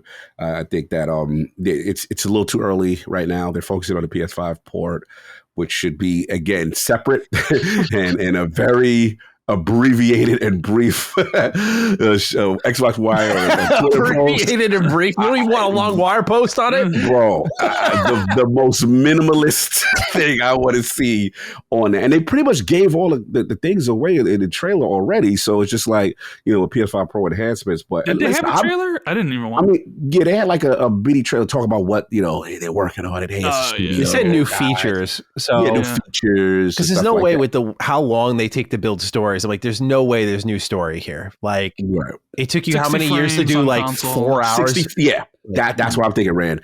It's 60 frames on PS5 Pro, and then because we all felt it should have that Starfield energy where they took more time and now they got the frames unlocked for the because even Digital Foundry said they feel like it could have did the 60 and stuff like that. So did Hellblade 2 have the black bars the whole time? Yes, it did. Full screen mode. Yeah. Yeah, you could do full screen. Yeah, maybe you could even pick the narrator you want at the beginning instead of having to all beat that ending stuff. Yeah, because you have the Furies. I think it's them talking in the beginning, but if you beat the game, you unlock other narrators. Yeah, which I know you don't care about, Maddie, but I thought it was cool going. I played the game 2.5 times. You don't have to cower. Yeah, just if you like it, that's cool. Yeah, it's all good. I just despised it. Yeah, I'm the record. I'm the guy who loves it, but I just don't want to see y'all right now. Unless y'all come up with Project Mara, which I don't think y'all ready yet. So that's pretty much where I'm at with them. Man, if they show up with that enhanced edition, you guys, everyone listening is gonna think of this segment and be like, "Oh." Nah, I don't think so. That's a Twitter announcement. I agree. The Xbox Wire. All right. Well, this one pretty obvious, but the future so uncertain for Obsidian Entertainment. As we talked about last week, and I'd be curious to get your thoughts on it as well, Rand. Carrie Patel left, director of Avowed. Mm-hmm. That kind of leaves the Pillars universe to some a little bit up in the air. You have The Outer Worlds 2 dropping this year, and then Obsidian's kind of a free agent. We imagine Grounded 2 is a thing happening, but that's a smaller team. Mm-hmm. So what are the rest of what's the Avowed team working on? What's the Outer Worlds team going to be working on? What's Sawyer's little crew working on? If he's still in a little crew, from Pentiment, they break up and they divide in such interesting ways that they're in a very unpredictable era right now, where it's okay, you've shot, we talked about Reload in the Chamber. It's do we have any indication of what's next for Obsidian beyond The Outer Worlds 2 in this showcase? Rand, how are you feeling on this? Anything beyond The Outer Worlds 2 at the Xbox Showcase? I don't think so. I think Grounded 2 is probably next year. I don't think we'll see it. So I think this is kind of the last of, all right, these are the known, because Grounded, we're assuming it's Grounded 2. We don't know. Like, it's not like it's been announced. We're just assuming it is. But out of all the currently announced games that they have, like, this is the last. So it's like, okay, so you're right to think, what is next? Are they going to go right from Avowed to Avowed 2? Are they going to do DLC for it at some point, like next year? What is the Outer World? I mean, we assume the Outer Worlds team will probably do DLC for it, but then what are they doing after that? What is Josh Scheuer doing? Because I would imagine, based on how well Grounded did, they probably beefed up that team, probably made it bigger, and it probably is not going to be an early access game this time. Good point. I didn't think of that. I think that'll be like a fully multi-platform, day one launch everywhere. Yeah. So true. So no, I think so. I think this is like, it's Outer Worlds 2 at the Direct, probably a trailer in the showcase, like they have Call of Duty to let people know that, hey, it's stay tuned. And then that's it. Maybe we see Grounded 2 next year, and then who knows how long until we see them again. Because I know COG feels very strongly that they're doing something Fallout related. No, Maddie feels. I was just what Maddie. I have strong hopes. Strong hopes. Yeah, of hopes. Yeah. So, but no, I think it's just Outer Worlds too. COG, I agree. Take it away. I agree. I'm the biggest advocate for the BlackRock, but I gotta be realistic. You gotta give them a break. They've been working super hard. Obviously, this will be the last of two games in 1 year, right? With Avowed and then Outer Worlds 2. The whole focus will be on them to carry the water for the showcase, because obviously, in our opinion, me and Rand agree that Fable was probably was supposed to hold that heavyweight belt this year. They fell out because of the release date. Outer Worlds stepped up, took the slot. I'm a firm believer that Outer Worlds already had that deal with IGN in the mindset of like, hey, this is just extra stuff about something that's going to be in the middle of a showcase, as opposed to you are going to be the developer direct focused game. I do not think they anticipated that. This was a last minute pivot. As far as the future, Grounded team. Look, we know Grounded 2 is being worked on, but Adam Finicki's team is very small, and also Grounded was one of the few games that released on every platform as far as the initiative, right? The 4K, it's one of the few. It was like, I think this is Switch got theirs, PlayStation got, it's one of the few. So their work, I think they're just working on the final updates and just little stuff like that. They're pretty much done on that. And I think all focus will be that. Sawyer is small. Now, again, the hope is, Fergus or Sawyer or someone can work with God Howard, and, that's the hope. But it's more of a pipe dream thing, what I'm saying, kind of thing. So I'm with you, Rand. I don't think we hear from them until, next year, and potentially it's probably Grounded. It's probably next up as far as the pipeline. But I am curious, though. Manny makes a good point. I am curious. This is one of the few times we kind of don't know what the mainline people are doing. Yeah. Now, Valve throws a wrench in it because obviously Kerry left. We would assume, they liked what they saw. They have more content, but as me and Maddie joked on Class Dude, that roadmap was very uninspiring. Yeah.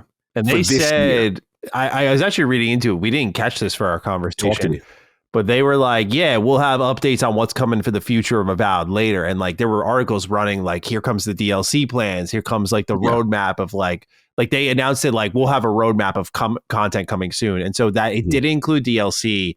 Just to fortify your point, I think says a lot about that there wasn't any DLC plans announced. Yeah. And as we interviewed Carrie, she also was very reluctant to be like, we have to wait and see. Yeah. So that screams to me. Yeah, now she's gone, right? So that screams to me, new leadership's going to take over on that thing. That plan got announced potentially late.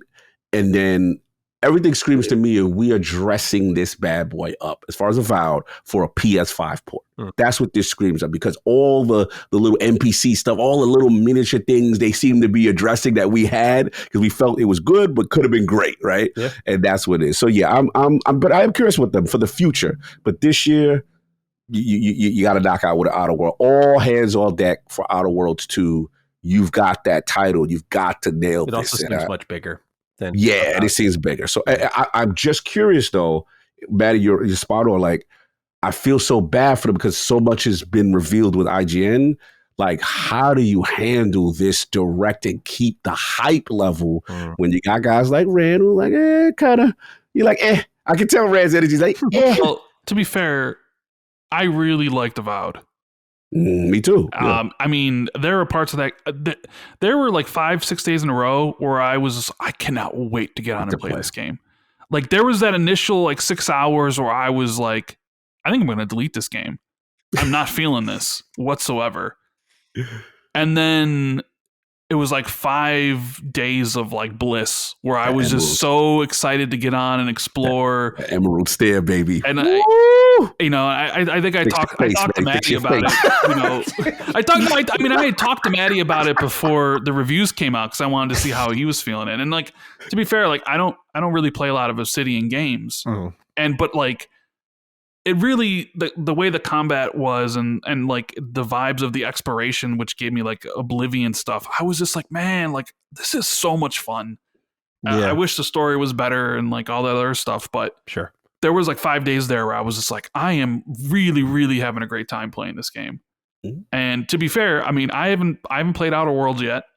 So I mean, it's less fun to play, if I'm honest. I love Outer Worlds, but it's not as good gameplay. But it's also not as big, right? Like that's what I hear from people is that Outer Worlds 1 is also shorter than Avowed. Yeah, it's like 30 hours just on its own tops. That's not including DLC. DLC makes it a bigger game. My plan is to play through Outer Worlds 1 before Outer Worlds 2. Okay. All right. So that's my initial plan. Smart call. But what do you, Maddie? So like, what is your hopes for them? Like the Fallout stuff. Like, do you? Oh man. Like like are they? Do you think they do Fallout New Vegas, like a New Vegas 2, so to speak, or something else? Like, what would you? If you were like in charge, or if of them, like what would you have them be doing? Yeah, I'm gonna go green light a ton of Fallout things. I think where they find themselves now, like if there was any opportunity to do New Vegas 2, like or whatever another Fallout game from Obsidian looks like, this is the window. Like this is it. Like you have RPG ready hands in spades coming up. Like you're going to have them for the most part off of Avowed and also the Outer Worlds 2 by the end of this year. And no doubt, like I think DLC isn't going to happen for Avowed, but I think Outer Worlds 2, if it does well, kind of like the first one, will get it because Outer Worlds is definitely the bigger, more powerful franchise, made them more money, generate more traffic online.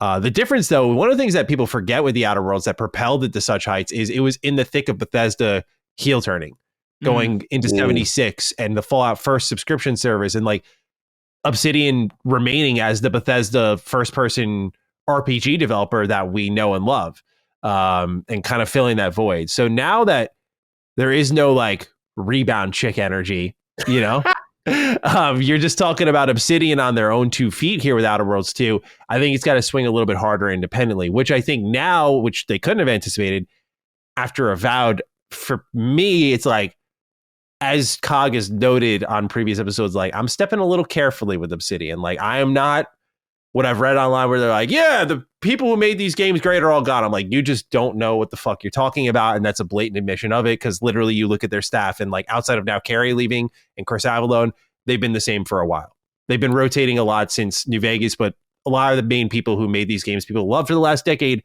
or so, are still very much there.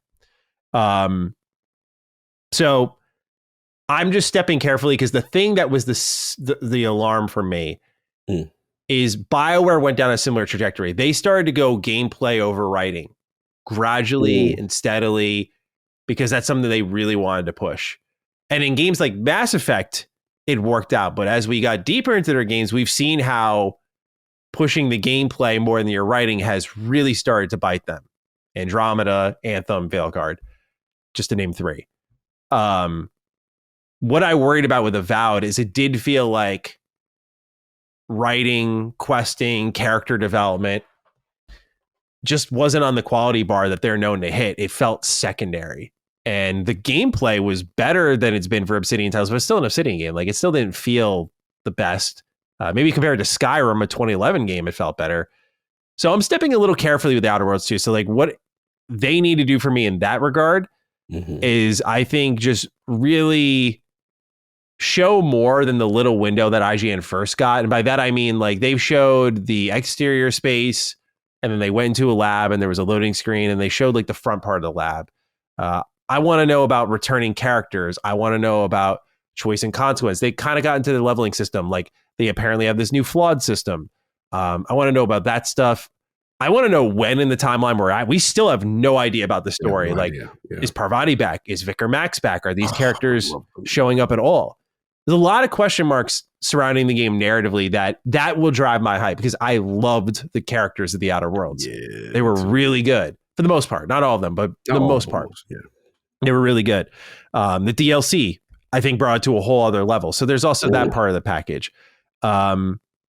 So yeah, I think to me, it's just like, I know I'm going to love the shooting and looting, and the shooting looks really good from what we've seen. So it's just like, what's the story? What's the choices?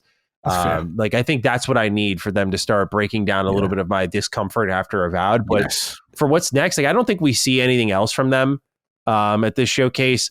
But this is that window where if the stars have ever aligned for like availability and IPs booming and familiarity and partnerships and under the same owner, this is that moment Fallout could happen. Will it happen? I don't know, because let's imagine they are doing something Fallout related. Okay. Would they even be ready to show anything outside of a logo reveal? No. I mean, I don't think they would show anything for Fallout here.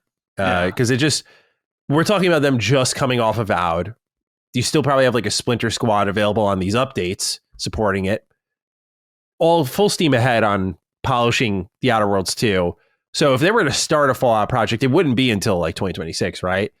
So the other thing that crosses that up a bit is people were saying they should have started, as the fans had wisely suggested, something New Vegas 2 related years ago with the TV show on the horizon, and we knew Bethesda wasn't going to do TES 6 until the mid 2020s, and then we knew after that TES 6 was going to get its DLC support, and it would be a while until you got Fallout 5. So there was this huge gap that Obsidian could have found itself in the middle on. I think the Fallout remaster will ameliorate some of that, and that could be what Obsidian ends up working on, but I don't think they have any interest in doing that.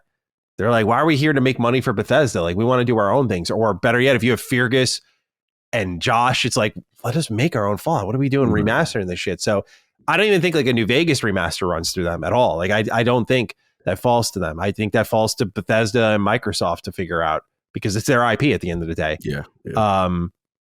But yeah, I don't think even if they can just title card it, unless they really need to compensate for the showcase and they're like Elder Scrolls 6 and New Vegas 2, then maybe they jump for it. But there's been so many years I think they could have jumped for it. The only thing I can think of why they do this is I forgot what game we were talking about that they could have announced. It might have been Halo I was thinking of, but I didn't say it out loud. Hiring announcement, like, hey, we're making a Fallout game. Mm-hmm. So hey, this is what we're doing next. Like, come join our team. We're hiring up for this thing. Same thing with like Halo. Like, hey, this is our next project. If you want to work on Halo Combat Evolved 1 remake, join us in the future of Halo. So maybe they title card it, but I just feel if I'm Obsidian, there has to be someone in that building with a level of self-awareness of like, if we do New Vegas 2 and we announce it and then lead into a developer direct of the Outer Worlds 2, it's going to be like, who cares about the Outer Worlds 2? Like, I'll hit you up when New Vegas 2 is ready. And also, the other thing why you hold this announcement, again, you got to be realistic with yourself. Okay, this game under delivers. Mm-hmm. You now, if that announcement is out there and then the Outer Worlds 2 isn't as good as you want it to be, like, that just jeopardizes all confidence, right?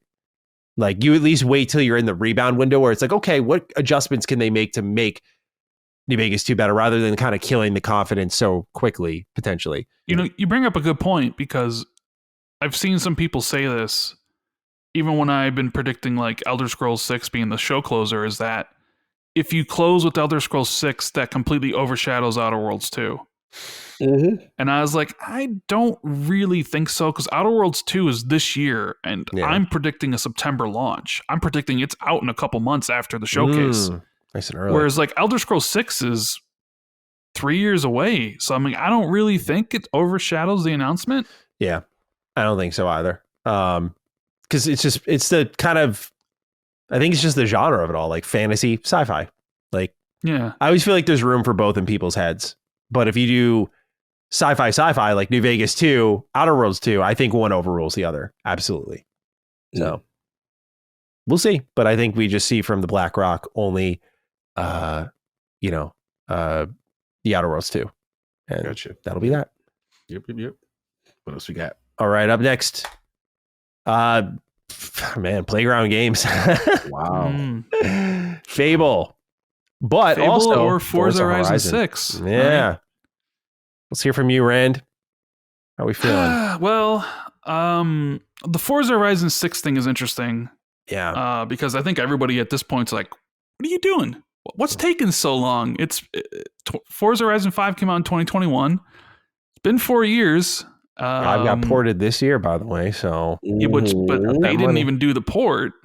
Right? They Different did. studio did the port. Oh, okay. So it's like, what's taking so long for the next Forza? Because before, the previous Forzas were 2 years or 3 years. Now it's 4. So if you're thinking it's coming next year, it's 5.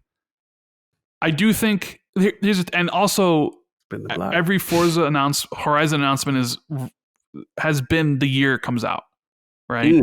Yeah, true. And I know how much you love the Forza franchise, Maddie.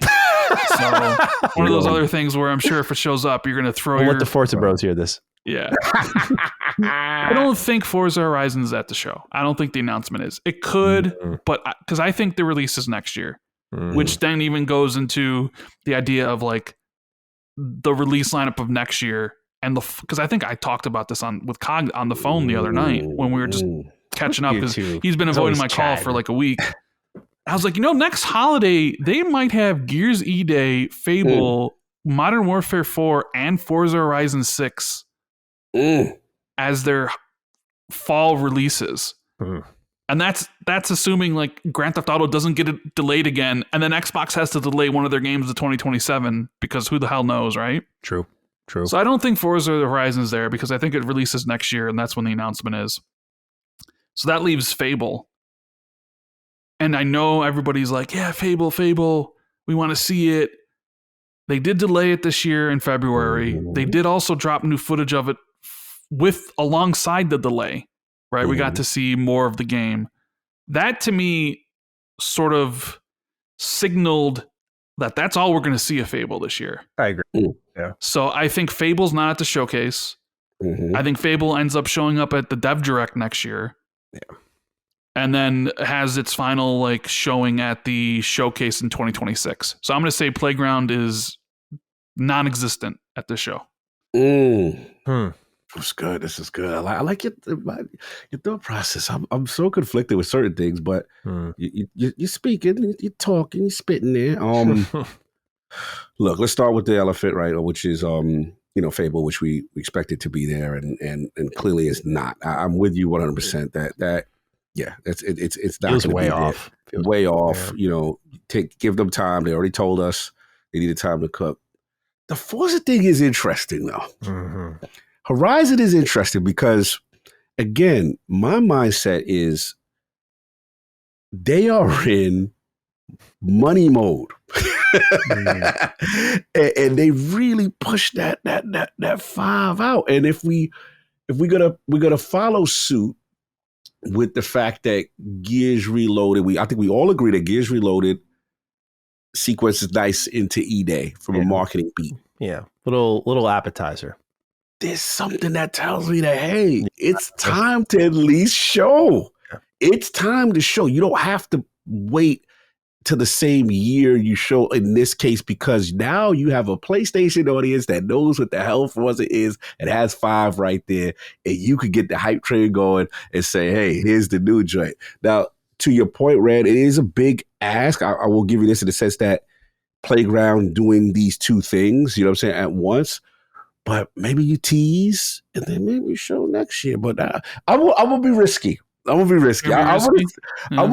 say a little Forza tease. You're going to buck the trend of them never showing their game the year before because they've always done it. Yeah.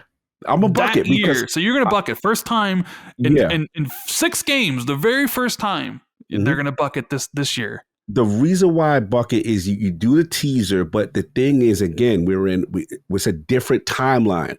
We're in Xbox needs the multi-plat cache mode. And we just gave them Reloaded. We just gave them Forza 5. Reloaded's coming out this year, though.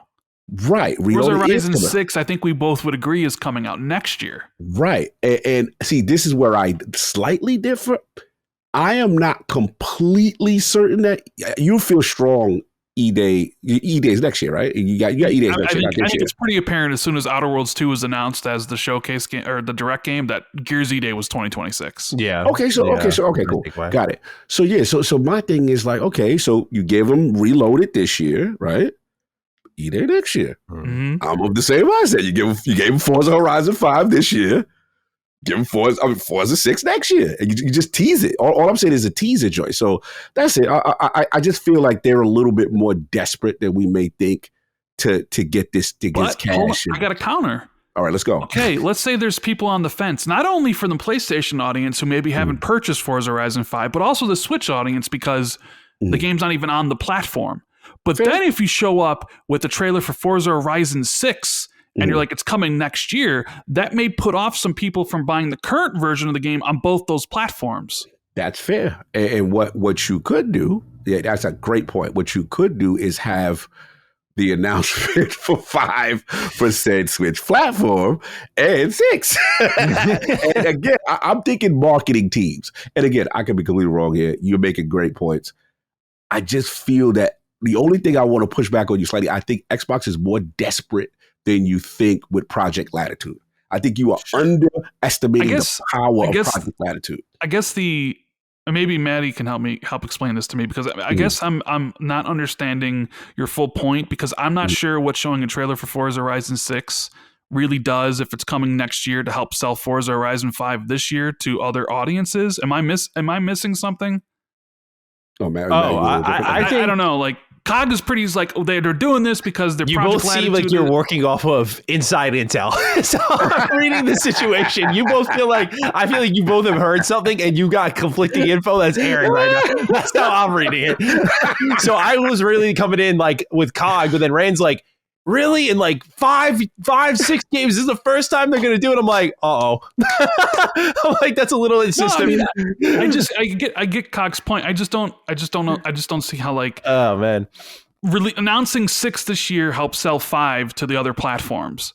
Mm-hmm. Like, I know you said they need to make money, but how does that? I was just in the mindset, like, I don't know about that, but I was just in the mindset. I thought, based on what we understood about Playground Games, is like, okay, they had a Forza team and they have an RPG team that they were building from the ground up for Fable. So I was like, the racing team, like they did the Hot Wheels thing for Forza Horizon 5. They've supported the hell out of 5. They ported 5. It feels like it's in the right window to show 6, in my opinion. But Rand, you have the stats, which that's when I started to back off my prediction. I'm like, well, I thought this was like because the way I'm going in, my gut feeling is just like, this fall window feels light. You have Call of Duty, you have Outer Worlds 2, Ninja Gaiden 4. Yeah. And Gears. Like Gears it's not as light as you think. Yeah, I don't know. Gears Reload, but like I think Ninja Gaiden paints a corner for like Japanese action game fans. Outer Worlds is your big RPG. We'll see how big it is though. I'm all over it, but we'll see how big it is truly. Yeah. Call of Duty speaks for itself, but I'm like, what is the other big market game for you? And I'm like, well, it's got to be Forza, right? Like Forza Horizon 6, especially with the rumors have always been like going to Tokyo for the 6th game. Right. Like that game has every chance to explode. But if they've had a trend, like as someone who has been very stats driven with my predictions, like with Bethesda, where I'm like, I know these trends and I'm like, I think this is when it's going to happen. I'm more inclined to just feel like go with Rand's gut of like next year. So I'm going to lean off. I was going to go in saying yes, like it's this year, but Rand, you've convinced me otherwise. Mm-hmm. I mean, it could be the first time they do this because it is different now. Maybe they're like, okay, with us being multi-platform, we don't need to hold these announcements. But yeah, Forza Horizon, they've always revealed it the year it comes out. So I still think they do that. But then again, are they going to release Fable and Forza Horizon both fall next year? Are they taking developers of Forza Horizon to help them do with Fable? That's where I'm going. And remember, they're like I checked, they're like over 300, 400 employees. They're big.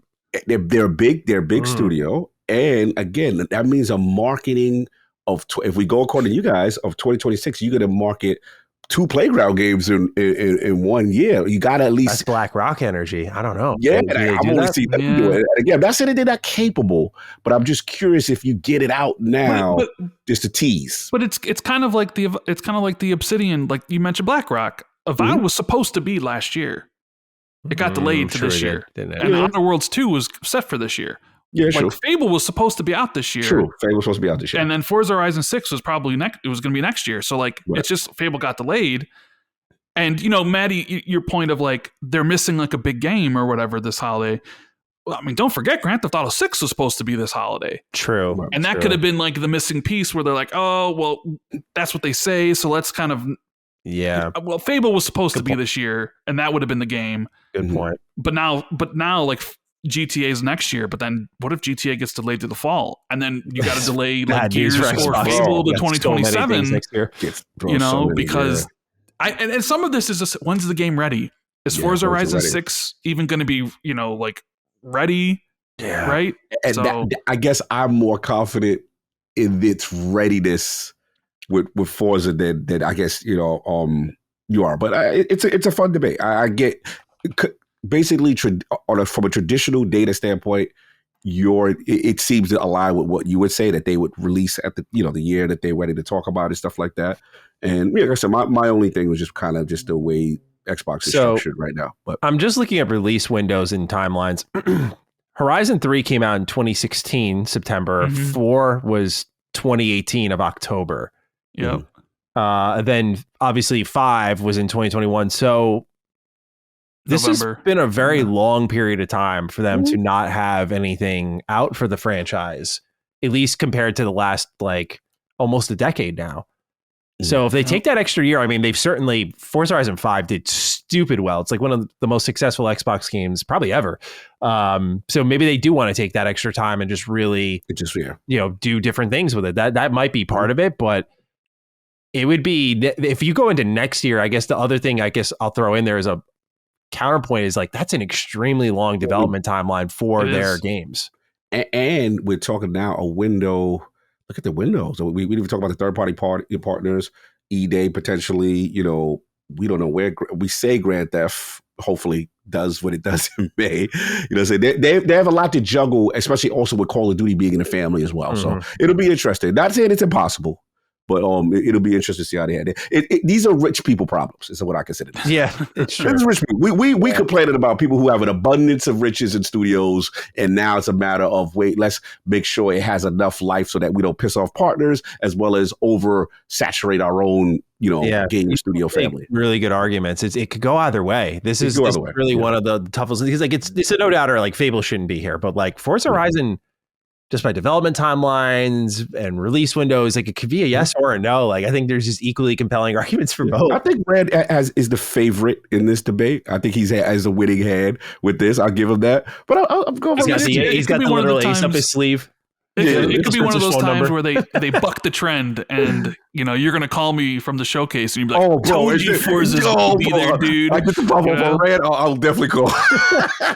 Told you Forza 6 was going to be there. Because Red's record on this stuff is really strong. So it's a fun one. It's just a fun thought. It feels like it can go either way. So we'll see. We'll see how it goes. It'll be fun. I'll be tuning in for this one too. Like, I'm gonna get the call right. Where's your Forza? I already know. If you don't, I'm gonna get the call. This next one is also, I think, going to be a bit of a debate. We're talking about Rare, and we know Sea of Thieves is doing its thing. Sea of Thieves sold really well last year with its PS5 port. Everwild continues to just kick around, and I feel like, I think Phil at one point said he visited the studio to take a look at it. I think that was years ago. So we're looking at Rare now, and I'm like, is it? They kind of fall into a similar basket as who the hell was it? Double Fine, where it's like maybe this year. I feel like I've guessed them a lot. Like, oh yeah, this is the year we see Everwild. It's certainly been long enough. But this is a very important game that I feel like they got to nail because Sea of Thieves continues to do its thing, but I feel like your luck can only run out with that eventually. Like, there's going to come a point where you need something else that is strong and enduring for Rare.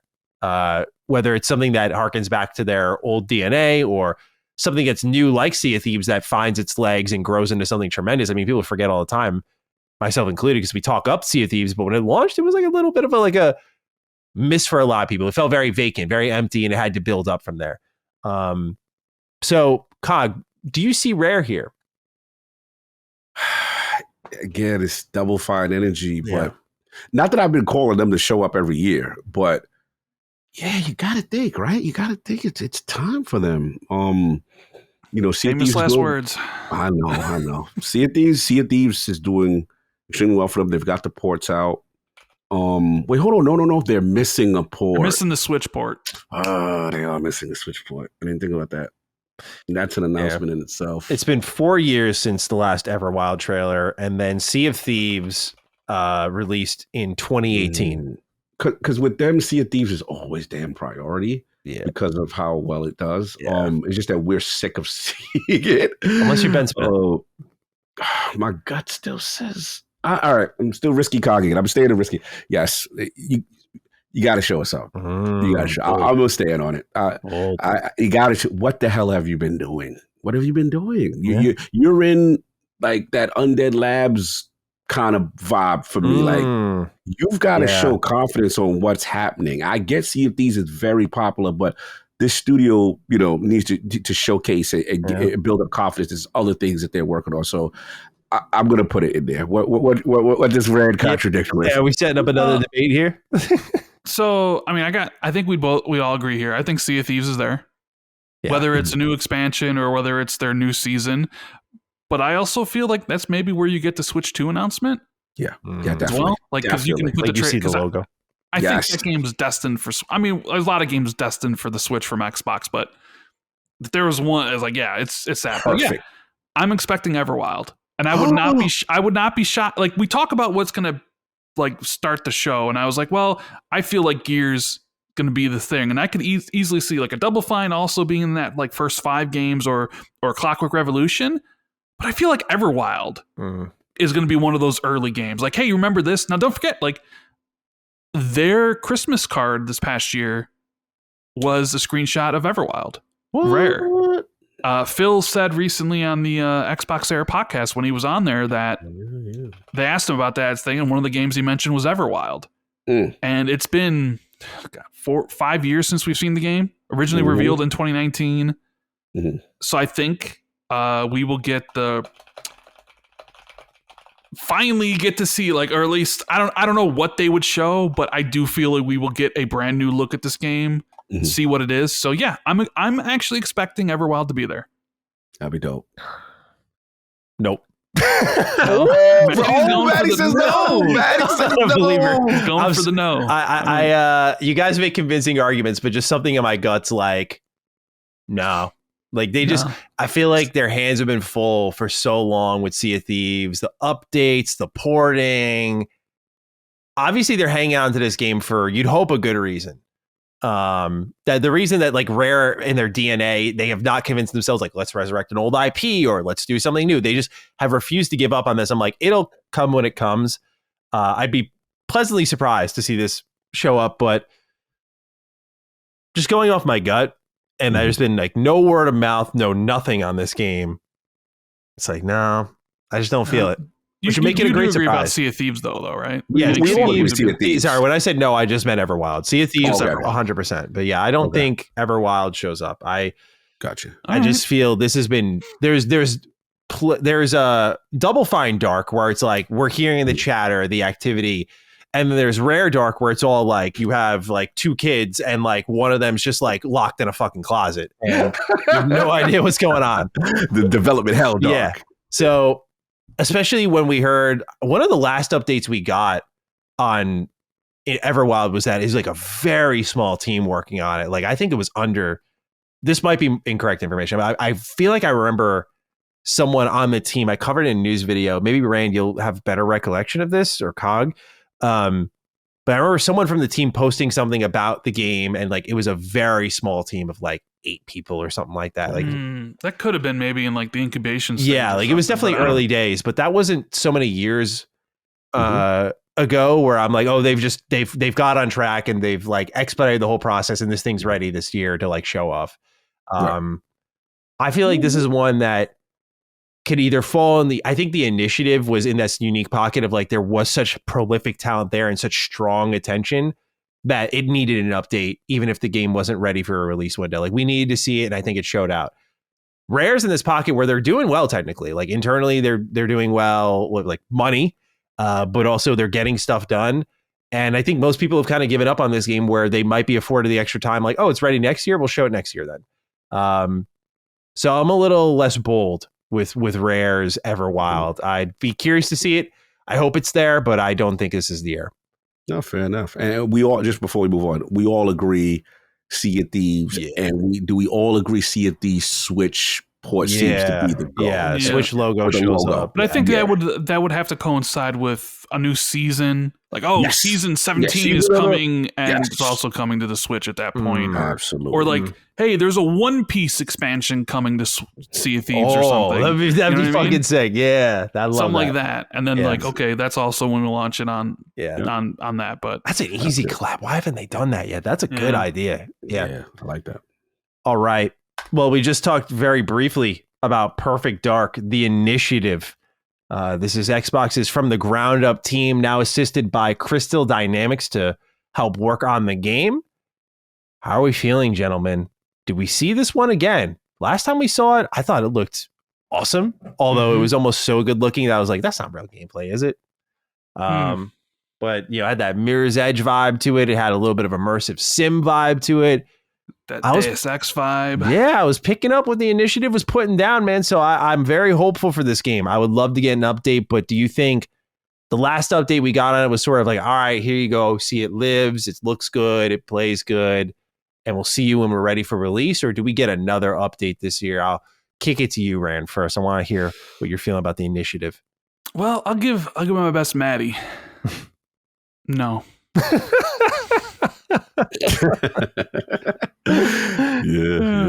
I don't think so. I don't think we see it, honestly.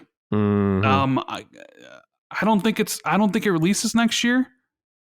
So I think it's a 2027 game. Could be wrong. I mean, I don't know. I don't have any instant information about any of that. So this is my gut feeling. And I just don't think we'll see it this year. I think we'll see. I think there's a better chance we see Tomb Raider from Crystal Dynamics. Oh yeah, that is. Yeah. Whether at like it's the Summer Games Fest or whether it's at like the Xbox show. That was in the rumor mill, wasn't it? I think Nate the Hate said it was either like it was like 3 games and he said one of them is there or something, and one of them he mentioned was Tomb Raider or something like that. So I'm going to say no, we don't see Perfect Dark. Okay, Cog, how are we feeling? Perfect Dark. 100%. Yeah, 100% agree. Just don't see it. I don't see it. Like we've already seen, you know, you've gotten the reveal, you know, we lift the carpet up. You're like, okay, lift the thing up. Here it is. Yeah, they need time to cook. They're done. I will amend my statement to say the only way we'll see it is if it's actually coming this year. Like, because I was sort of surprised we saw Fable last year, but then Fable dropped the bomb that 2025. Sure. Right. And so the only way I see Perfect Dark coming is if they end a trailer and it says 2026. But I personally don't think it's coming next year. So that's why I'm thinking it skips this year and it'll be at next year's show. And that's going to be like 2027. Same thing. I think they need time. I also think the release schedule for next year is so packed. I could see it as the, you know, like you said, the 2027 kind of game. And that's like one of the showpiece game. And that is a huge game. Perfect Dark has cachet. Like, you know, people remember that franchise. And then with how good that it looked, I could see it being a very strong focal point for them in a 2027 year when 2026 could be potentially packed. Yeah, I'm right there with you guys. Yeah, unless they have a release window ready, I could see them pulling the trigger and just being like 2026. But if it's like deep 2026, I feel like we already have a lot of candidates for what those would be, like Gears E-Day, Fable. You know, Call of Duty game's going to be there. So I feel like if it's deep like that and it's in that window, or like Rand said, like 27, there's no reason for it to be here. Unless it has that window ready. And I'd hope Fable has informed them, because Xbox has been, to be fair, much better about this, but I hope Fable has informed them a little bit that, okay, we can't just keep like showing up a little snippets and committing to windows and moving those windows, because my confidence has been lowered a bit in Fable, as obviously it can win me back very easily, but like I need to see so much now to be like, okay, is everything all right here? Like I need to do a wellness check, if you will, now on Fable. So I feel like Perfect Dark's in a good spot right now. People saw it. The reception of it was really positive. It seems like initiatives kind of kicked off the quadruple A dust, kicked off the concern dust. And it's just like, okay, go make a great game now. So just kind of ride that momentum. And when you show out again, just make sure you got the release window ready. And I don't think that's next year. So I'm with you guys. I don't think we see Perfect Dark this year. Forza Bros, your time has come. Turn 10. We had Motorsport 2023. Do we see any more Forza Motorsport this year? Do you get your car PG on, Lord Cognito? How are we feeling? Nah, fam, and I don't want to see you. Love you, Turn 10, but nah, we good. You keep doing whatever y'all doing. So please, I don't need to see you here. He said, please. He's like, please stay home. I will be legit upset if I see Motorsport. I will be legit upset. Like, I don't want to. Motorsport guys know how I feel already about them. So it's always I'm a Horizon bro. I don't. You came out last year. You did your thing, and I'm even worried about them with porting. Like I don't. They got what you call motor. They got the Turismo over there. Like I don't even think you're that good a candidate for a port because I don't think Switch can really handle you like that because you're the fidelity guy, right? You're the Sims super hardcore guy. I don't know that audience fits well. And then I don't know if it fits well because of PlayStation. You know what I'm saying? With Gran Turismo and that thing, it's such a similar thing. I could see them kind of being overlooked here.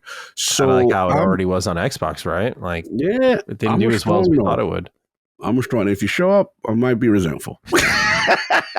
I'm a resentful cop. Yes, I do. If I don't really get resentful about stuff like that. Yeah, if I see Motorsport pull up, like nah, and I like y'all. Don't get me wrong, y'all super talented. It sounds like these words should be coming from Maddie's mouth, like not yours. Like, I'm not. If you know what's good for you, you better not show up. Yeah, I'm the one who famously called Forza when it showed up a piss break. Community on that. Oh yeah, I remember you said that. You're so disrespectful. Like I would be upset. Like this would be like very corporate greedy energy for me. Like you really try to get every dollar now. Nah, you gonna bring that down. What says the side agreed to God? Like Horizon was already in their feelings about it. That's the better game. But Motorsport, like dude, we good. Yeah. We don't got time for you, Motorsport. We're not inviting you to the table. Yeah. Someone lose their invite in the mail. Rand, do you have a take on this? Is it in line with COG's very disrespectful opinion on? I mean, I would be shocked if it was there. And I don't think Turn 10's making anything else. So I'm gonna do my Maddie. No. Yeah. I'm there with you. I don't know if I'll be like, how dare you, and get all upset about it. But no, I do not expect. I think Forza Motorsport was a disappointment. Not. I mean, you can talk about like who enjoyed it. I think it was a disappointment to Microsoft. I mean, yeah, that player count. I remember me and Cog had very high. I know it's not sales, by the way. Anyone who's listening, like, oh, here they go, player count. But like, Starfield was like crushing the charts month after month. We're like, oh, Forza gonna be right there with it. It's like a perfect combination because these audiences don't like eat each other up. Like Forza was like in the top 15. Like it managed to like be in that crowd. I was like, what the fuck? Like it kind of went far in the wind as far as engagement. I will say no, but I want to give them credit though. I want to give a little credit. I've been very disrespectful and I love y'all. I've been very disrespectful to y'all this segment. But what I did hear, Rand, internally is that what I didn't realize is how much they're able to monetize off that game. So what I heard is that Microsoft is very actually happy that community buys is the vibe I'm getting. Like they spend all you. Yeah. And they'll get the cars, they'll get the packs, they'll do the so even though it wasn't Silverado, let's go. Yeah, like I know guys like that. Sorry. Listen though, Ebontis is one of the guys that are car guys. they spend, they'll get the wheel, they'll buy the packs. So even though it's not the engagement kick, I did hear they are happy internally with the monetization. It's just, I just worry about the future in a Project Latitude era with them, how you handle it moving forward, unless you just got to announce the next one. So I don't know. Horizon's takeover is starting to affect it, I think. It's just like everyone feels so fed with the balance Horizon strikes. It's motorsport is still important given its history, but it also is kind of like it feels like Horizon is the evolution of motorsport. And so motorsport should, I guess, become something else. Or, I know it's by the way, Forza Bros. I know we went through the launch with you. It's the true simulation. Simulations. Yeah, we know that. But look, when they're counting their check and they're watching multi-million sales happen on PlayStation for Horizon, and it's just not happening for motorsport, I'm like, I think Xbox is going to pick a favorite soon.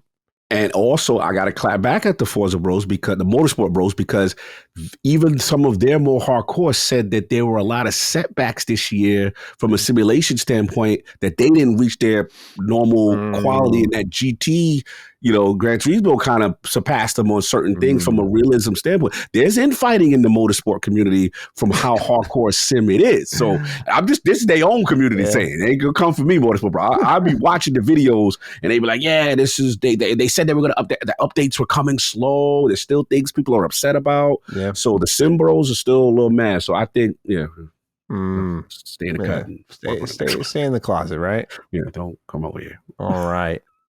Well, we're expecting no turn 10, it seems, but Undead Labs, my attention is fully on you. I feel like we've seen this game with an asterisk, right? With the first time we saw it, it was like, this is the game, kind of, right? It was like more of a cutscene, and it was good. It was a wellness check, right? Like we called it the wellness visit. We saw it. Yes, sir. There is a pulse. State of Decay 3 is alive. It is not undead yet. Now that we've gotten past that and we've seen them announce like these partnerships, they're working with Obsidian on the co-op element of their game. I feel like it's time for an update. If there was any game that's like dropping middle or later next year that I think gets that re-reveal with a date, I feel like Undead Labs with State of Decay 3 is a stronger candidate. Especially, you think back to that 2020 showcase, the CG showcase of dreams, right? This is one of the leads there. But I think a lot of us want to see like, what's the gameplay experience like, which we know what State of Decay is, but I mean, like, we're expecting a glow up of some kind. So what does that look like? What's the story, if anything, is there? Like, what's the co-op elements? You've supported State of Decay 2 for a ridiculous amount of time. What are you doing with 3 to bring that community over? Because what we've learned with a lot of these games that get such long tail support is such a loyalty is built up for that one game. I think of Payday. I mean, granted, Payday 3 for a lot of people just missed in general, but Payday 2 just built up such a incredible fan base because they just kept packing DLC and DLC and DLC and DLC until there was so much, it may as well have been its own new game. And then 3 comes around and you just can't keep that update cadence again. And I wonder about that with State of Decay 3. Are people going to be okay starting over? So I feel like the foundation needs to be really strong and feel like, State of Decay 2, as much as I love it, bro, that shit was ugly as sin on my Xbox One. I remember firing up and looking at the shadows and being like, God, what the hell is this, man? So in that mindset, I'm like, you need to have a glow up, which we're already seeing signs of. That gunplay needs to be rock solid. Like, co-op needs to be good. It can't just be a looter. Like, there's some upgrades that I think are needed to move the hardcore base over from those like 30 plus updates and expansions and everything that came with State of Decay 2. So I think they have to take a strong swing. And I feel like if it's coming out next year, you show it now. And this is, as Cog and I discussed, an easy developer direct candidate. So that's how I'm personally feeling with State of Decay 3. Cog, where are we at? Yeah, I'm with you. I think that this is very important for them. We like you said, I love how you worded it. The wellness check was needed because just to know that they exist. Obviously, that studio this is the studio I've been the hardest on. They've had so much turmoil internally. Yeah, right? It's been a while. Strain left, Fogey left. Pretty much everyone I've interviewed with Turn 2 was left.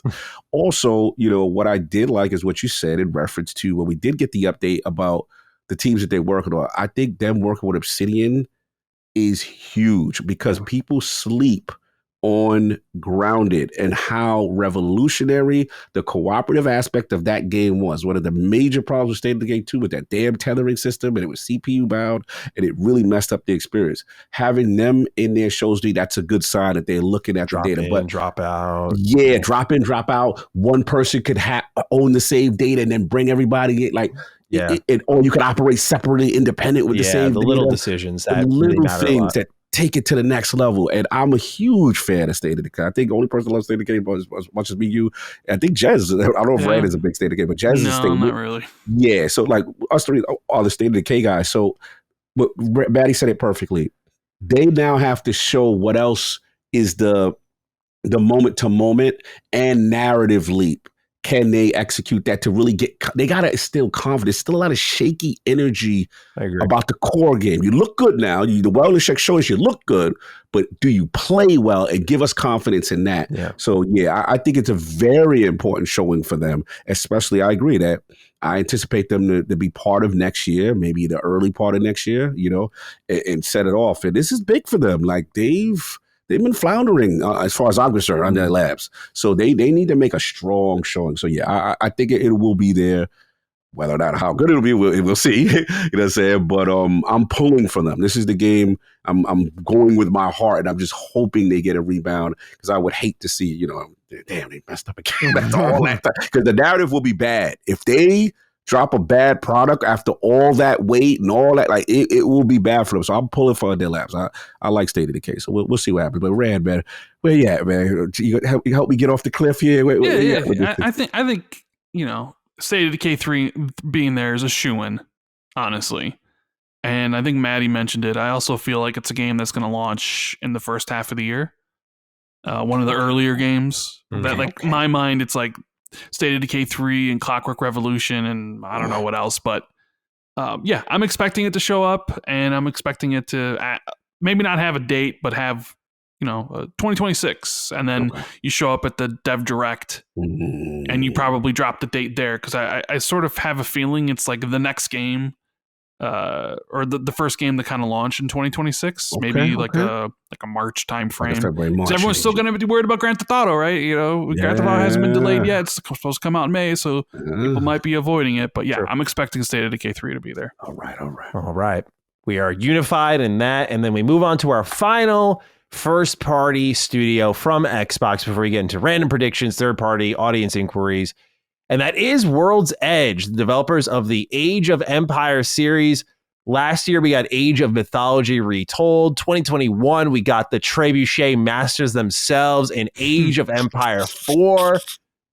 All right, gentlemen, do we get an Age of game this year? At least an announcement. Rand, let's kick it to you. I don't think so. I don't think so. Because I don't know if there's... I think they have projects in development. I just don't know if there's something that's close to be revealed. Like, they had revealed Age of Mythology Retold as part of a previous stream, and it kind of made sense that they were going to show at the Xbox Showcase because it was kind of rumored to be releasing that year. And I don't think we have anything releasing that this year from them. Yeah. So, I mean, I guess it's possible to have like Age of Empires 2 DLC or something, but I'm just going to say no, there's going to be nothing from World's Edge this year. Agreed. Cog, any thoughts on World's Edge? Another studio. I hope their invite gets missed. Look, this needs to be a showcase of dreams. This is my showcase of dreams, man. I don't want no slow moments. I don't want hey guys, let me go take a leak. I'll be right back. Yeah. You know what I'm saying? I don't need Maddie taking a leak on the street. I'm just all the respect. We know that their games do well, but I don't think it's time. Seriously, though, I don't think it's time. Yeah, it seems a little too soon. Yeah. So you have Mythology Retold, which is like a remaster / remake. But since Age of Empires 4, it's been 4 years. I think they've got at least another year in the chamber. That sounds about right to me. For sure. All right. That's all of Xbox's first party predictions. We now move on to the final phase of our show, the audience inquiries, the random predictions. Gentlemen, how I want to do this with you is we do have 4 write-ins here. I'll pick them up if they become relevant, but I want basically you guys to just spitfire random I'm thinking of like that. I think that's the skateboarding, right? Spitball, just random ideas, third party partnerships, announcements of like what companies show up that are not Xbox, whether it be in the form of exclusivity, Game Pass deal. This is where we just get fun, creative. So we're just throwing stuff. All right. Yeah, we're throwing stuff at the wall. So I kind of just want to give them all in a row, or are we just going to go like one by one? Because I have a bunch in my mind. I feel like for the conversation, we could go one by one, but it depends how many we got. Because obviously we're pushing 4.5 hours. I'm free today, which is why I did the show. So it goes as long as it goes. But I got one for you guys. Contraband. Right? Yeah. Haven't seen it since 2021. We know Xbox is publishing it. I'm expecting it, famous last words. I'm expecting it to show up this year, actually. That was supposed to be, I think you guys talked about Xbox too, right? That was supposed to be like, it was supposed to be out by now. Yeah, years ago. Yeah. So I was always very curious. I think even Jez reached out to Xbox PR to see if it was still being made.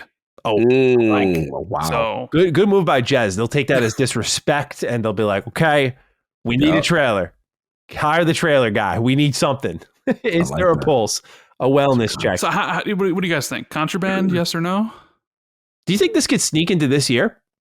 No. Like all of its hype and steam has been lost where I'm like, this doesn't have the momentum. Well, I don't know if it had any hype or steam because we never saw what it was. I think it was, but at the time of its announcement, it was like, oh, a cool partnership. This is like what Xbox Game Studios can do.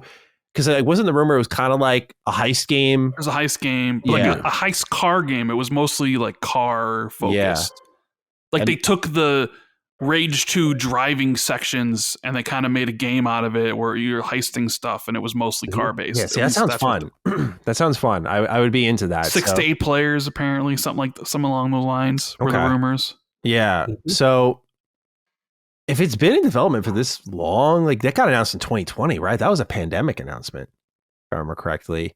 2021, I believe it was. Oh, it was? All right. Then it's still pandemic, I guess. Yeah, close enough. I could see that showing up. I don't know. I feel like that's another one in that bin of like, if you're ready to go, like I need a release date, not window, not like, we're feeling summer 26. It's like, nope. Don't show up then. I want you to be there with the hard date because you have been gone for so long. I don't think a little, hey, how you doing trailer works for this game. That's my outside opinion on it. But I think are they really going to give dates for any game that isn't this fall though? So I sort of feel like we've gotten away from that. Like, sure, there'll be a date for Outer Worlds 2 and probably Ninja Gaiden 4 and whatever. But like anything for next year, I don't think it's dated outside of like, this is the year we're supposed to release it, right? Yeah. Yeah, it could be right, especially with the fact that Grand Theft Auto just looms so scarily over the whole industry. You got to be careful. Yeah, I hear what you say. Cog, you got a prediction for us? Yeah, this one's easy. Simple. We know that damn handheld's got to be there, right? So not the official one. Yeah. The Asus one. Oh, you can. Right? Yeah. So I feel it'll be there, see the black thing. But the thing I'll go the extra is that I'm going to predict they have the UI/platform update incorporated to show like, hey, this is a clean experience. This is like similar to an Xbox. They kind of they're getting crushed by SteamOS right now, and I think there's another event, Computex, I forgot the name of it, that's out. They've got to instill confidence that they can. This is an Xbox Play Anywhere future. Yeah, like they've got to show. Yeah, like this is what it looks like. It's of a more seamless integration, so that when they eventually come out with their own, which is a year or 2 years after, what I'm saying, this is kind of a foundational standpoint, because I think they're getting destroyed on the UI side, and I think it would be good to kind of show that in this partnership with Asus. Now, I don't mean it's going to sell well. We don't know what the price is going to be, but just to say, hey, at least when we played, what we used, or what we saw, this is a very seamless kind of experience. It looks cool kind of thing, and native Game Pass and all the storefronts and blah, blah, blah. So I think they will maybe have a segment, potentially with the handheld in there. Because of the leaked images, I feel less bullish on that one because it didn't look as individualized as I expected. Do you think they just do maybe a showing of the Xbox Everywhere experience and don't even talk about the hardware? Just It's possible. It's possible. That's a good call. That's a good call out. And the fact that they let Asus handle it from a third party standpoint, that's a good call out. I mean, I just feel like they have to say something on a platform and the UI level. Maybe they combine it with a dashboard update. There has to be something that shows, hey, play anywhere, any device. This is Xbox. That's the thing. They've been beating that drum, right, for a long time. So I feel like they have to instill confidence somehow from a UI and a platform update that to say, hey, this is what the new future looks like between any device. And oh, by the way, this is one of the devices that does. Maybe they show a list of devices. Maybe they don't focus specifically on Asus by itself and let Asus handle that with their own marketing team. But they show a family of devices and say, this is the future. Because they've been pumping that thing so long. They love talking about this as an Xbox.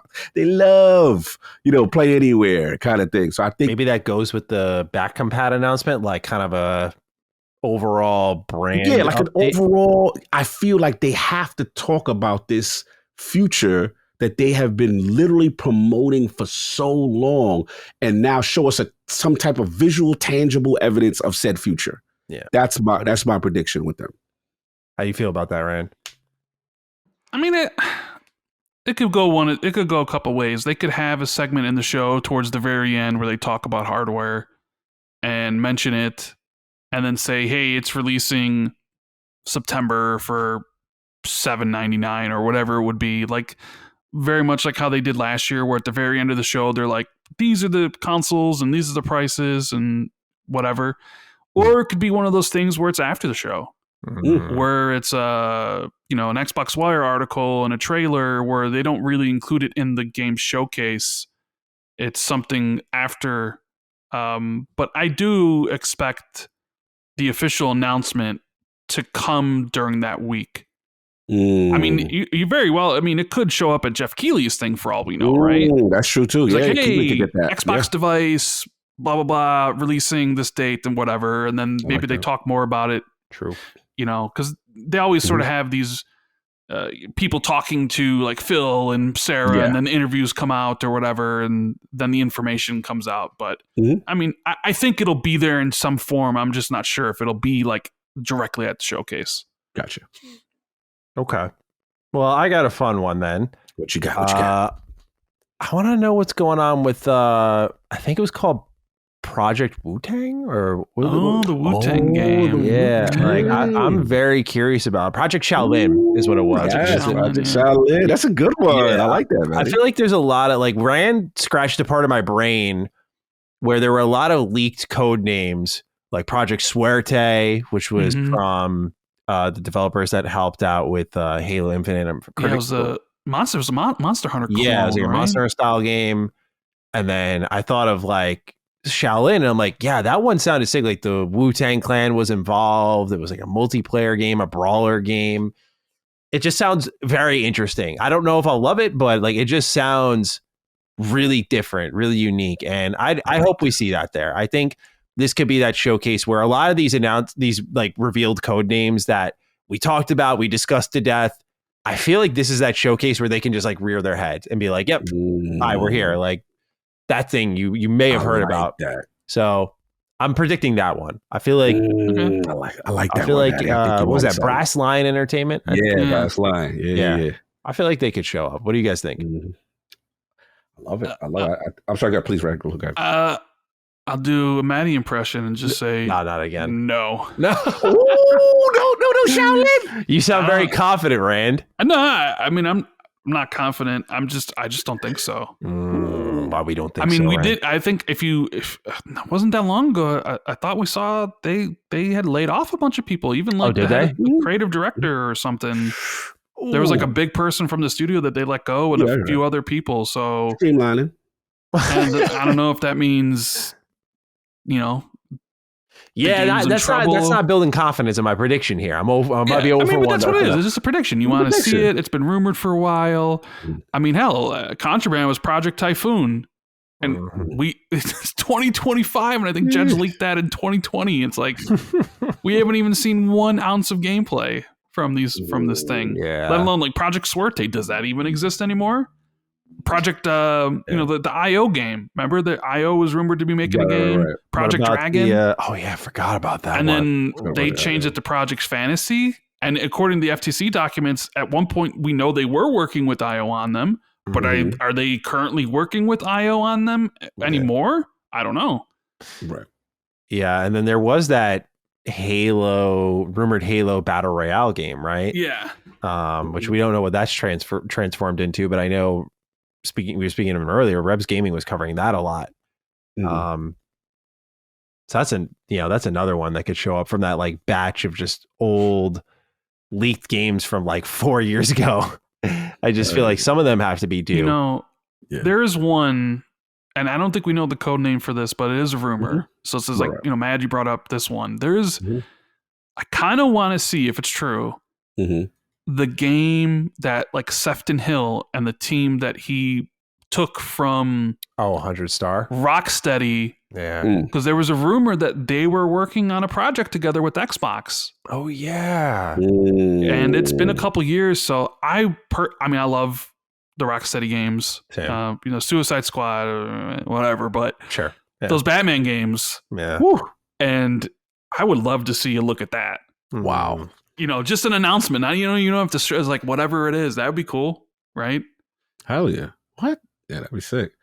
Yeah. Whose turn is it? Is it Rain or we can just keep going around the horn. It's fine. Let's go for it. Yeah. I'm going to go back to my hill that I'm dying on. Oh, here we Final go. Fantasy, goddammit. I knew. I didn't. I was going to say it, but I didn't want to take it from you, Cog. Thank you, brother. I appreciate it. We had this one. We have a write-in for this.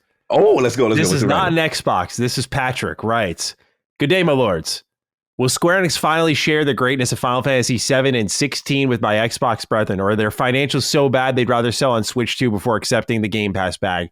Have I am Square CEO. My math is good. 3 million copies sold on one console failure. 3 million player engagement, however, is a success kind of day."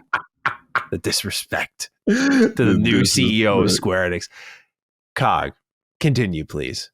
Yeah, it's got to be. This is it, man. Just Square already snitched. I mean, Switch already snitched. So that's how I look at it. Everybody look at it as disrespect. I was like, no, they just snitched because they had a platform announcement and they wanted to let people know it's coming to their platform, which again exemplifies the fact that, it's a new day for Square.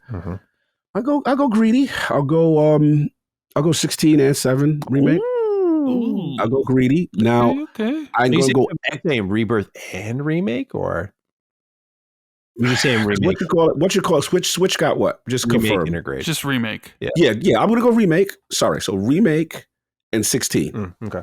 Right? Now, I'm not going to get super greedy and say like Game Pass. Hey, if you want to drop a Game Pass, man, that's a whole nother level, right? Yeah. That would be like, oh, you guys are lockstep. You're the key. That stage presence with Phil and the CEO was hit different. But I think Square wants their money. You know what I'm saying? And not that it's impossible, but I don't think. It's possible, but I don't know if Xbox is like, all right, we're gonna give you all this whole bag for that, But I just to see them on both of that will be enough, I think, just to get the announcement, and then you hit them with the boom right now.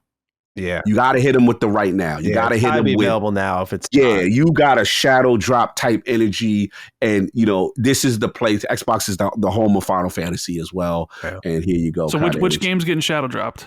I think definitely it's got to be 7's got to be it. You think they're gonna shadow drop 7 remake at the showcase? Because the reason why I say so, Rand, is because I did some sleuthing with Nintendo's Switch 2's announcement, and it seems to line up that it's right around June is when they're getting their remake. Well, I thought the Final Fantasy VII Remake for Switch was fall. Correct me, am I wrong, Manny? You're right. You may be right. I got to double check. You may be right. I could have the announcement. I think, but wasn't they like the announcement in the summer or something like that? They announced it during the first showcase for it that it is coming, but there was no date attached to it, if I recall correctly. Right, and I feel like I saw something. And then like all the. Yeah, I don't think anybody's mentioned it as a launch game. I think we know the launch games, and Final Fantasy VII Remake's not one. Because my line of thinking was Final Fantasy VII Remake was going to launch at the Switch 2 and Xbox at the same time this fall. Right. No, you may be right. I'm getting confused. You may be right. That is the fact that it was announced for it, but then it's coming later, right? For the year. So which then would coincide with 16 being the one that'll be ready. And then they will still both get it, but they'll both get it around fall or whatever it is that they So you're going to change... I'll amend that. Yeah, you change that the Shadow Drop's going to be 16? 16. So we'll go 16, and then, we'll do 7 Remake, launching at the same time as Switch 2, whenever their launch time is, which is assuming is the fall. Let's stick with Square Enix. Okay. Final Fantasy IX Remake. Ooh. I think part of this commitment, if it's like, hey, as much as these ports had much more excitement behind them when Xbox was in a different competitive area, right? Like when it was like Xbox and PlayStation dueling and we're talking exclusives and trying to get ports over, the meaning was there, but now everyone's going so multi-platform that it's like, okay, this is expected, right? Like Xbox has done a good job in creating expectation. So I don't know if that drives the hype enough for a showcase. It gives me second-class citizen energy a little bit. So I think it is coupled in with an actual new announcement. And 9 Remake anniversary this year. We're also talking 9 Remake just launched the anniversary website before the Switch Direct, which everyone thought, myself included, 9 Remake was going to be there. It wasn't. Xbox and Square on stage together, renew their vows. 14 comes to the platform. I'm feeling like we get Final Fantasy IX Remake at this show.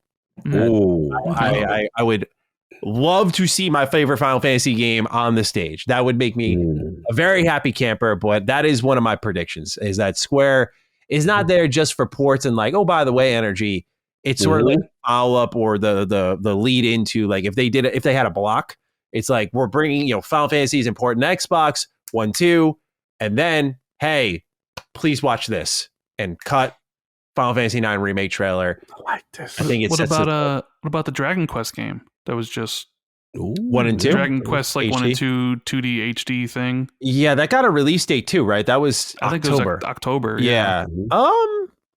I don't think Square Enix needs to overcompensate. I think the reason I kind of like my 9 prediction is I'm like, okay, you got a little family of Final Fantasy things that can time out well. Like, here are all the Final Fantasy beats. Xbox fans, like, we're here to support you. Square, it's important for them, that multi-platform strategy. Xbox gets the big announcement. So I with 9 Remake, and I think everyone goes home happy there. We talked earlier about why Oblivion moved from June to April, and because it seemed like it was going to, well, if you're going to shadow drop, you might as well shadow drop at the showcase, right? Instead of doing it in April. Process, But now COG's got this idea of a Final Fantasy 16 shadow drop at the showcase, which, if that was the plan, you ain't shadow dropping 2 games at once. Did they catch wind to then be like, bump up Oblivion to make room? No way, 16's got that. I feel like 16, get the fuck out of the way. Hell no. I'm saying, Oblivion in a single week nuked the player count, or matched, I should say, the player count. That 16 was. Did I say 16 twice? Oblivion nuked the player count of 16 almost instantly. Is what I'm trying to say. You would agree with me that they're not shadow dropping 2 games at one show, right? I don't know, there's man. no way they would have shadow dropped Oblivion, right? I mean, little itty bitty games, still 2, right? Well, yeah, if we're talking 16 in Oblivion, I feel like one king to rule them all, right? And I would say Oblivion, if I'm Xbox, I'd be like, the fuck are these guys doing? You think you're really going to drop on our day? That the little guy energy. Like, what you think you doing? Let's take bug infested Oblivion remaster and put it out 2 months earlier, because Final Fantasy 16 is going to shadow drop. We scared. They was running. Yeah, they were running. No, there's no. I can't co-sign this, Rand. I can't disrespect. I was just asking a question because COGS seems like, hey, 16's coming and it's going to be that day. And we always wondered why Oblivion didn't shadow drop in June. Yeah, it's like, well, good thinking. You're not going to have 2 of those at once. Yeah. No, I get it. I think, I honestly, looking at it, again, my whole thought, when I saw Oblivion do what it did, Red, my whole thought process changed. That one, yes, I see what you're saying. You're talking about you have so much abundance of riches at the show that you got to put it up. But I'm looking at them from a Project Latitude lens. That is quarter stakeholders' energy. Get it in there so we can show everybody. Look how Satya's popping off. We're the most dominant thing on PlayStation. We're our game. That's what they on right now to me. Sure. They are in greedy cash out mode as a publisher, and we gonna get all this money back. We ain't even recognize the vision, y'all. Look at, calm down, Satya. See, look how it's working. That's what they are on to me. They don't care about my release cadence feelings and feelings anymore in that regard. So I think it's just an internal shift is where I'm going with it. Sure. Well, then I got a question for you then. Let's go. This is Final Fantasy related. Okay. If it doesn't happen, if you go through this showcase and 16 and 7 are not announced. Don't do this to me, man. Don't do this. Are you? Is that it? Is it over? Is the dream dead? Like I'm just saying at that point. You know what I'm just saying. Is this the last chance? And if it doesn't happen here, it's never happening. Actually, I got one more spot for you, Cog, that it could land. I got one more spot too. I got one. So I was like, if it don't happen, he's gonna be on his hands and knees in the Tokyo Game Show. I'm gonna be in Tokyo. Like, bro, if you don't show up on that stage in Chiba, Japan, I'm literally going to be looking for somebody. So that's their last shot. That's my very last before I die completely in 2025. If they don't show up here, man, I'm so finished. So I'm going to be like, bro, I'm pulling up to Tokyo. Y'all better make my trip a special trip.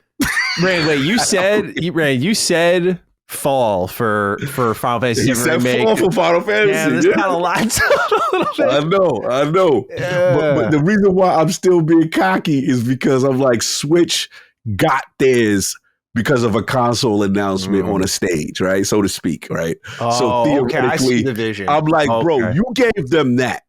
You give us our damn showcase. You know what I'm saying? And so that's why I'm like, I'm still feeling strong, but Red, don't put that type of doubt on me. I'm just asking a question. Don't do that. I want to know how you would feel if you're putting this energy down and then they don't show up. I don't know. It's hilarious. I'm gonna get laughed out the room. I gotta eat it for another 4 to 6 months, and then I'm finished if they don't come in 2025. The games come. There's that too. There is that. Come on. Games come. I'm gonna be king. I'm gonna be holding on for life for each showcase until my prediction comes true. You know what's gonna be hilarious, Maddie, is we're gonna get to the showcase, and the only thing Square Enix gonna show is don't do that. Is the game with the bubbles. Oh my God! Talking about the Dragon's Quest, right? No, the foam. Oh, you talking about foam stars? Yeah. Could you imagine? You might as well just get up out of your chair and walk the away. Xbox platform. Yeah. We love this fan base, and it's day one in Game Pass. Yo, don't do that to me, Maddie. Don't do that to me like that. Even though I think they ended development on that game anyway. So oh my God! Well, they hit us with the Forspoken. yeah. They bring Forspoken and foam stars out to us. Yeah. Oh, I'll be so disgusted. That's second class citizen energy for real. I agree. Oh. Tokyo Game Show window does make me a little wary on my 9 prediction, but I'm gonna rock with it for a little bit here. Okay. Ran asking the right questions here. Yeah, just enough. What about this one? Battlefield. Oh, the Battlefields lately typically tend to end up with the Xbox because Call of Duty usually ended up with PlayStation, right? There seems to be heavy hints that Battlefield's going to be this fall because Grand Theft Auto moved. So is Battlefield going to be at the Xbox show? Do they have it, even though they have Call of Duty? Is Battlefield going to be at the Keighleys? Does PlayStation have the Battlefield marketing rights because they lost Call of Duty marketing rights? What do you guys think? I have to admit my ignorance here that I have been really in the dark on Battlefield. I had no idea it might be this close. I mean, they like literally came out and said they were one of the first to come out and say, "Oh, we're gonna make sure we got our eye on Grand Theft Auto." And we're when Grand Theft Auto got delayed, it was like, this is our chance. They said they got their eye on to do what with who with what with Grand Theft Auto. They had their eye on when Grand Theft Auto was releasing. Look, Vince, I like you. You gotta chill. Well, Grand Theft Auto ain't releasing this fall anymore. Yeah, that it better have been after they better said their eye was on it after it left. They better not be talking about they was toe. No, they basically said we already killed Titanfall. We're gonna kill GTA now. They basically said they were going to avoid it at all costs. Oh, they were scared. Cool. Right, okay. and which it's not That's this the big bro. Okay. So, and I think the fiscal call said that they expect Battlefield 6 to launch by March of 2026. So is Battlefield launched this fall? Does it sense an opportunity with Marathon being what it is and not really being that big of a, like is this, and the rumors being that this year's Call of Duty is not going to really, is like Battlefield this holiday then? Do they partner up with Xbox for the marketing and stuff? It's a little awkward, doesn't it? I feel like Xbox embraces the shooter box identity as much as I feel like this is a great Keeley's game, right? I agree. Because I feel like there's a level of doubt after the last two Battlefield games, and I feel like you need to, the sentiment, okay, put it this way. I think you guys saw this news, but when the Battlefield 6 gameplay leaks happened, EA was looking to take them down, but left them up because people were hyping it up and it was doing something for them. And they were like, don't keep it. They left it out there. And since then, they've kind of done a full Ubisoft kind of turn where they're like, let's leak more gameplay. And just like, someone posted an hour of Battlefield 6 gameplay. Probably like EA employee number like 450. But it's working. So I feel like building that public confidence quietly and then exploding onto the scene. There seems to be a little swagger around Battlefield now where I feel like Keeley's is a better spot for it to re-reveal. But didn't 2042 show up on the Xbox stage? It did. Yeah. But also to your point, I think you saw me on your initial point because it's a new day with ABK as far as the fold, right? So even though the relationship is still good with EA, there's a part of me that I feel it does fit better on the Keeley stage. Two, does PlayStation step in knowing that, Call of Duty is not to be marketed and they jump in and say, hey, let's get that. Because there's a lot of good sentiment towards it. And then we did see, Zampella, Vince and the crew talk about how they set up the development teams and they got it all structured as far as how they seem streamlined now. I will give it that. So there's a part of me that's like either Keeley or PlayStation potentially swoops in, in a year that, hey, you may take the bag kind of thing. But I don't know. It's a good. What do you think, Rand? You don't want to, you really brought it to the attention. I mean, I don't know. A lot of things has changed. Like if this was Xbox still doing exclusives and stuff and Xbox now had the marketing for COD, I feel like EA would shift their marketing to PlayStation. And PlayStation would probably love to take it on. But I mean, you never know with that. So I don't know how long those marketing deals last for. Maybe it's like, hey, we signed so many things, but I feel like Battlefield's probably going to be launching this fall. It looks like it. Wow. The window's wide open. Yeah, the window's open. No, you take advantage of it. Yeah, no GTA. Potential down year of COD, depending on last year was an up year. There was a resurgence, right? So this is the window. Roller coaster goes. This is a good time to do it. And then Borderlands out here fumbling the bag with statements. Thank you, Eddie. Yeah, so you could be on something, man. You could be on something. This could be, you might have to take advantage of it this year. I mean, you never know. Ready. Battlefield could be like, we're $80 too. Who knows? I wouldn't put it past. Even though EA said they had no plans, but they have no plans. So they have no plans for the sports games, but I think they said they have no current plans, which which is very surprising just in general to see. Like, I'll say my prediction is that you could be right that it's all this year, but I'll put a level say they won't be on the Xbox. Okay, I mean that's a good one. That's a good one. Keeley's energy for sure. Or PlayStation steps in if there's some type of contractual, expiration with the prior Xbox EA deals. Yeah. The next one I do have it's really short, so like. I assume all of us expect Ninja Gaiden 4 to be there because we haven't really mentioned it. I was just about to say that. Yep, that was so. I would expect to see it with the release date, right? Yeah. And my expectations is October, some point in time. Yeah, whenever it is, I will be there. I can't wait for that. It looks so good. I'm waiting for Maddie to drop something. No. I was gonna say Persona 4 remake. There's one. The Juan actually had to write in about this. He says, "Hello, Dukes. First time writing to the show. Thank you. So there have been many rumors of the Persona 4 remake showing up at the upcoming Xbox showcases leads me to my question, where is Persona 6? This is becoming the GTA 6, Bloodborne, and Silksong to us weebs/RPG sickos. Every showcase, I'm like, this time, it is clearly going to show up, right? To no avail. So Cog and Maddie, why is it taking so long to show a trailer or hell, even an announcement on this game? I hope you all have a great day.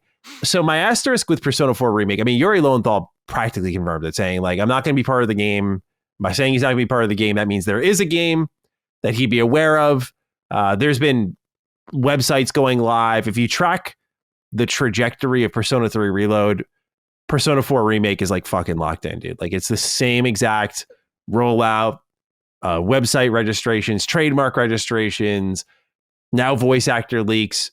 They did the same thing with a lot of people in the Persona fan base were like, how could they not bring back Yuri? And I'm like, I get it, because Yuri is like Yosuke is my favorite character in Persona 4. He's hilarious. But I think people forget how expensive Persona 4's cast would be nowadays. You've got, in a JRPG, mind you, so we're talking thousands of lines for these actors and actresses.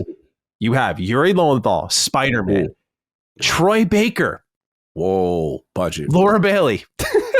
Wow. These are three of the biggest voices of all time in gaming in one JRPG. It's why the original Persona 4 and Persona 4 Golden are special, but like now they have blown up. You think that that Atlas is going to spend that money on them when it worked out for them to like recast Persona 3? Johnny Young Bosch is also there. That's another stud of a voice actor. Like, dude, that is an incredible cast. So you're saying they would recast the voices, or they just would use like how they're doing with David Hayter in Metal Gear Solid Delta, where it's his voice work from the previous. Oh, no, they're doing what they did with 3 Reload. With 3 Reload, they recast the entire team. Did that affect it? Did that affect people's enjoyment, like not having the same voice actors? I think it will affect 4, but 3 not so much, because 3 had pretty mixed voice acting. Like, you know, it was Atlas's first time doing that type of social RPG. So I think some of the voice lines were hit or miss, but with 4, I mean, that cast is everything. Sam Riegel, forgot to mention him. He's Teddy. Oh, like, dude, it's an incredible voice cast. And that is one of the funniest games I've ever played. It's also one of the most heartfelt. Like, that is every voice actor that's like a number one is in that game as like the 1, 2, 3, 4, 5. Like, it's insane. So I get it, because I'm sure Atlas looks at that and they're like, our whole budget is voice acting now. And I think 4 has that level of fanfare. Would it be worth it? But what they did with 3 Reload is they brought in the old voice actors and actresses and like let them do like random NPCs and whatnot. So a little wild, crazy, disrespectful in my opinion. Like if I were Yuri and he'd be like, "Nah, you can't be Yosuke, but like you can give you like this dude," I'd be like, "Fuck no, I'm out." But I think this will be at the show. It just seems like the trajectory is lining up with 3 Reload, where this one is next in line. As for 6, this was one of my show closer options. It really was. Like, if it wasn't Elder Scrolls 6, it's another 6. It's Persona 6. I agree with Juan here that it is time. Persona 5, if you ignore when it came out in Japan on PS3 and whatnot, Persona 5, dude, was 2017. I know the main squad for Persona went to do Metaphor, but bro, it has been so long, as it always is. So this feels like the year they could do it. It feels like the year they could do it. Is it on Xbox's stage? Atlas has brought multiple announcements, but I don't know if you bring 2. I mean, they brought 2 Persona announcements. They did Tactica and 3 Reload. Yeah, you bring 4 Remake and 6. I think you might. Like, I really think there is a world where it does make that level of sense, because 4 Remake's probably this year, or I'd say top of next year. And they've been milking Persona style games dry. Like, you got 3 Reload at the top of last year, Metaphor at the end of this year. There's got to be something Persona social RPG related this year. I guess maybe you say Persona 5X could be that game. That's the free-to-play game coming out this year. That might be it. But I think 4 reloads a lock. I think 6 has a strong possibility. Is where I'm at on it. I think Sav could have his potential victory lap because I know he's been saying 6. Yeah. He gonna kill me if that's don't come on Xbox. But I also think if I'm Atlas, like you might spread the wealth. Like is 6 on Summer Games Fest stage, the Keeleys, and then Atlas goes to Xbox for the remake, and it's day one in Game Pass, like Persona 3 Reload was. Gotcha.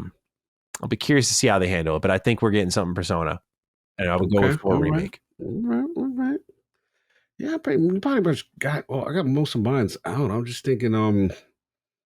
This is just basic. This is kind of a cop out, but it's like we got to have like what I consider the Xbox Global Publishing presence. With announcement there in conjunction with a major Game Pass bag. And what I mean is like almost look at something. Remember how we got Expedition 33? We're like, yo. Yeah, that surprise. You know what I'm saying? I can't predict what it is, but I do feel they will have targeted a third-party game or made some game, publishing kind of deal that gets a Game Pass game and we get Game Pass bag and we go, whoa, didn't see that one coming. I think they liked what happened with Expedition 33. And I want to give them credit. I think they're sniping. Yeah, bro. They have been sniping. One thing I've always gave PlayStation a lot of credit is their eye for talent and what's going to be the next big thing. And I feel like Xbox over the years has really stepped that up now. And, you see they targeted Metaphor. They targeted Expedition 33. They've targeted or associated themselves with these things and got the marketing deals. And I think they've got probably another one that they're going to really promote very heavy. I don't know what it is. I can't predict that. But I feel a major Xbox Global Publishing / third-party Game Pass bag, big announcement that kind of steals the show. We go, whoa, what was that? I got one more I'm going to throw out there. What you got? A new Nier game. That has been in the rumor mill for some time. I mean, the team behind Nier has like very strongly suggested they have something new for that license coming soon. I think it gets announced this year. I don't know if it gets released this year, but they have been kicking around that they've been working on something for a while. And when they asked about Nier, they were like, oh, we might have something for you very soon. And so with the showcases lining up, I feel like seeing Nier on Xbox's stage would be really weird. This is probably a Keeley's announcement, but still I want to throw it out there that I do think we finally get something new for Nier after Automata and just like how well that did. Nice. Because like Automata is an anomaly, but I think because it is like I can see Yoko Taro like talking his way through getting the green light on one more Nier game. Because like I don't think any Nier game ever does the numbers that Automata did. The millions and millions of copies it sold. That is a total fucking anomaly. It's amazing. So hopefully it earns itself. I mean, it earned itself a remaster of the first game, which was crazy enough, but I think they got one more in them. I think they actually pull it out and do a brand new Nier game. I think it gets announced this year. No doubt. But I'm out of predictions, gentlemen. Yeah, I'm tapped. What about Ray? Ray got more. He got like 16 more in the tuck. No. I'm pretty good. Pretty good there. Right. Like it's usually tough to come with the third party stuff because you never know. And you never know. He's there with his, so it's like you could say Resident Evil 9, but that could be at like a Summer Games Fest or a PlayStation Silk show Song? or something. Do we? Yeah, I was thinking Silk Song too. Song. Yeah. That's a big one. That's like that's like game of the show for people. Like I never played Hollow Knight really much, but I know people are like feral for that game. They are ready to go. So it's supposed to be playable at like some museum at the end of the year, like something like that. Oh, interesting. I didn't catch that. And they do have the Game Pass bag on it, so because people expect, I think people expected it to switch to direct, and it didn't show up. It's like, is it this year? I don't know. No. Yeah, that's a big question mark. That's like an anybody's guess. Like it'll eventually show up. You'd have to hope it's this year. They like had to confirm like, yes, it's still alive. Yes, we're still working on it. It did show up in the Switch Direct, I think, like briefly, right? As like a sort of, oh my God, it has a pulse. Like it was like 2 seconds of gameplay or like the fan base kind of reacting to it. But I feel like that could show up. It's just sort of. Did you see something like the Altars showing up? The release date's the 14th. It's in Game Pass. Is that like those type of games where Like a little Game Pass. Maybe Like, as if part they- of that hardware update, like sort of, here's upcoming games that you can experience via Project Yeah. Latitude or Like the montage. The yeah, montage yeah, energy, the like a Game montage. Pass montage energy. Yeah. It's possible. They've got the marketing with it, and the game is right around, what you call a release. So Mhm. they might just do like a quick I snippet. think though, Maddie, I think we're gonna have to watch out for Cog's healthy if he doesn't get his Final Fantasy though. Yeah, that seems very desperate to Cog. There was a level of hatred in his eyes that was burning if he did not get his Final Fantasy in the next week. So I'm hoping, for the sake of Square, the sake of Phil, that they give the man what he wants. I don't know. Rand made a pretty good point talking about that Tokyo Game Show. Out here rage baiting. Yeah, it'll be a rough time for me if I don't see it. We'll see what happens. It's gonna be fun, man. They got a lot. They do. Yeah, 5 hours worth, it seems. This has been one hell of a show. Rand, thank you for sitting with us through all of this. It's been an absolute blast. For anyone who's new to your voice, for whatever reason, man, where can they find you? Yeah, I mean, it's always a pleasure hanging out with you, Maddie, and of course, Mr. Cognito.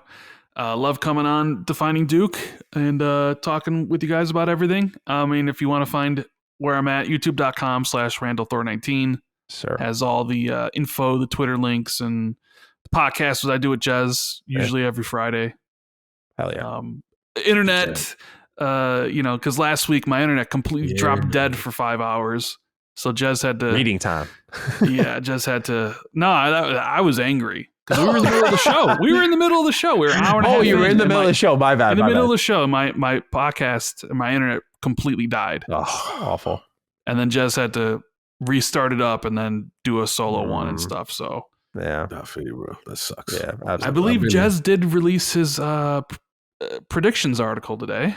I did Yeah. catch wind of some of his potentially informed speculation. Actually, he says that. He's like, no rumors or whatever. But interestingly, he does mention Elder Scrolls 6 in here. Yes, I did see that. I did. Yeah, so He did interesting. mention All that. three of you are still. I don't know anything, bro. Yeah, I don't know I'm anything. wondering why I was getting jumped. I don't know a thing. I honestly, if Cog, look, I have no inside info. So if anything, my prediction is the most authentic. That is true. I am deducing based on behavioral patterns. Yes. And Really, really, all three of you took the shot in the dark. And I don't know anything either. I've been predicting Elder Scrolls 6 is going to close the show for 2 months now. So there we go. Me and Rand are legit. Jez? Jez says Final Fantasy VII Remake. I'm just peeping it right now. I'm reading it There we go. All right. the slope is back up now.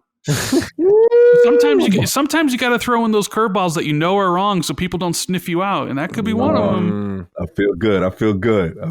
Let's see. With titles like Final Fantasy VII Remake, Final Fantasy 16 being announced, there's room for Square to go a bit further and reveal upcoming projects like Dragon Quest 12 as well. Shout out, go check out WindowsCentral.com. Absolutely. Information right now. But shout out to Jazz putting out there. He's got a lot of similar stuff that we got. Yes. Excited to carry contract. Yeah, it's very interesting. Very interesting. Right on.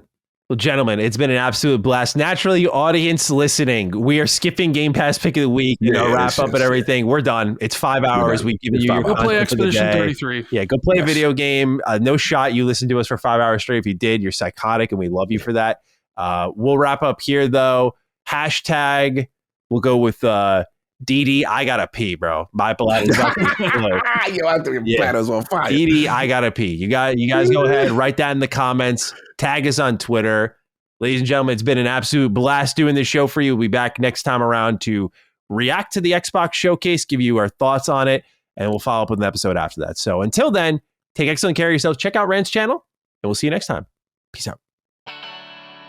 Defining Duke, an Xbox podcast, is a product and trademark of Last Stand Media and Collins Last Stand LLC, and is recorded from the United States of America. The show is conceived by Matthew Mr. Matty Plays Schroeder and me, Colin Moriarty, and is written and produced by Matthew Schroeder.